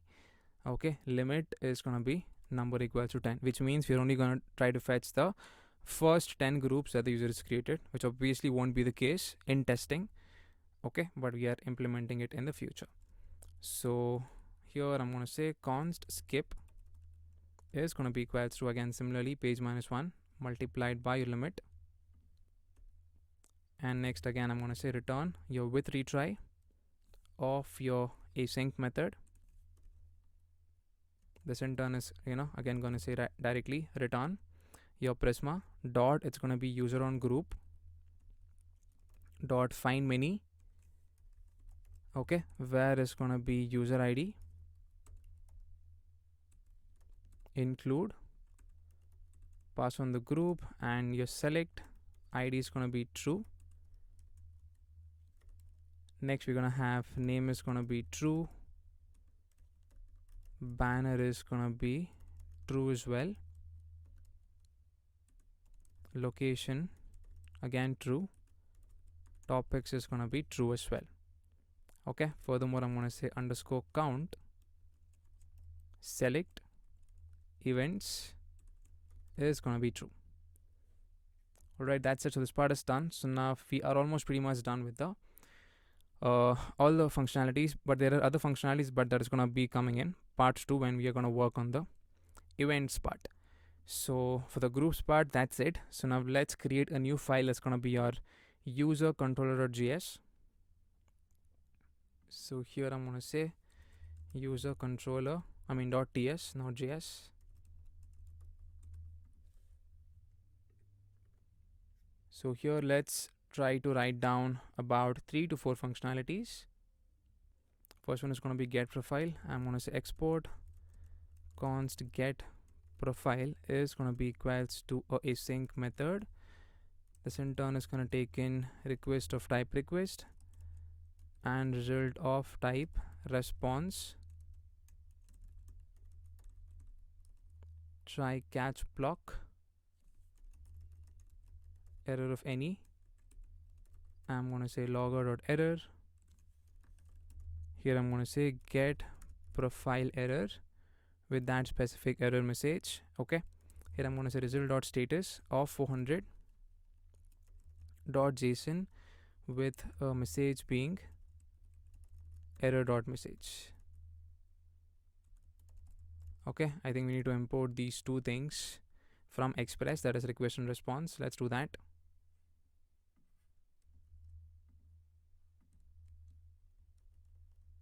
Okay, that's it about the catch block.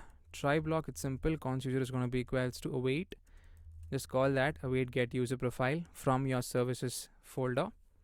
This in turn is going to say request dot your user dot your id. Okay, here I'm going to say result.json of your user. Okay, so that part is done. So now next let's try to write down for the RSVPs as well. I'm going to say export const get RSVPs is going to be equals to async method with the request of type request and the result of type response. Here I'm going to say try catch block, try catch of error. I'm going to say any. Again, similar 2 lines of code, add that and then make the changes. Here I'm going to say logger.error or get RSVPs error format. And within your try block over here, I'm going to access the page. That is going to be set to 1 for now. Limit is going to be 10. That is the first 10. It's going to be equal to request.query. And here I'm going to say const RSVPs equals to await. I'm going to say get user RSVPs. Here I'm going to say request dot your user dot your id. Okay, and here I'm going to say parse int of your page as string. Similarly, your parse int of your limit as string. Okay, that's it. Here we can directly say result.json of RSVPs. Save the file. Okay, I think there is an issue over here. So here it says property user does not exist on type request params dictionary. So I think we're getting this because Express's default type does not include the user, I guess. I think we need to define a types file and then add some code with respect to Express. So let's do that. So here I'm going to say types is there. Let's create a new file that is going to be express.d.ts. So here let's try to extend the Express request type by using the declaration merging. So here I'm going to say declare global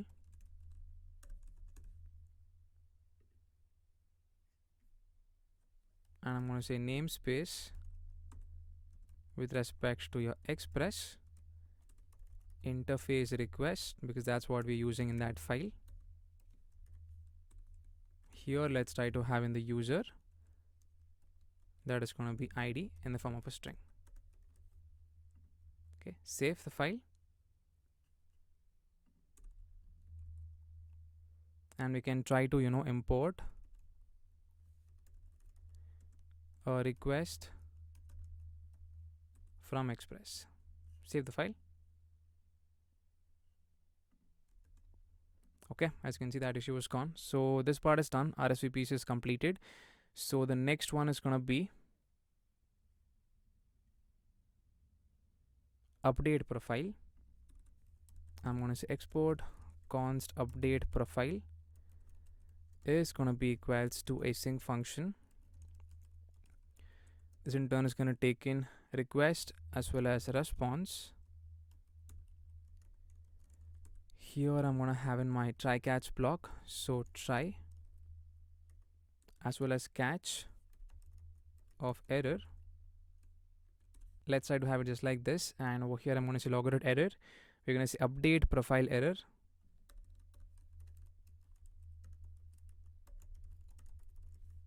Okay, so within the try block, I'm gonna say const user is gonna be equals to await update user profile of your request dot user dot id comma your request dot body. That's it, and we can directly try to say result.json of your user. Let's format once and then let's try to save the file. So we're done with update profile, get RSVPs, get profile. Okay, we can also try to get the user going events. That's going to be done later, and get user groups as well. Yeah, we can try to add that one. That's going to be over here. Okay, I'm just going to add the code for that. You can take a look at it. So get user groups, import that, save. Okay, now let's create the user routes.ts file, and let's include all of these over here. Okay, so come back to your routes, v1, new file, user routes.ts. So here let's initialize express. First of all, I'm going to import express from express. Okay, then after that's done, let's try to initialize the router. So const router is going to be equals to express.router, then router.get, it's going to be / profile, and then it's going to have in your get profile. From the controllers file, use that. Next is going to be for the update profile, or for the RSVPs. That's easy to write. So I'm going to say router.get, it's going to be / RSVPs. Here it's going to be get RSVPs. Okay, that part is done. Let's try to initialize the storage. For that we need access to the multer. I'm going to say import multer from multer. Const storage is going to be equals to multer dot your disk storage. Here I'm going to say const upload equals to multer and of storage. Okay, so here we need the patch one, that is for the updating of profile. So here I'm going to say router, it's going to be dot patch method. So / profile, here I'm going to say upload dot single with respect to your profile pic. Here I'm going to say upload profile, update profile from the controllers file. Save the file. Next is going to be for the groups. You can try to look at it. Save the file. Come back to app.ts, and over here let's try to use the user routes, and then we can try to implement it onto the profile part. So let's first of all try to get the user routes over here onto the top.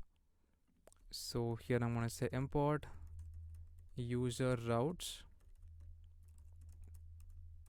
from your routes v1 user routes. Okay, I think it's not exported. I think that's the reason it's showing some issue. So here I'm going to say export default router, save, come back over here, app.ts, and yeah, we can use that over here. App.use, it's going to be / API / v1, and then / your user routes, or directly users, and here we're going to say user routes. save the file. Okay, no issues, this part is done.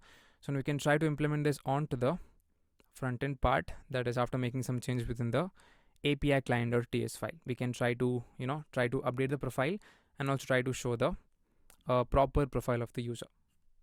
So now let's go to your API client or TS file. Okay, and over here let's add few functionalities for fetching the profile as well as for updating the profile. So let's say I'm going to add that over here onto the top, or below this also we can add it. So here I'm going to say export const fetch profile is going to be equals to async.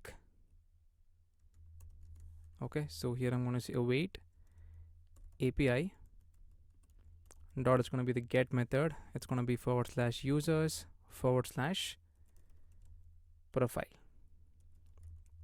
dot data. Similarly here I'm going to say export const update profile is going to be a async method, which in turn is going to have in the data. And here I'm going to say bio, that is going to be string. Next we're going to say looking to. Okay, this is again going to be array of strings. Next the interests data, so interests is again going to be array of strings, just like this. And the final one is going to be your about me, that is your bio. Okay, here it's going to be equals to, again similarly, await your API dot, it's going to be patch. Here I'm going to say / users / your profile comma data dot your data. That's it. So we're going to use these two for now. So let's try to save the file, come back to your profile screen.tsx, and over here we need to install the tan stack query because we're going to implement it using that one. So let me just install that package, that is yarn add at tanstack / react query.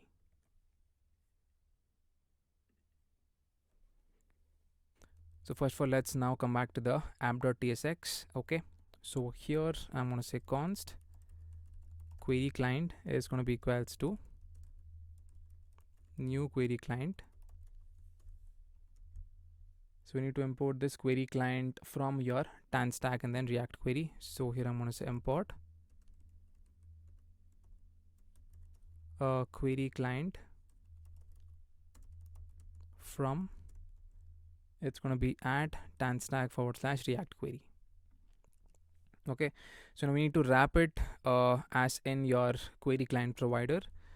So here I'm going to say query client provider, import that, and then wrap all of them within the query client provider. And this is going to expect a prop that is going to be your client itself. So client over here is going to be equals to your query client. Let's give a format once and then let's try to save. Okay, now let's come back to your profile screen.tsx and then let's implement two pieces of code, that is for your profile data as well as your owned groups. I think that can be done later. First of all, let's try to implement the profile details. So your profile screen, scroll up over here. So let's say over here I'm going to say const data, that is going to be in this format, that is profile data comma is loading, is going to be your profile loading. Okay, next we're going to say error, that is going to be profile error is going to be equals to your use query method. This in turn is going to take in two things, query key as well as the query function. So query key is going to be equals to your profile. Okay, here I'm going to say query function, that is going to be your fetch profile. That's it. So this part is done. So here I'm going to say for all your profile data is present, we can directly say update user. I don't think we do have that method. We need to get it from the store because that is the method we have defined it. I'm going to say update user. So for all the profile data is present, I'm directly going to say update user of that specific profile data. So your update user is going to look something like this, as we have defined it over here. This is the one. It's going to set the state whatever is the updated values. Okay, that's it. So come back to profile screen, and once that's done, we're also going to set the bio to be of your profile data dot your bio or empty string. Next is going to be a set selected looking to be of your profile data dot your looking to, or it's going to be a empty array. Next it's going to be set selected interests. This is going to be equals to your profile data dot about me or a empty array. Next I'm going to say set local profile pic. Okay, we can skip that and we can try to add the about me. That is the description part. So set selected about me is going to be equals to your profile data dot your about me or a empty array. Okay, let's try to, okay, this should be within a use effect basically. So use effect, because every time the user comes into the screen we need to show the latest data, that is the updated data, that is whatever they have updated previously. Okay, so add it over here, and this is going to be dependent upon your profile data. Save the file, come back over here, no issues. Okay, as you can see everything is empty for now, that is nothing is selected for this specific user. And you can try to add this loading states for the profile, just like this, for the profile loading as well as for the profile error part. So format, save. Okay, so we do have some issue. I thought the issue was not there. Yeah, so it says get profile error cannot read properties of undefined. Okay, so good that we had this code, otherwise we wouldn't have known that we had an issue. So come back to your backend and let's try to verify where exactly is the issue. It says cannot read properties of undefined reading ID at get profile. So over here,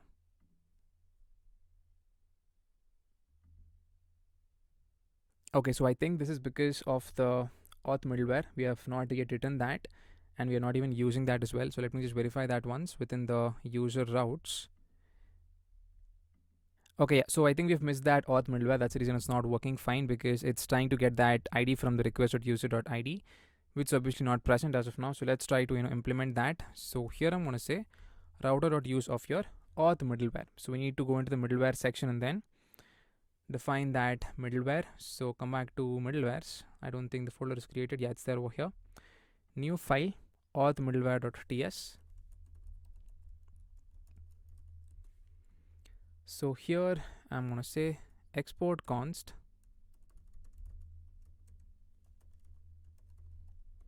auth middleware is going to be equals to your request of type request, then your result of type response. Next is going to be of type next function. You also need to import your request as well as response as well.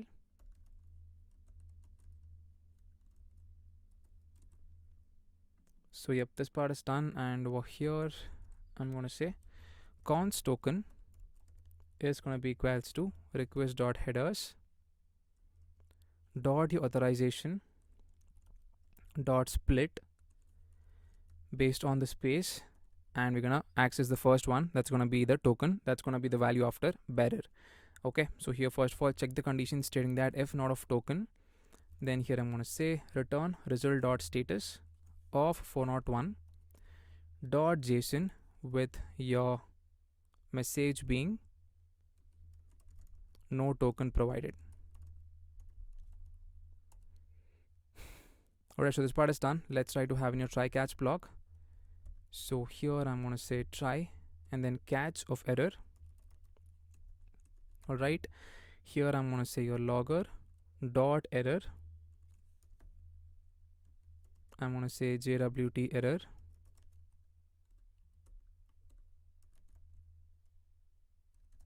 And pass on the error.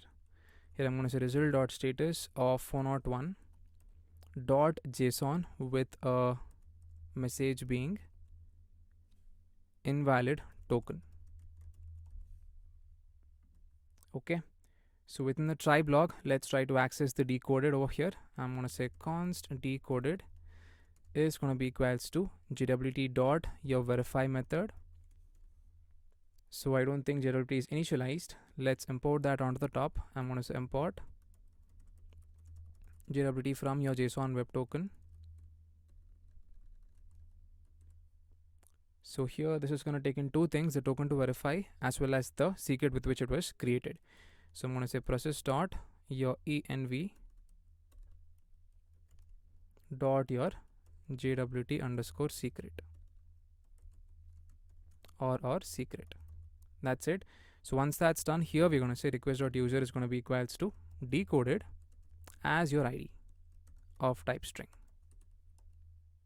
And I'm going to say next. So now hopefully this should work, because over here we have passed an auth middleware. This is going to get applied to all of the routes that we have under the user routes. Previously it was not working because in the get profile we were trying to access the ID and it was not present because of the auth middleware not being written, and that was the reason we were getting that error which says cannot read properties of undefined, that is ID part. Okay, save the file. Let's reload the app. Hopefully now it should work out. So let's try to reload this and come back to home, go to profile. Okay, now as you can see we were automatically logged out because the token was not valid and it was expired. So we can try to show a kind of message before logging out. That would be better. So now let's try to log in. So let me just verify once because it was not tested previously. I hope login is written. Yeah, it's there. Let me try to log in with the same mail. Okay, so for some reason the login was not working because over here in the auth controller for some reason the code was not even present within the try block. So let me just try to add that over here. Not sure how that got missed, right? So format once and import the login with email from the service folder. Okay, so these three things are going to come from that method, and we're going to say const user is going to be equals to prisma.user.find unique, and where it should match the email, and these details should be true, and send it to the front end part, that is your access token, refresh token, user as well as is organizer. Save the file. Okay, so we do have some issue now. It says cannot read property data of undefined. Let's reload once. Let's see once again.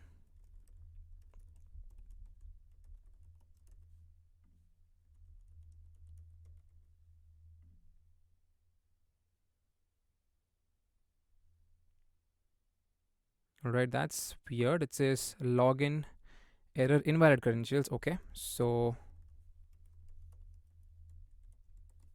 login off and boom, just like that. Now it's working fine. So now if I come back to my profile, that issue should be fixed, and there you go. Just like that, now we are getting that correct data and this is working properly fine. So yes, that was the main issue, that is the auth middleware was not written, so that was the reason it was kind of failing. So yeah, this is done. So now the next step is we can look into the editing of the profile or the updating of the profile. That is once they choose any of the editing options and they come over here and then choose the options. Once they press on save button, all of them should be saved to the backend part. So for that, first of all, let me write down the code for the handle save. So come back to your profile screen.tsx and let's say over here or onto the top. Here I'm going to say handle save is going to be equals to a normal arrow function. Okay, so here I'm going to have in my try catch block.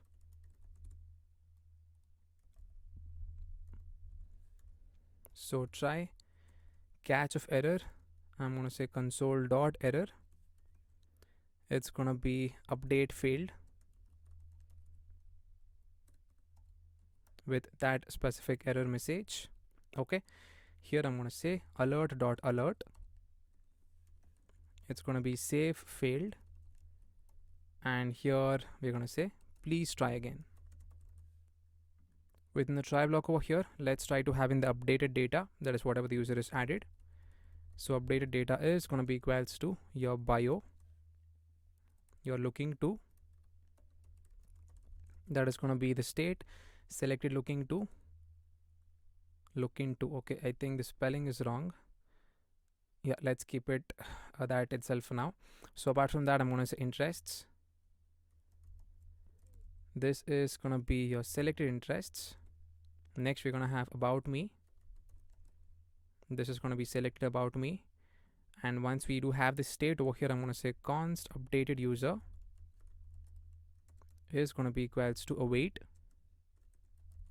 update profile from your API client of your updated data.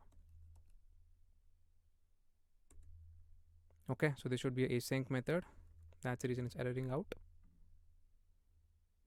Next over here, I'm going to say update user, call that function from your user store and pass in the data that's going to be your updated user.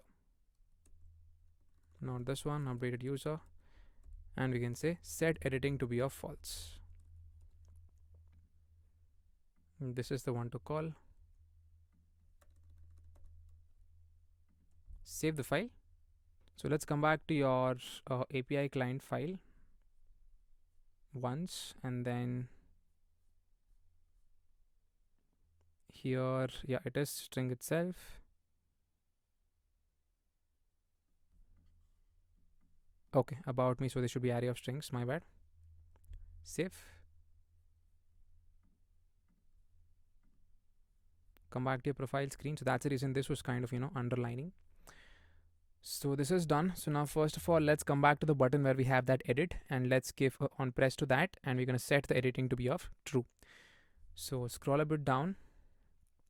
This is the button on press. Taking a function, and over here we're going to say set editing to be of the opposite of editing. If it's true, make it false. If it's false, make it true. And once where we have that button at the bottommost part, we're going to give the on press, which is going to say handle save, where we have the save profile button. The design for that is already there. So here I'm going to say on press handle save. Okay, now it's not going to be shown because editing is false. I'm going to set it to be true. As you can see, we do have that button. Let's choose some options. I'm looking to practicing hobbies, socialize, interests is social and social networking. About me, I'm a recent graduate and then I'm a student. I'm going to say bio, good vibes only. Let's press on save profile, and boom, just like that, everything is worked properly fine, and we're able to set the correct details that is based on whatever the user has chosen. So now the editing is set to false because the button is gone. Okay, and even if you reload the app, you should be able to see that working properly fine. You can try to add a splash screen because the login screen is going to be shown for a second while the checking happens. There you go. Even if you come back over here, it is showing all the correct details.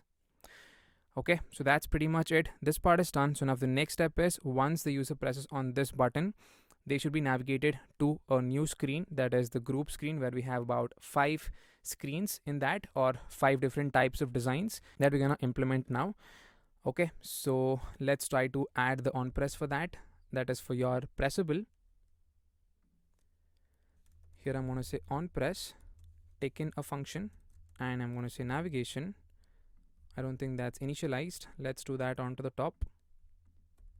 So const navigation is going to be equals to use navigation. Okay, so here I'm going to say navigation dot navigate to be of your main routes dot your group. Save. Scroll down, press on this. Okay, I don't think it is added. First of all, let's come back to main stack screen, and let's try to add it over here.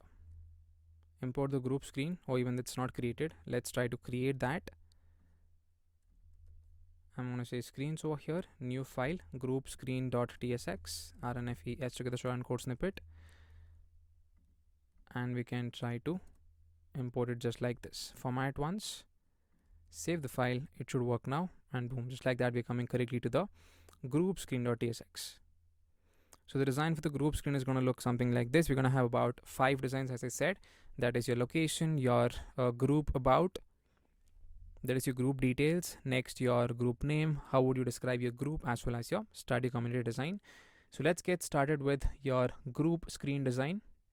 So come back over here. So initially I'm going to design my type for the topic. This is going to be equals to id of string. Next we're going to have your title of string as well. Let's format once, Okay, and over here let's try to add in some sample topics that we're going to use. Let's paste it over here. I'll be sending all of these in the description. You can take a look at it and you can try to add your own topics as well. So once that's done, let's try to initialize some state and navigation within the group screen. So I'm going to say const navigation is going to be equals to use navigation. So next we're going to access the step that is to check on which current step we are based on the green dots over there. Okay, so here I'm going to say const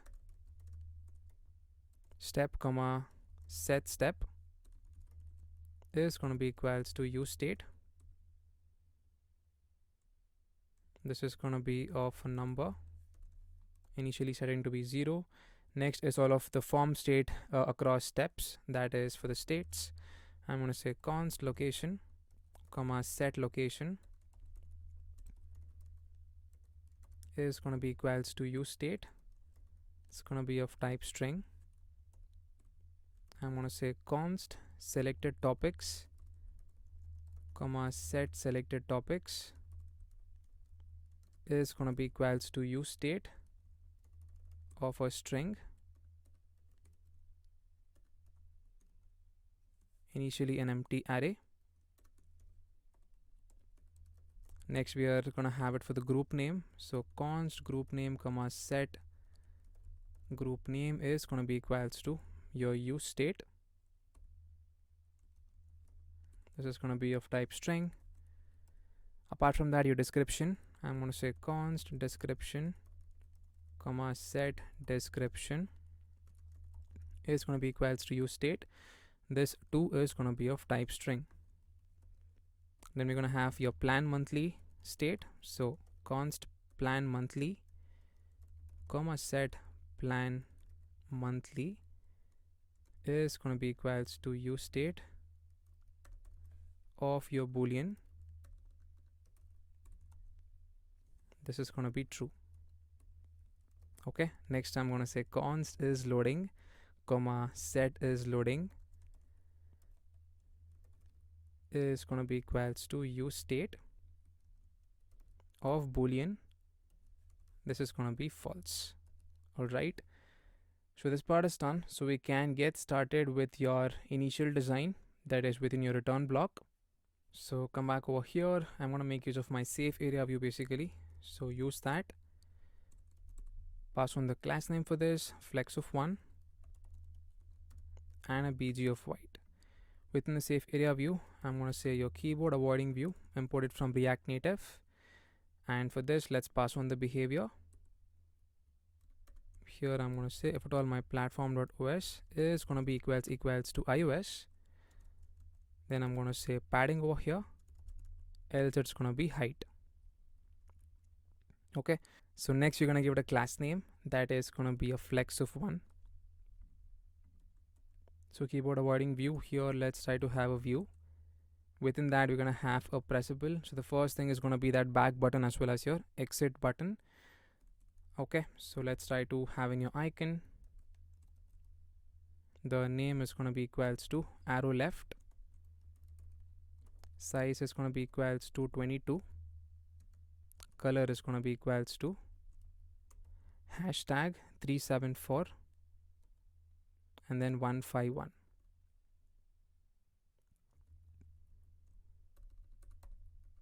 Okay, apart from that I'm going to have a pressable. Here we're going to have a text which is going to say exit as we saw in the screenshot. So let's try to import these two things, that's the icon as well as the M icon. You can take a look at it. Let's try to save the file. There you go, that's looking good. So for your view, I'm going to pass on the class name over here. This in turn is going to have a flex of row, items of center, justify of between, px of 4, py of 3, border of b, and we're going to say border gray of 100. Save the file. As you can see, that's looking pretty good. So for your text over here, I'm going to say class name. It's going to be text teal of 700 and a font of medium. And for your pressable over here, I'm going to say taken on press. Here we are going to say navigation.go back. That's it. Save. Let's give this a try. As you can see, that's working fine. So now this step is done. So now the next step is to show all of your progress bars. That is just like this. So let's get started for that. So below the view, I'm going to have in one more piece of view. So here within this, we're going to have one more view, and we're going to have different components. That's going to be your progress slot. So I'm going to say progress slot just like this, and we're going to have an active state that's going to be maintained for this. So here for the first one, we're going to say your step should be greater than or equal to 0. Okay. So similarly, we're going to have 4 steps.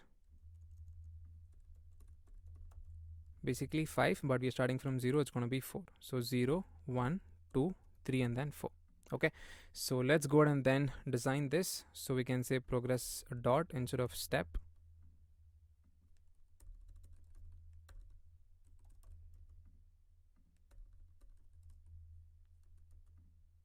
So the same thing goes over here as well, and over here as well. So let's go on to the top and then define this component. I'm going to say const progress dot is going to be equals to, it's going to take in the active, and here your active is going to be of type boolean. Okay, here let's try to render a single view. Pass on the class name to this. It's going to have a conditional styling, so make use of backticks. It's going to have a specific width of 16, height of 3, rounded is going to be full, MR of 3, and here I'm going to say $active question mark. It's going to be your BGTL of 700.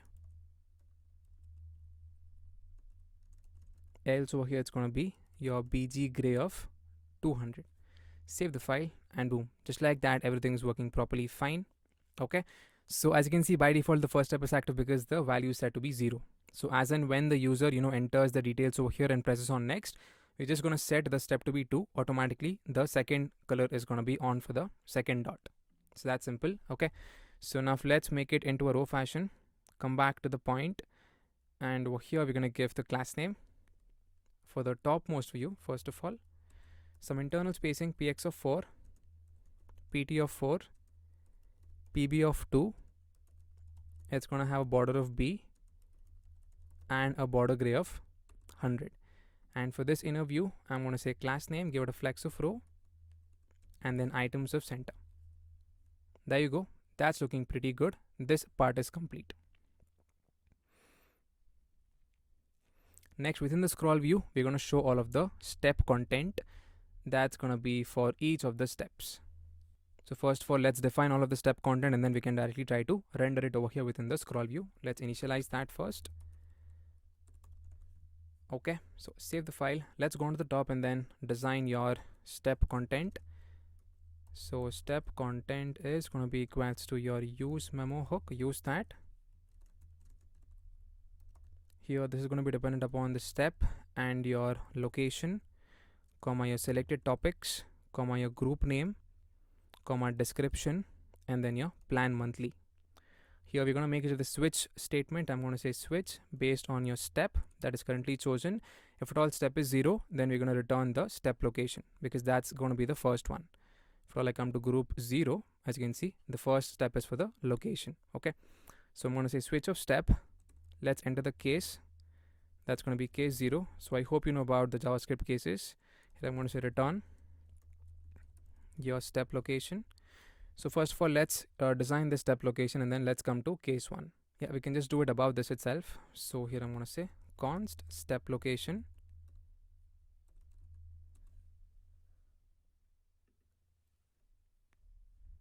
Let's make it a capital S. Is going to be equals to, just try to return the design for this. Having a view. Within the view, we're going to have a text which is going to say where will your group be located.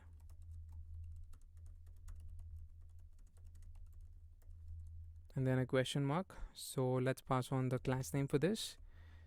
This is going to say px of 6, and for this I'm going to say class name. Text is going to be 3XL. Font is going to be extra bold. Text gray of 900 and empty of 3. Okay, let's format once. save. Okay, so currently the design won't be shown because we are not returning anything within the scroll view. So let's design this first. So next here I'm going to say meetup groups meet locally, in person and online. We'll connect you with people in your area. So for this, let's pass on the class name format once first of all. This is gonna have, so text gray of 600, empty of 3, save. Okay, next we're gonna have your search cities or zip codes. That's gonna be the next one. So below the text over here, I'm gonna have a view. Within that, we're gonna have one more piece of text, which is gonna say search cities or zip codes. Let's pass on the class name for this. I'm going to say class name. Here we're going to say text of SM, text gray of 400, MB of 2. And for this view, I'm going to give it a empty of 6, some margin top, and then save the file. So next we're going to have your view. So within the view, you're going to have your first icon that's going to be for the search. You can take a look at it. Below that, we're going to have your text input, which is going to say search cities or zip codes. So let's add it over here. Text input from React Native. Value is going to be equals to your location. On change text is going to be equals to your set location. And your placeholder is going to be equals to search cities or your zip codes.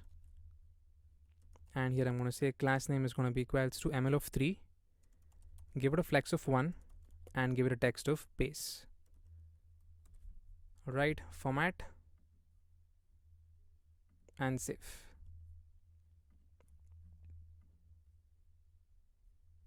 You can check out the full design over here. Okay, so once that's done, here I'm going to check the condition.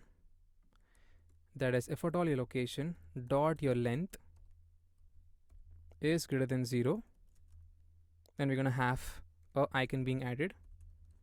I'm going to say touchable opacity, import that. Here I'm going to say m icon. The name is going to be equals to close circle. Size is going to be equals to 18. Color is going to be equals to this color code, that is 9CA and then 3AF. So yeah, that's pretty much it. Let's try to save the file. So now we can try to show the step content over here. Let's pass it directly like this. It's going to have a class name, flex of 1. And apart from that, we're going to give it the content container style, that is going to be equals to padding bottom of 140. Save the file and boom. Just like that, we're able to see the design because we are rendering the step content. Come back over here. Some more changes to be made. That is, for the view, the style is not given.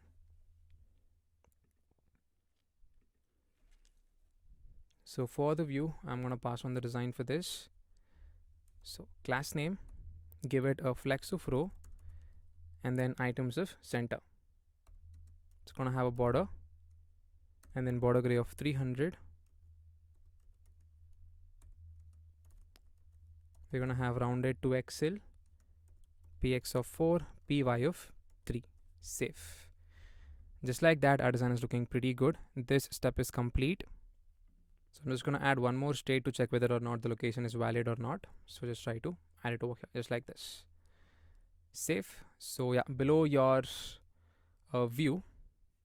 So below your view over here, I'm going to have in the condition stating that if at all not of his location valid, and let's pass on a text which is going to say please enter a location to continue.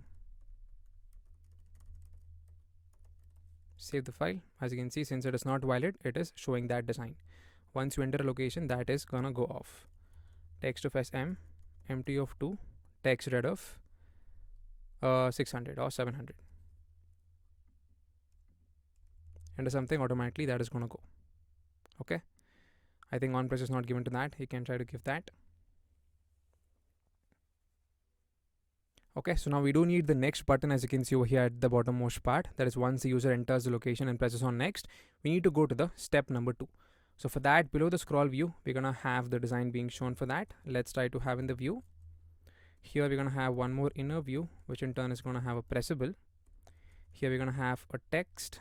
Within that, we're gonna have some conditional styling. Here, if at all my step is gonna be equals to 4, that is gonna be the last step in our case. Then if at all is loading is true, then I'm going to say it should be creating. That is, the group is going to be creating at this point of time. Else it should say create group. Else it should say next over here. Save. As you can see, now it is going to be next. So for the pressable, let's pass on the design. Some conditional styling over here. Backtext by of 4. Rounded is going to be XL. Items of center. Here, if at all can proceed, okay, we can skip this for now. And I'm going to say BG teal of, let's say, okay, I think it's better to have that can proceed state. It would be better to understand as we are, developing this particular component. Let's go on to the top and then add that value. And let's also add other values, that is with respect to if at all that is valid or not. That is, first is going to be location. Next, you're going to have for the topics about your group name and the description. So here I'm going to say const, or before that for the topics, let's add if at all it's valid. I'm going to say const is topics valid is going to be equals to use memo. Here I'm going to say your selected topics should be greater than 3 or equals to 3. That is the length. It's going to be dependent upon the selected topics. Okay, just like this, format once. Next, I'm going to say const is name valid is going to be equals to your use memo. Taking a function, and here I'm going to say group name dot trim dot length should be greater than or equals to 5. And this is going to be dependent upon the group name. Okay, here I'm going to say const is description valid equals to use memo. Here we're going to say description dot trim dot length should be greater than or equals to 10. This is going to be dependent upon your description. Okay, that's it. We can try to have the can proceed value. I'm going to say const can proceed is going to be equals to use memo. Again, over here we're going to make use of the switch statement based on the step.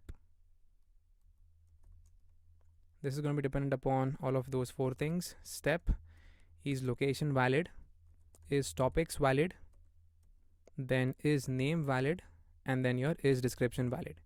Here I'm going to say switch of step. Case is going to be 0. Then I'm going to say return is location valid. Next, your case 1.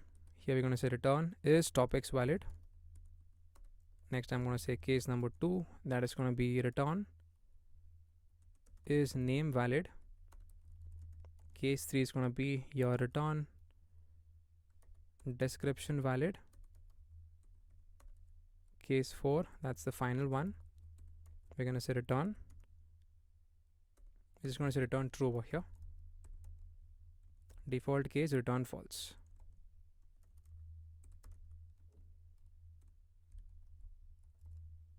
Okay, that's it. So now with the help of this one, we can, add the condition onto the button and we can design this. So here I'm going to say if at all can proceed is present. Okay, wrong spelling, I guess. Can proceed.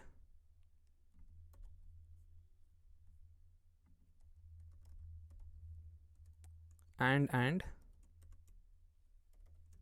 not of is loading.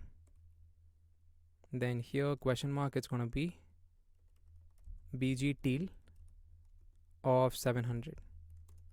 Okay, else it's going to be BG gray of 300. I think they should come within this itself.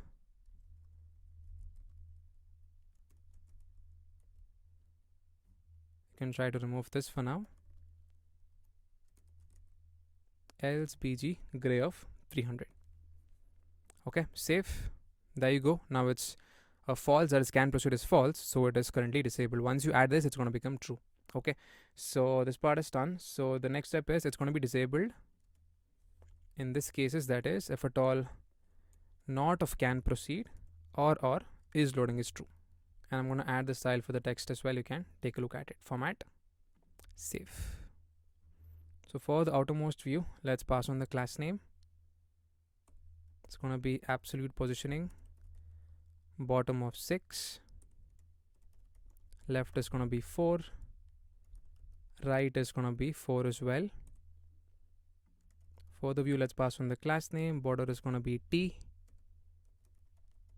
border gray of 100, PT of 4, BG of white, rounded is going to be LG.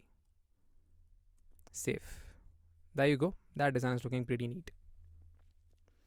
So now let's try to give the on press for the next over here. Okay, so that we can move to the step number 2. I'm going to say on press is going to be next. Let's go to the top and then define this over here. So I'm going to say const next is going to be equals to your use callback hook.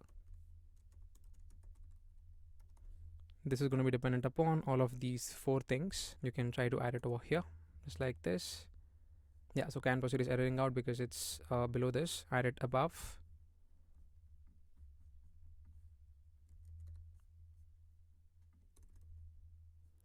Format once.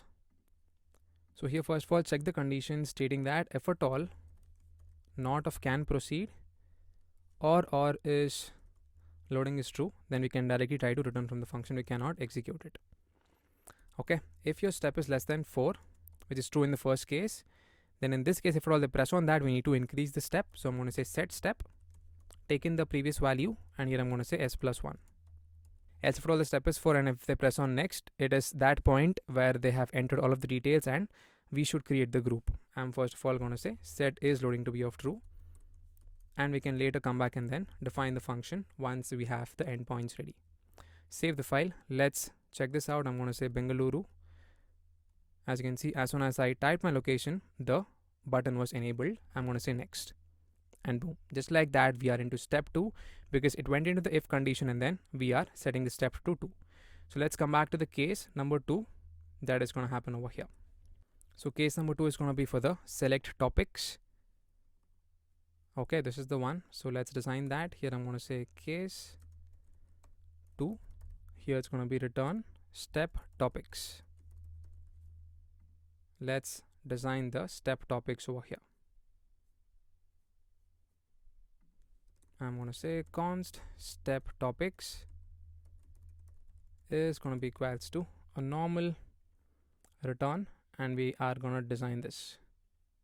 So here first of all let's try to have a view, and within that we're going to have the text which is going to say what will your group be about.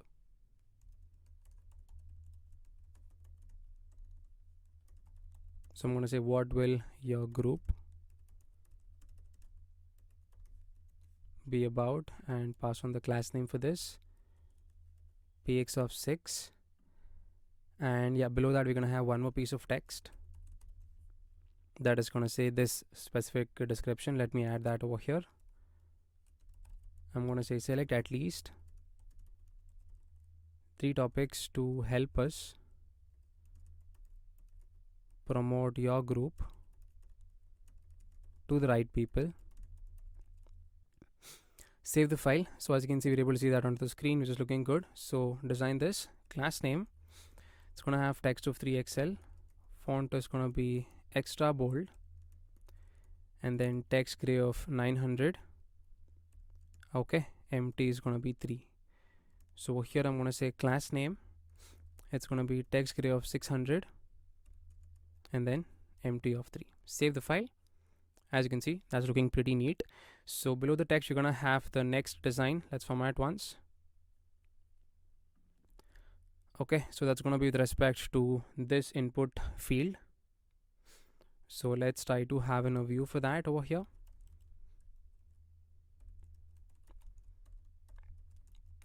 Okay, so below this, we're going to have another view. Let's write that properly. So below this, we're going to have your icon basically. This is going to have your name, that is going to be as search. Okay, size is going to be equals to 18. Then your color is going to be equals to this one, that is 9CA and then 3AF. So once that's done, let's try to have in your text input, import that from React Native. It's already imported. Placeholder is going to be equals to search for topics. Apart from that, I'm going to say class name over here. It's going to have ML of 3. Okay, flex of 1, and then it's going to have a text of base. That's it. Save the file. Let's try to design this. So first of all, for your view, I want it to come in a row fashion. So flex of row, items of center. It's going to have a slide border, and then border gray of 300, rounded of 2XL, px of 4, and then py of 3. So here pass on the class name empty of 6. Save the file. There you go. That design is looking pretty good. So now if we're going to use the sample topics that I've defined above, I've already pasted this. You can take this in the description, that is in the form of a drive link. I'll be sending all of that details. So below this view design, let's try to have one more view for the mapping of all of the sample topics. So here directly I'm going to say your sample topics dot apply the map functionality over here. So for every value, let's first of all try to access the selected variable. It's going to be equal to selected topics dot includes your t.id. Okay, here we're going to try to return the design for that. So I'm going to say return. I'm going to return a pressable basically. So within the pressable, it's going to have a text which is going to show the title.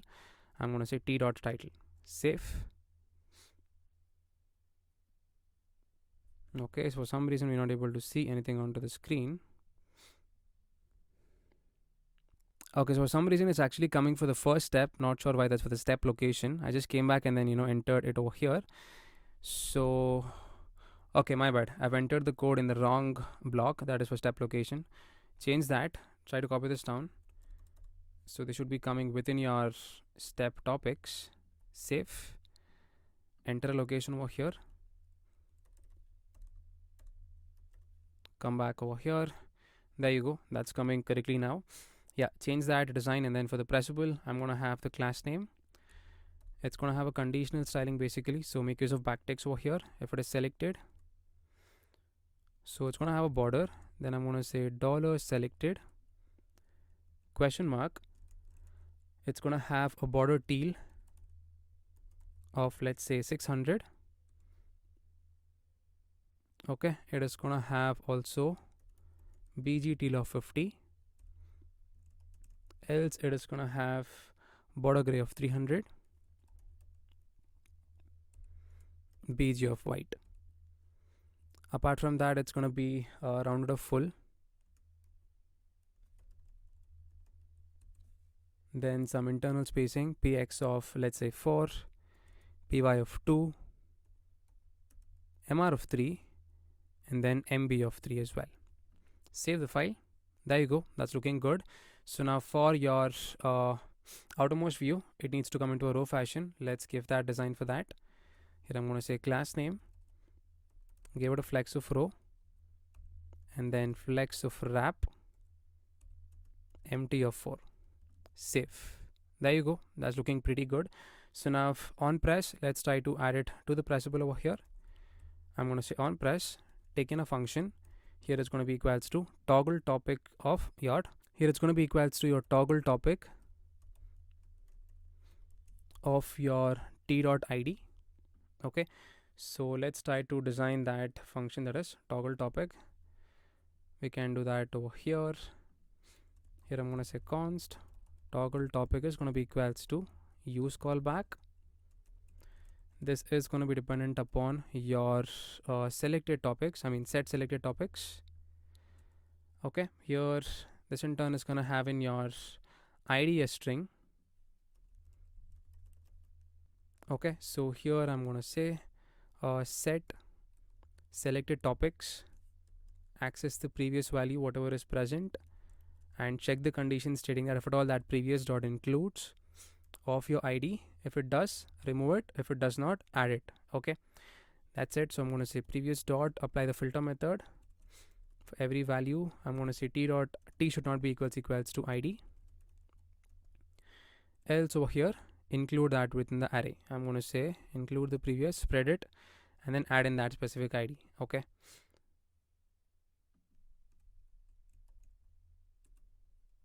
that's it. Format once and then save the file. Let's enter this again. There you go. Just like that, once I enter or press on any of the topics, that is getting selected. Once you press on this, it's automatically going to get deselected. And boom, just like that, once you select 3 topics, automatically this is going to get enabled. You can select more than that also, but 3 is minimum. That's the reason it's going to get enabled. Once you select 2, it's going to be disabled. Okay, so that's how this is going to work. So next, I'm going to enter the design for the title. That's not yet entered. You can try to look at it. Save. There you go. That's looking good. So below that, we are going to have these 2 pieces of information. Let's try to add that below this specific view. So here I'm going to have a text which is going to say selected. This is going to show the selected topics dot length.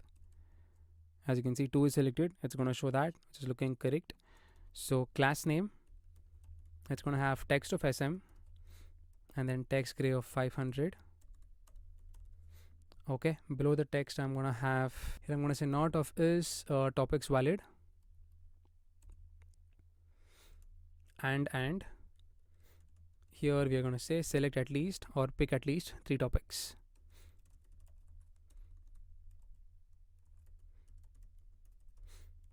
Okay, so here we're going to have the class name. Okay, again text of SM, it's going to have a text red of let's say 600, empty of 2. Save. There you go. That's looking good. And once 3 topics are selected, automatically this is going to go, because now this is going to be valid, right? So that's pretty much it. Let's press on next, and boom, we are into step number 3. That is going to be for your name. Okay, so let's come back to the return block where we have that second case. So over here, I'm going to say case 2. That is going to be for return step name. So let's go ahead and then design this. Okay, so right over here below the step topics, I'm going to say const step name is going to be equals to a normal return. Here having a view, this in turn is going to have a text which is going to say what's the name of your group.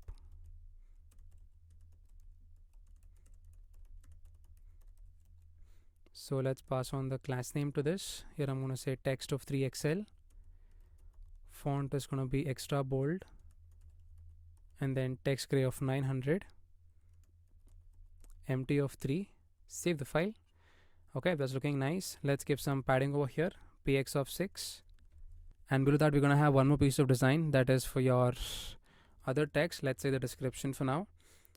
I'm going to say choose a name that gives people a clear idea of what the group is.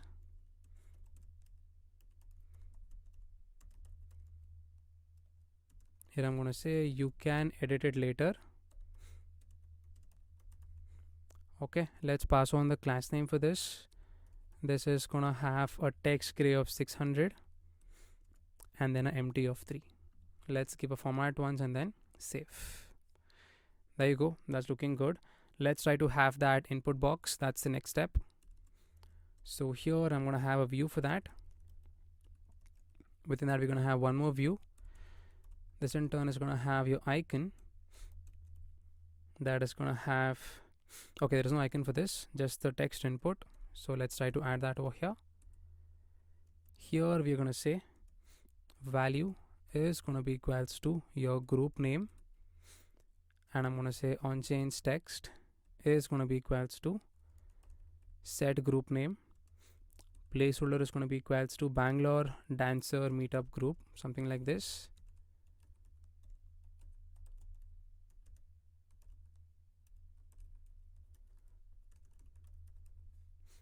And yes, apart from that, over here we're gonna have your class name. I'm gonna say text base. Max length is gonna be equals to 60 for this. Format once and save. As you can see, that design is being shown. So for your view, let's pass on the class name. It's gonna have a border and then border gray of 300. Rounded is gonna be 2XL. PX of 4, PY of 3, save. And for this view, some margin top, since it's almost touching the top design, empty of 6, and it's looking good. So below this view, we're going to show that length, that is for the characters, how much characters they've entered.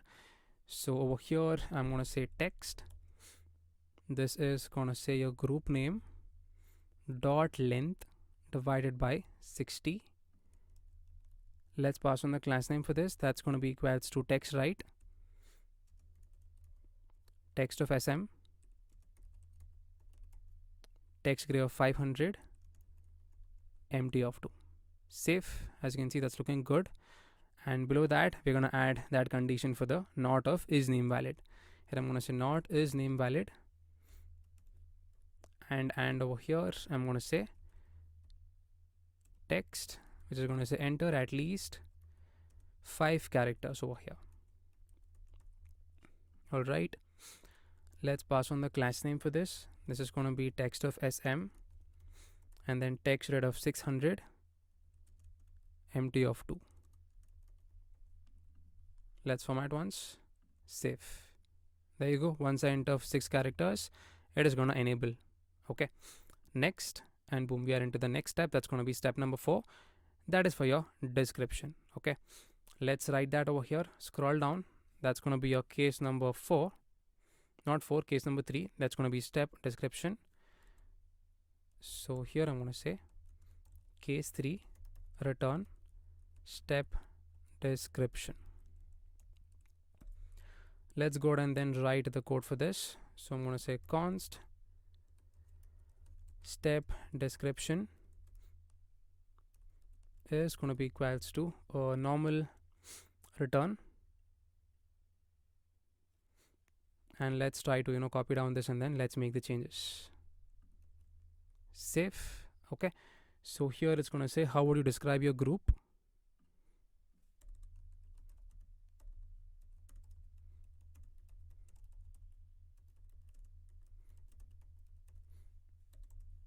Next, we're going to have people will see this when we promote your group. That's the description for this one. So here I'm going to say people will see this when we promote your group. Your description must meet community guidelines. Save. Okay, that's done. So next we're gonna have the similar design, but it's gonna be, I guess, multi-line for this. Okay, I'm gonna say multi-line. Value is gonna be changed. That's gonna be for description, and then this is gonna be set description. Make sure you've added the states. We've done that previously. Save. Okay. So let's pass on the design for this with a specific height. It's gonna have border gray of 300 rounded to XL, and then we're gonna have PX of 4, PY of 3, and then min height of 140. So here I'm gonna say min height is gonna be of 140 pixels. Save. There you go. That's looking good. Placeholder is gonna be something different over here. We are gonna say write a short description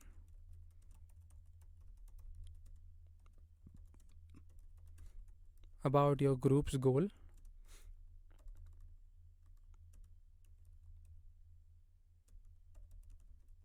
who you'll meet,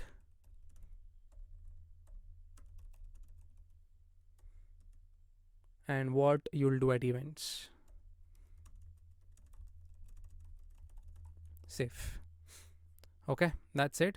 So next we're gonna have the validation part. I'm gonna say if not of its description valid, we're going to say enter at least 10 characters for description, or 12 characters. Yeah, 10 is fine. and we're going to have all of these three designs being shown. Let me just add that over here. Okay, that's going to come below this. Save. There you go, that's it. So let me enter some characters and description is done. Let's press on next and we are into the final step. So as you can see now, since step is 4, it is going to say create group and not the next button, because this is the final step and that's how we have designed this. Okay, it's looking correct. So let's go ahead and then write down that final step. That is going to be your step start. Okay, so here I'm going to say case 4, return your step start, and your default is going to be step location. That's the first one. Okay, so here I'm going to say const step start is going to be equals to a normal return, and this is going to be the design. Okay, this is just for the UI part, so let's design this over here. Let's try to have in a view. Within that, we're going to have again 2 pieces of text. You can try to copy this down. Okay, and let's try to add it over here, format once and save. Okay, so for the view, some internal padding px of 6, and for this one we're going to say start your community. So start your community, save the file, and this is going to say choose a plan to start. You can change this later.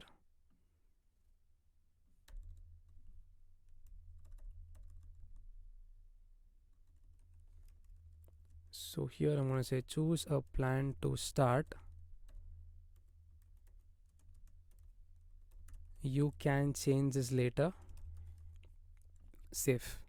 Okay, so yeah, this part is done. So now over here below the view, we're going to have your image. Import image from React Native. I'll be just getting the link as well as the design for this. Let's try to add that image over here. Format once, save the file. There you go, that's looking good.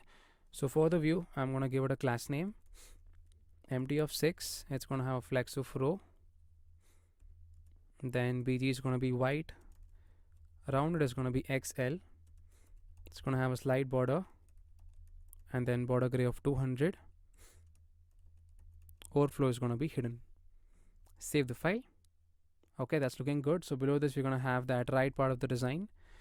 Here we're going to have a text which is going to say standard organizer. Pass on the class name for this. This is going to say font of bold, text of LG. Below that, we're going to have one more text which is going to say create up to 3 groups, then chat with members. Then here I'm going to say group, promotion, and more. Save. For this one, let's pass on the design. So class name over here, this is going to have a text array of 600. So let's add that, empty of 2. Save. For the view, I'm going to give it a flex of 1 and some internal spacing padding of 4. There you go, that's looking good. Yeah, we can skip this design because that's not needed, and it's also kind of overflowing. It's not correctly aligned with respect to the image. I'm going to move on to the next one. Even this is not correctly aligned. Let's skip that for now, and let's go on to the next design. That's going to come over here, having a view. This in turn is going to have a pressable which is going to say text. I'm going to say monthly. This is going to say 6 months.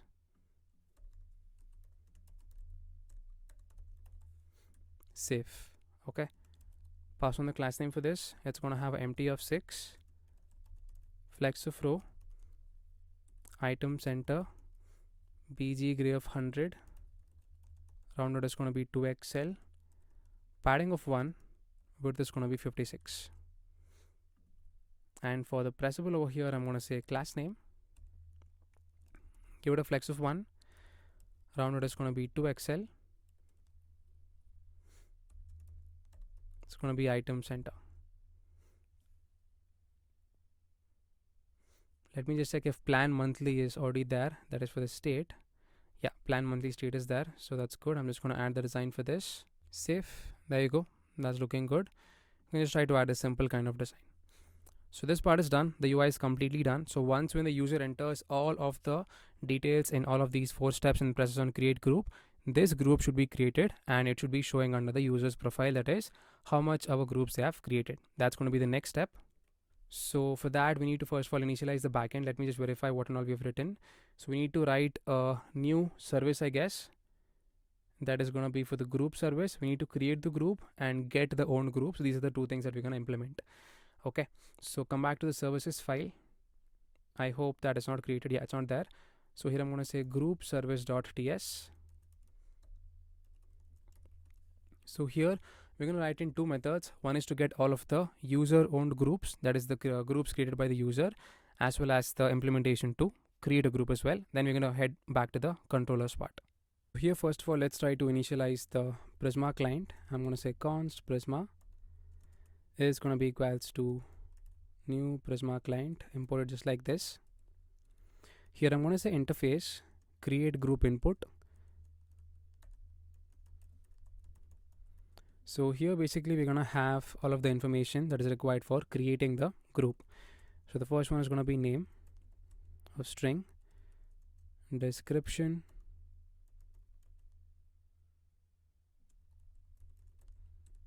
string. Okay, next we're going to have your banner, that is also going to be a string, initially null. Next I'm going to say location, string as well. Apart from that, your topics, that is going to be string again. Okay, so this is your input for creating a group. That is all of the required fields. So here let me write down the function. I'm going to say export const create group is going to be equals to async method. This in turn is going to take in 2 things: your input, that is going to be of that type that we have defined, create input group, and it's going to have your creator ID, that is going to be in string format. Okay, so next let's try to validate that. So here I'm going to say that if my inputs or dot your topics dot length is less than 3, then over here we're going to say throw new error. This is going to say at least 3 topics required. Okay, this is done. So now let's try to create the group. I'm going to say const group is going to be equals to, I'm going to say await your Prisma dot, we are going to have group dot apply the create method. This in turn is going to take in the data to be inputted. I'm going to say name is going to be equals to your input dot name. Next is your description, that is going to be equals to your input dot description. Furthermore, we're going to have it for your banner location, input dot your banner. Location is going to be input dot your location. Topics is going to be equals to input dot topics. Okay, and your creator ID. So once the group is created, the next step is to add the creator as the admin. So that's important. So for that, I'm going to say await access the Prisma dot, I'm going to say user on group dot create.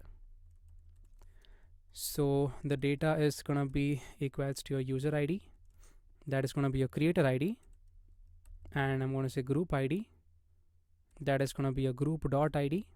So this group is coming from this point, and next I'm going to pass on the role. It's going to be the admin because this is the person who has created the group. So once that's done, return the group. I'm just going to say return group. That's it. So this is the functionality for creating a group in the front end part, and this is the backend implementation. So now let's try to write the next functionality for getting the user owned groups. It's pretty simple. I'm going to say export const get owned groups is going to be equals to a async method. This in turn is going to have in your user ID, that is going to be of type string. Here I'm going to say const user on group or user on groups is going to be equals to await. I'm going to say Prisma dot, we're going to say user on group dot, we have the find many option, use that here where this should match your user ID. So pass on that user ID, and here I'm going to say role, I'm going to say in. This should either match the admin, or we can even have the co-admin as well. So for now co-admin is not present, so it is only going to match based on the admin. That is, if at all it finds the role as admin, it's going to return that group into the front end because we are getting the user owned groups. Okay, and it should include all of these details, so make use of the include operator. Here I'm going to say group, I'm going to say select, ID should be true. Alright, then I'm going to say name is going to be true as well, description true, your banner is going to be true as well.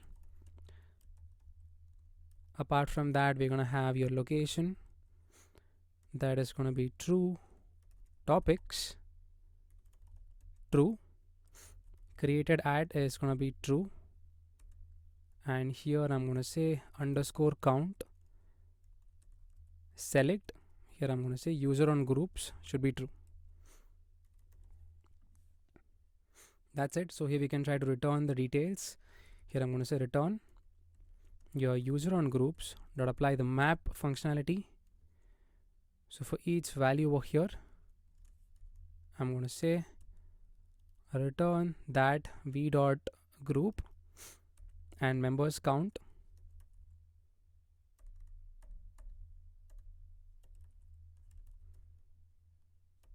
is going to be equals to your v dot group dot underscore count dot user on groups. So this would give you the members count for that specific group. Let's try to save. Okay, this part is done. So now we can try to create the controller file for this specific service. So that's going to be equals to the group controller.ts file. Let's go ahead and create that. So come back to controllers folder, new file, group controller.ts. Okay, here let's try to say export const create group is going to be equals to async function, which in turn is going to have your request of type request and result of type response, request comma your response from express. Okay, so here let's try to have in your try catch block, so try and then catch of error, that is going to be of any. Here I'm going to say console.log or console.error, create error or create group error. Here we can directly try to say error.message. So below this I'm also going to say result.status of your 500.json with a error, that is going to be failed to create a group. So within your try block, let's try to access your body, that is all of the required things from request.body. I'm going to say name, description, location, your topics equals to request dot body. Okay, I'm going to say const creator ID is going to be coming from request dot your user dot ID. That is from your auth middleware. Basically that's how we access it. You can say auth middleware. So here check the condition stating that if not of creator ID we cannot implement this. I'm going to say console.error, create group failed. The reason is going to be no user ID in request. Then here I'm going to say return result.status of 401.json with a error being unauthorized. Okay, once that's done, let's do some basic validation over here. I'm going to say if not of name or your type of name is not equals to a string, or your name dot length is less than 5. So here in this case, I'm going to say console.error create group failed. Here I'm going to say invalid name.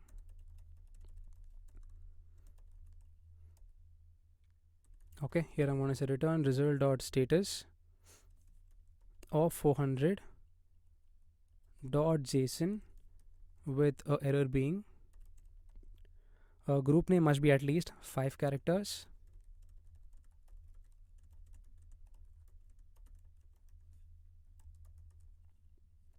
Okay, so yeah, once that's done, the next one is going to be for the topics.length. So here I'm going to say if my topics dot your length is less than 3, I'm going to say console.error create group failed. Too few topics. Next, again, I'm going to add the return message over here. Here I'm going to say return result.status of 400.json error, which is going to say select at least 3 topics. This part is done. Next, I'm going to say const group is going to be equals to await. I'm going to say group service. So we need to import this group service from that service file. I'm going to import it as star. I'm going to say import star as your group service from your services file and your group service. So here we can directly try to access each function. So once I press the dot, as you can see, we have the create group functionality. Use that method. This in turn is going to take in the name. That is going to be along with the name, it's going to have in the description, banner, location, as well as the topics. Banner, I'm going to say null for now. Then your location as well as your topics. You can try to write it just like this. Format once and then save. So this part is done. Now let's move on to the next one. So here I'm going to say export const get owned groups equals to async method with your request of type request and result of type response. Not over there. So here I'm going to have in my try catch block try catch of error any console.error get owned groups error. Here I'm going to say error.message, and apart from that, here I'm going to say result.status of 500 dot your JSON. This error is going to say failed to fetch owned groups. Now within your try block, I'm going to say const user ID is going to be equals to request.user.your ID.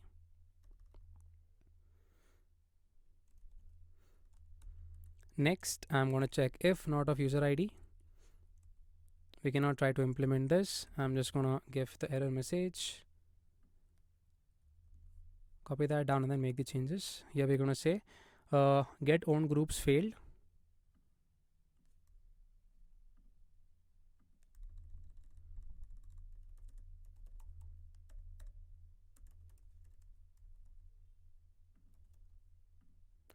And we're going to say return result.status of 401 with error which says unauthorized. Format save. Here I'm going to say const groups is going to be equals to await. I'm going to say group service dot we have the get owned groups, pass in that. This in turn is going to take in one thing, that's the user ID. That's it. And here we're going to say result.json of your groups. Okay, so that's pretty much it. Let's try to format once and then save this file.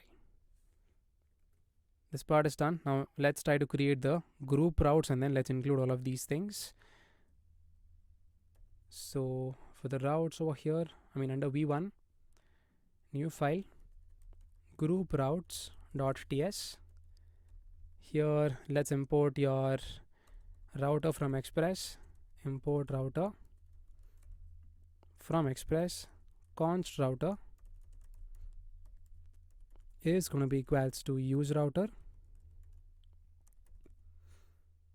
Sorry, not use router, just router. here let's write down the endpoints. Router.post, it's going to be /. This is going to be with respect to the auth middleware. Here we're going to say your group controller.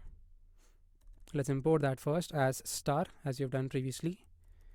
I'm going to say import star as your group controller from, let's go one more folder, controllers, and then group controller. Okay, this is going to be your group controller dot create group. Next one is going to be again router.get. It's going to be /owned. This is going to say your auth middleware, and here it's going to be group controller dot your get owned groups. Let's try to export the router. I'm going to say export default router.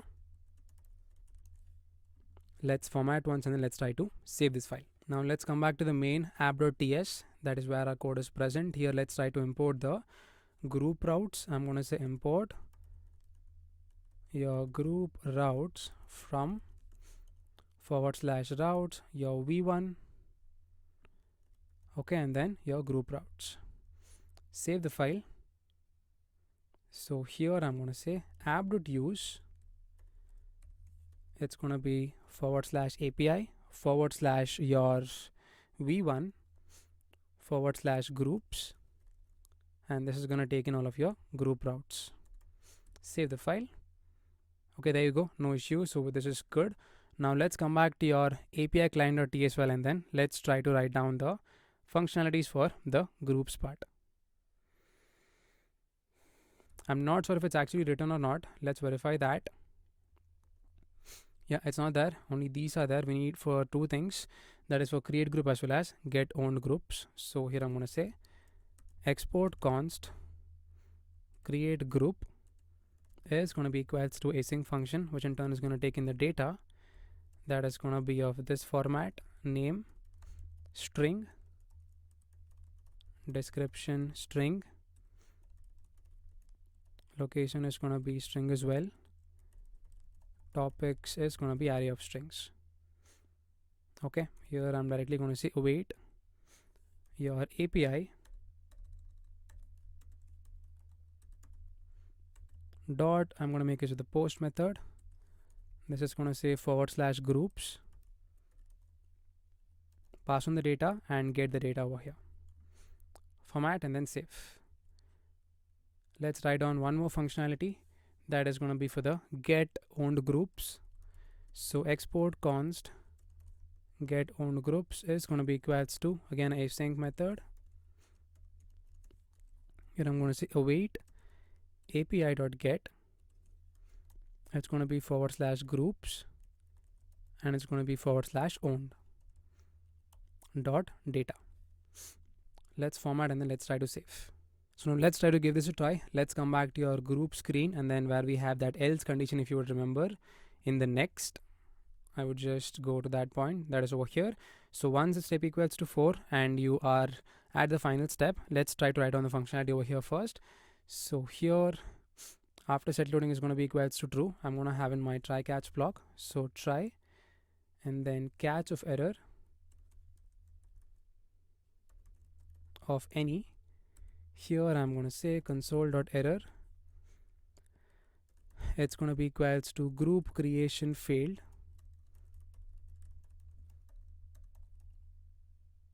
with that specific error.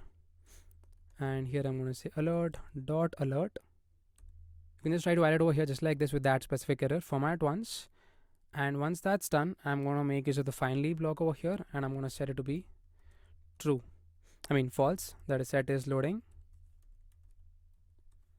That's it. Let's come back to the try block, and then first of all, I'm going to map the selected topic IDs to the titles. So for that, I'm going to say const topics is going to be equals to selected topics dot map. For every ID, I'm going to say your sample topics dot apply the find method in JavaScript. For every value, your t.id should be equals to the ID. If it's true, then access the title for only those ones. Else it's going to be equals to an empty string. Okay, and I'm going to say dot filter of the boolean. format. Okay, so yeah, this part is done. So next over here, let's try to call the API. I'm going to say await, call that create group from the API client file. This in turn is going to take in a bunch of data that is going to be name, group name dot trim,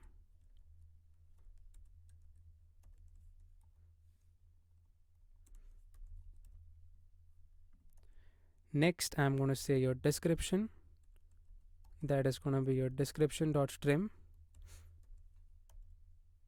location is going to be location dot trim, topics. Okay, so yeah, that's it. So await is underlined, okay, because async is not used. So yeah, we can try to add over here. So once that's done, we can try to navigate back to the previous screen, that is the profile screen. So navigation dot go back. Format once, let's try to give this a try. Save, come back to home, go to profile. Okay, so there is some issue. Let me just fix this up. So in the home screen, I've just implemented the logout. Let me just uncomment that. And for some reason, there is some JSON web token error. Not sure what that is. We can fix that later. Let's log out once. Log in back again. I think the token might be expired or there is some other issue. So we can look into that once we are done with this. Login. There you go. Now it should work properly fine. Go to profile. That's it. It's working fine. Create a group. Let's try to add in proper details now. I'm going to say location. What will your group be about? I'm going to say dance movement, social networking, as well as professional development. Next, group name. I'm going to enter the same group, Bangalore dance group. You can enter any group name you want to give. Next, description. So I'm going to say this is a group where people meet and collaborate with each other. Okay, I think this much is enough. And collaborate. Next, okay, create group, creating, and boom. Just like that, we came back and the group got created. You should be able to see that group getting created in the backend. Let's verify that. So let's wait for the cluster to connect and we can check out the groups collection. You should be able to see our first group that is going to be present over here. And boom, just like that, Bangalore dance group. This is group where people meet and collaborate. Bengaluru topics is this one. Creator ID is going to be my ID. That's the person who has created it. Okay, so that's it. This part is done. And even if you come to user on groups, it should be having your role as admin and it is going to have the first group that we have created. Okay, so this part is done. So now the next and final step for this part is to show the details over here, that is for the groups. If you check out the profile screen, as you can see, since this user had one group, we're going to show that over here. And that's it for this video. In the next video, we're going to look into the next part, that is going to be your events creation. I don't think the screenshot has been added for that. Yeah, I'll be adding that later. So in this project, that is in the first part, we're going to show only this much. Okay. Once we have done the events part, we can try to design the home screen as well. So now one final step that's going to remain is to show the design for the groups. That's going to happen within the profile screen. Let's quickly implement that over here. That's going to be done right below this one. So now first of all, let's head back to your profile screen.tsx and let's initialize the state for showing the details. Let's say over here below this. So I'm going to say const data, that is going to be your owned groups,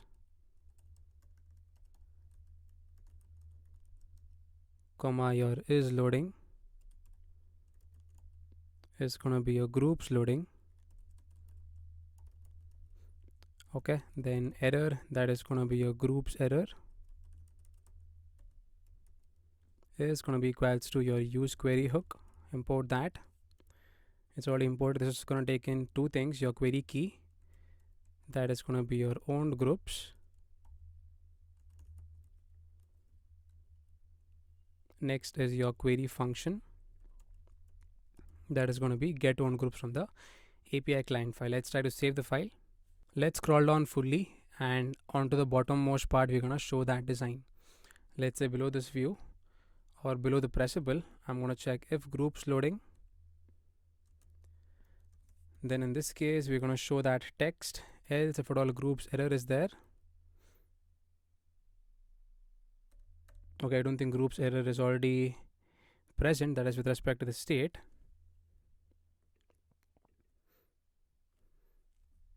Let me just check that name once again. Yeah, groups error, this is the one. Scroll down. Here I'm going to say if my groups error is there,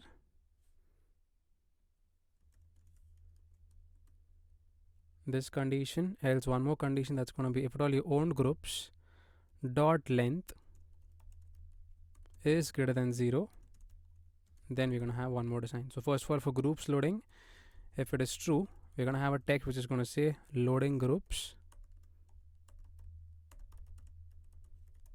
and then dot dot dot dot, pass on the class name for this. It's going to have text of center, text gray of 500. Okay, for groups error, again a similar text. This is going to have error loading groups, class name, text of center, text red of 600.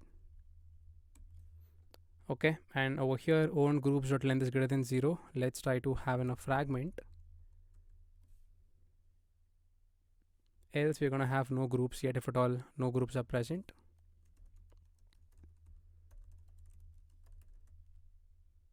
No groups yet. So class name for this, I'm going to say text of center, text gray of 500. Save the file. There you go, no issues, which means it is going to go into this block. Let's design this. Okay, so here I'm going to say your groups text. I'm going to say your groups over here. Below that I'm going to have a flat list. This is going to have your data, basically that's going to be owned groups. Okay, key extractor, this in turn is going to have in your item, this is going to say item.id dot toString. Okay, so once that's done, I'm going to say render item. This is going to have in your item. Okay, and here let's try to render a group card, and let's pass in some information. I'm going to say group is going to be equals to your item. Apart from that, I'm going to say scroll enabled is going to be equals to false. So now let's go on to the top and then define the group card. It's going to look something like this. Okay, so right over here I'm going to say const, or you can create a separate component and then show that over here as well. So const group card is going to be equals to, this in turn is going to have your group. So let's pass in any for now. Here I'm going to say const topics.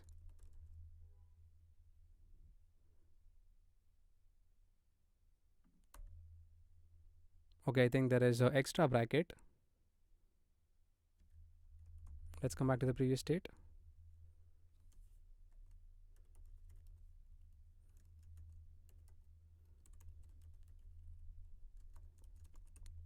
Okay, so here I'm going to say const your topics, that is going to be array of string, is going to be equals to array dot is array of your group dot topics. Okay, if that's true, it's going to be equals to group dot topics, else it's going to be a empty array. Next I'm going to say const visible count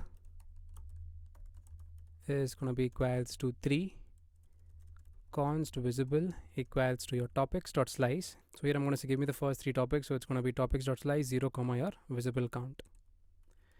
Okay, next here I'm going to say const extra equals to your math dot max of 0 comma your topics dot length minus your visible count. Let's try to return the design.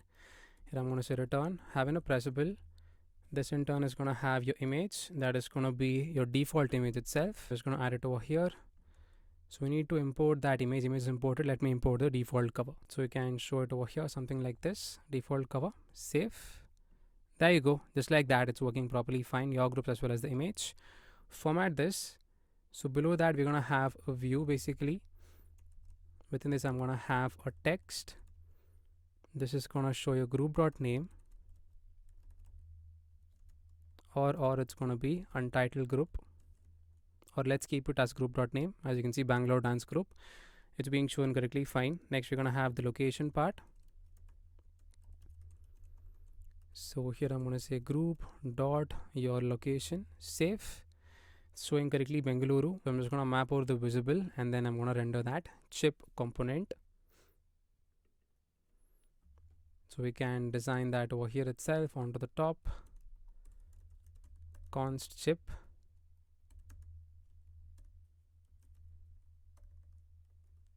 is going to be equals to, it's going to take in your children,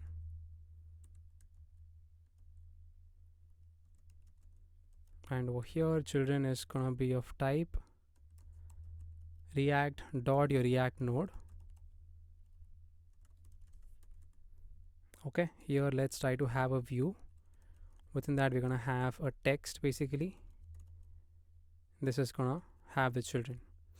Okay, so class name for this, I'm going to say text of XS, text teal of 700, and for your view, pass on the class name. It's going to have a bg teal of 50.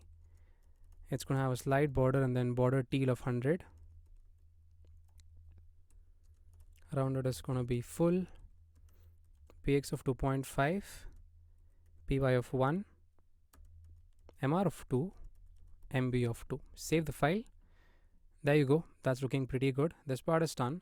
So now for your pressable, let's provide the design. That's for the outermost one. So class name, this is going to have flex of row, items of center, bg is going to be white, rounded is going to be XL, then some internal spacing padding of 4, shadow is going to be SM. Okay, then border gray of 100, MB of 4. Save the file. So next for this, we're going to have a class name that is flex of 1. Let's give that. There you go. That's looking good. Okay, so we just need to design a little more, that is to have that icon part. So here we're going to have that icon. Pass on the name for this. That's going to be chevron right. Okay, size is going to be equals to 20. Color is going to be equals to your hashtag 9CA and then 3AF. Save the file. As you can see, that's looking good. So for the text, let's pass on the class name for this. I'm going to say class name, text is going to be LG, font of semi-bold, and then text gray of 900. Here I'm going to say number of lines is going to be equals to 1. Here I'm going to say class name, text of SM, and then text gray of 500, MT of 0.5. There you go. That's looking good. So for the inner view, let's give some design, that is some internal spacing. So class name, I'm going to say empty of 2 and then flex of row. This is the one, and I'm going to say flex of wrap. Save. There you go. That's looking good. So yeah, we have completed designing this. So this part is done, and we're almost done with part 1 of the video. That is, we're able to implement the authentication part, the logging in, the sign up part as well, and we're also able to create the group design. That is, any user is able to create a group, and that group is being shown correctly within your profile screen. Okay, this part was done, and we've learned a lot as well while implementing this in the backend as well as in the front end. So yes, that's it about this video. In the next video, we're going to start looking into the new application where it's going to be for the admin side, where the admin can create events, and those events are going to be reflected within the Explore tab, as you've seen in the demo part of the video. And we're also going to style out your home screen as well. So the way it's going to work is, under the groups, we're going to have all of the events that are going to come up. Okay, and those events are going to be shown in the Explore tab. So hope you found this video interesting, and if you liked the video, please do the like button and do subscribe for more such content. So let's see you in the next video, and then thank you for watching.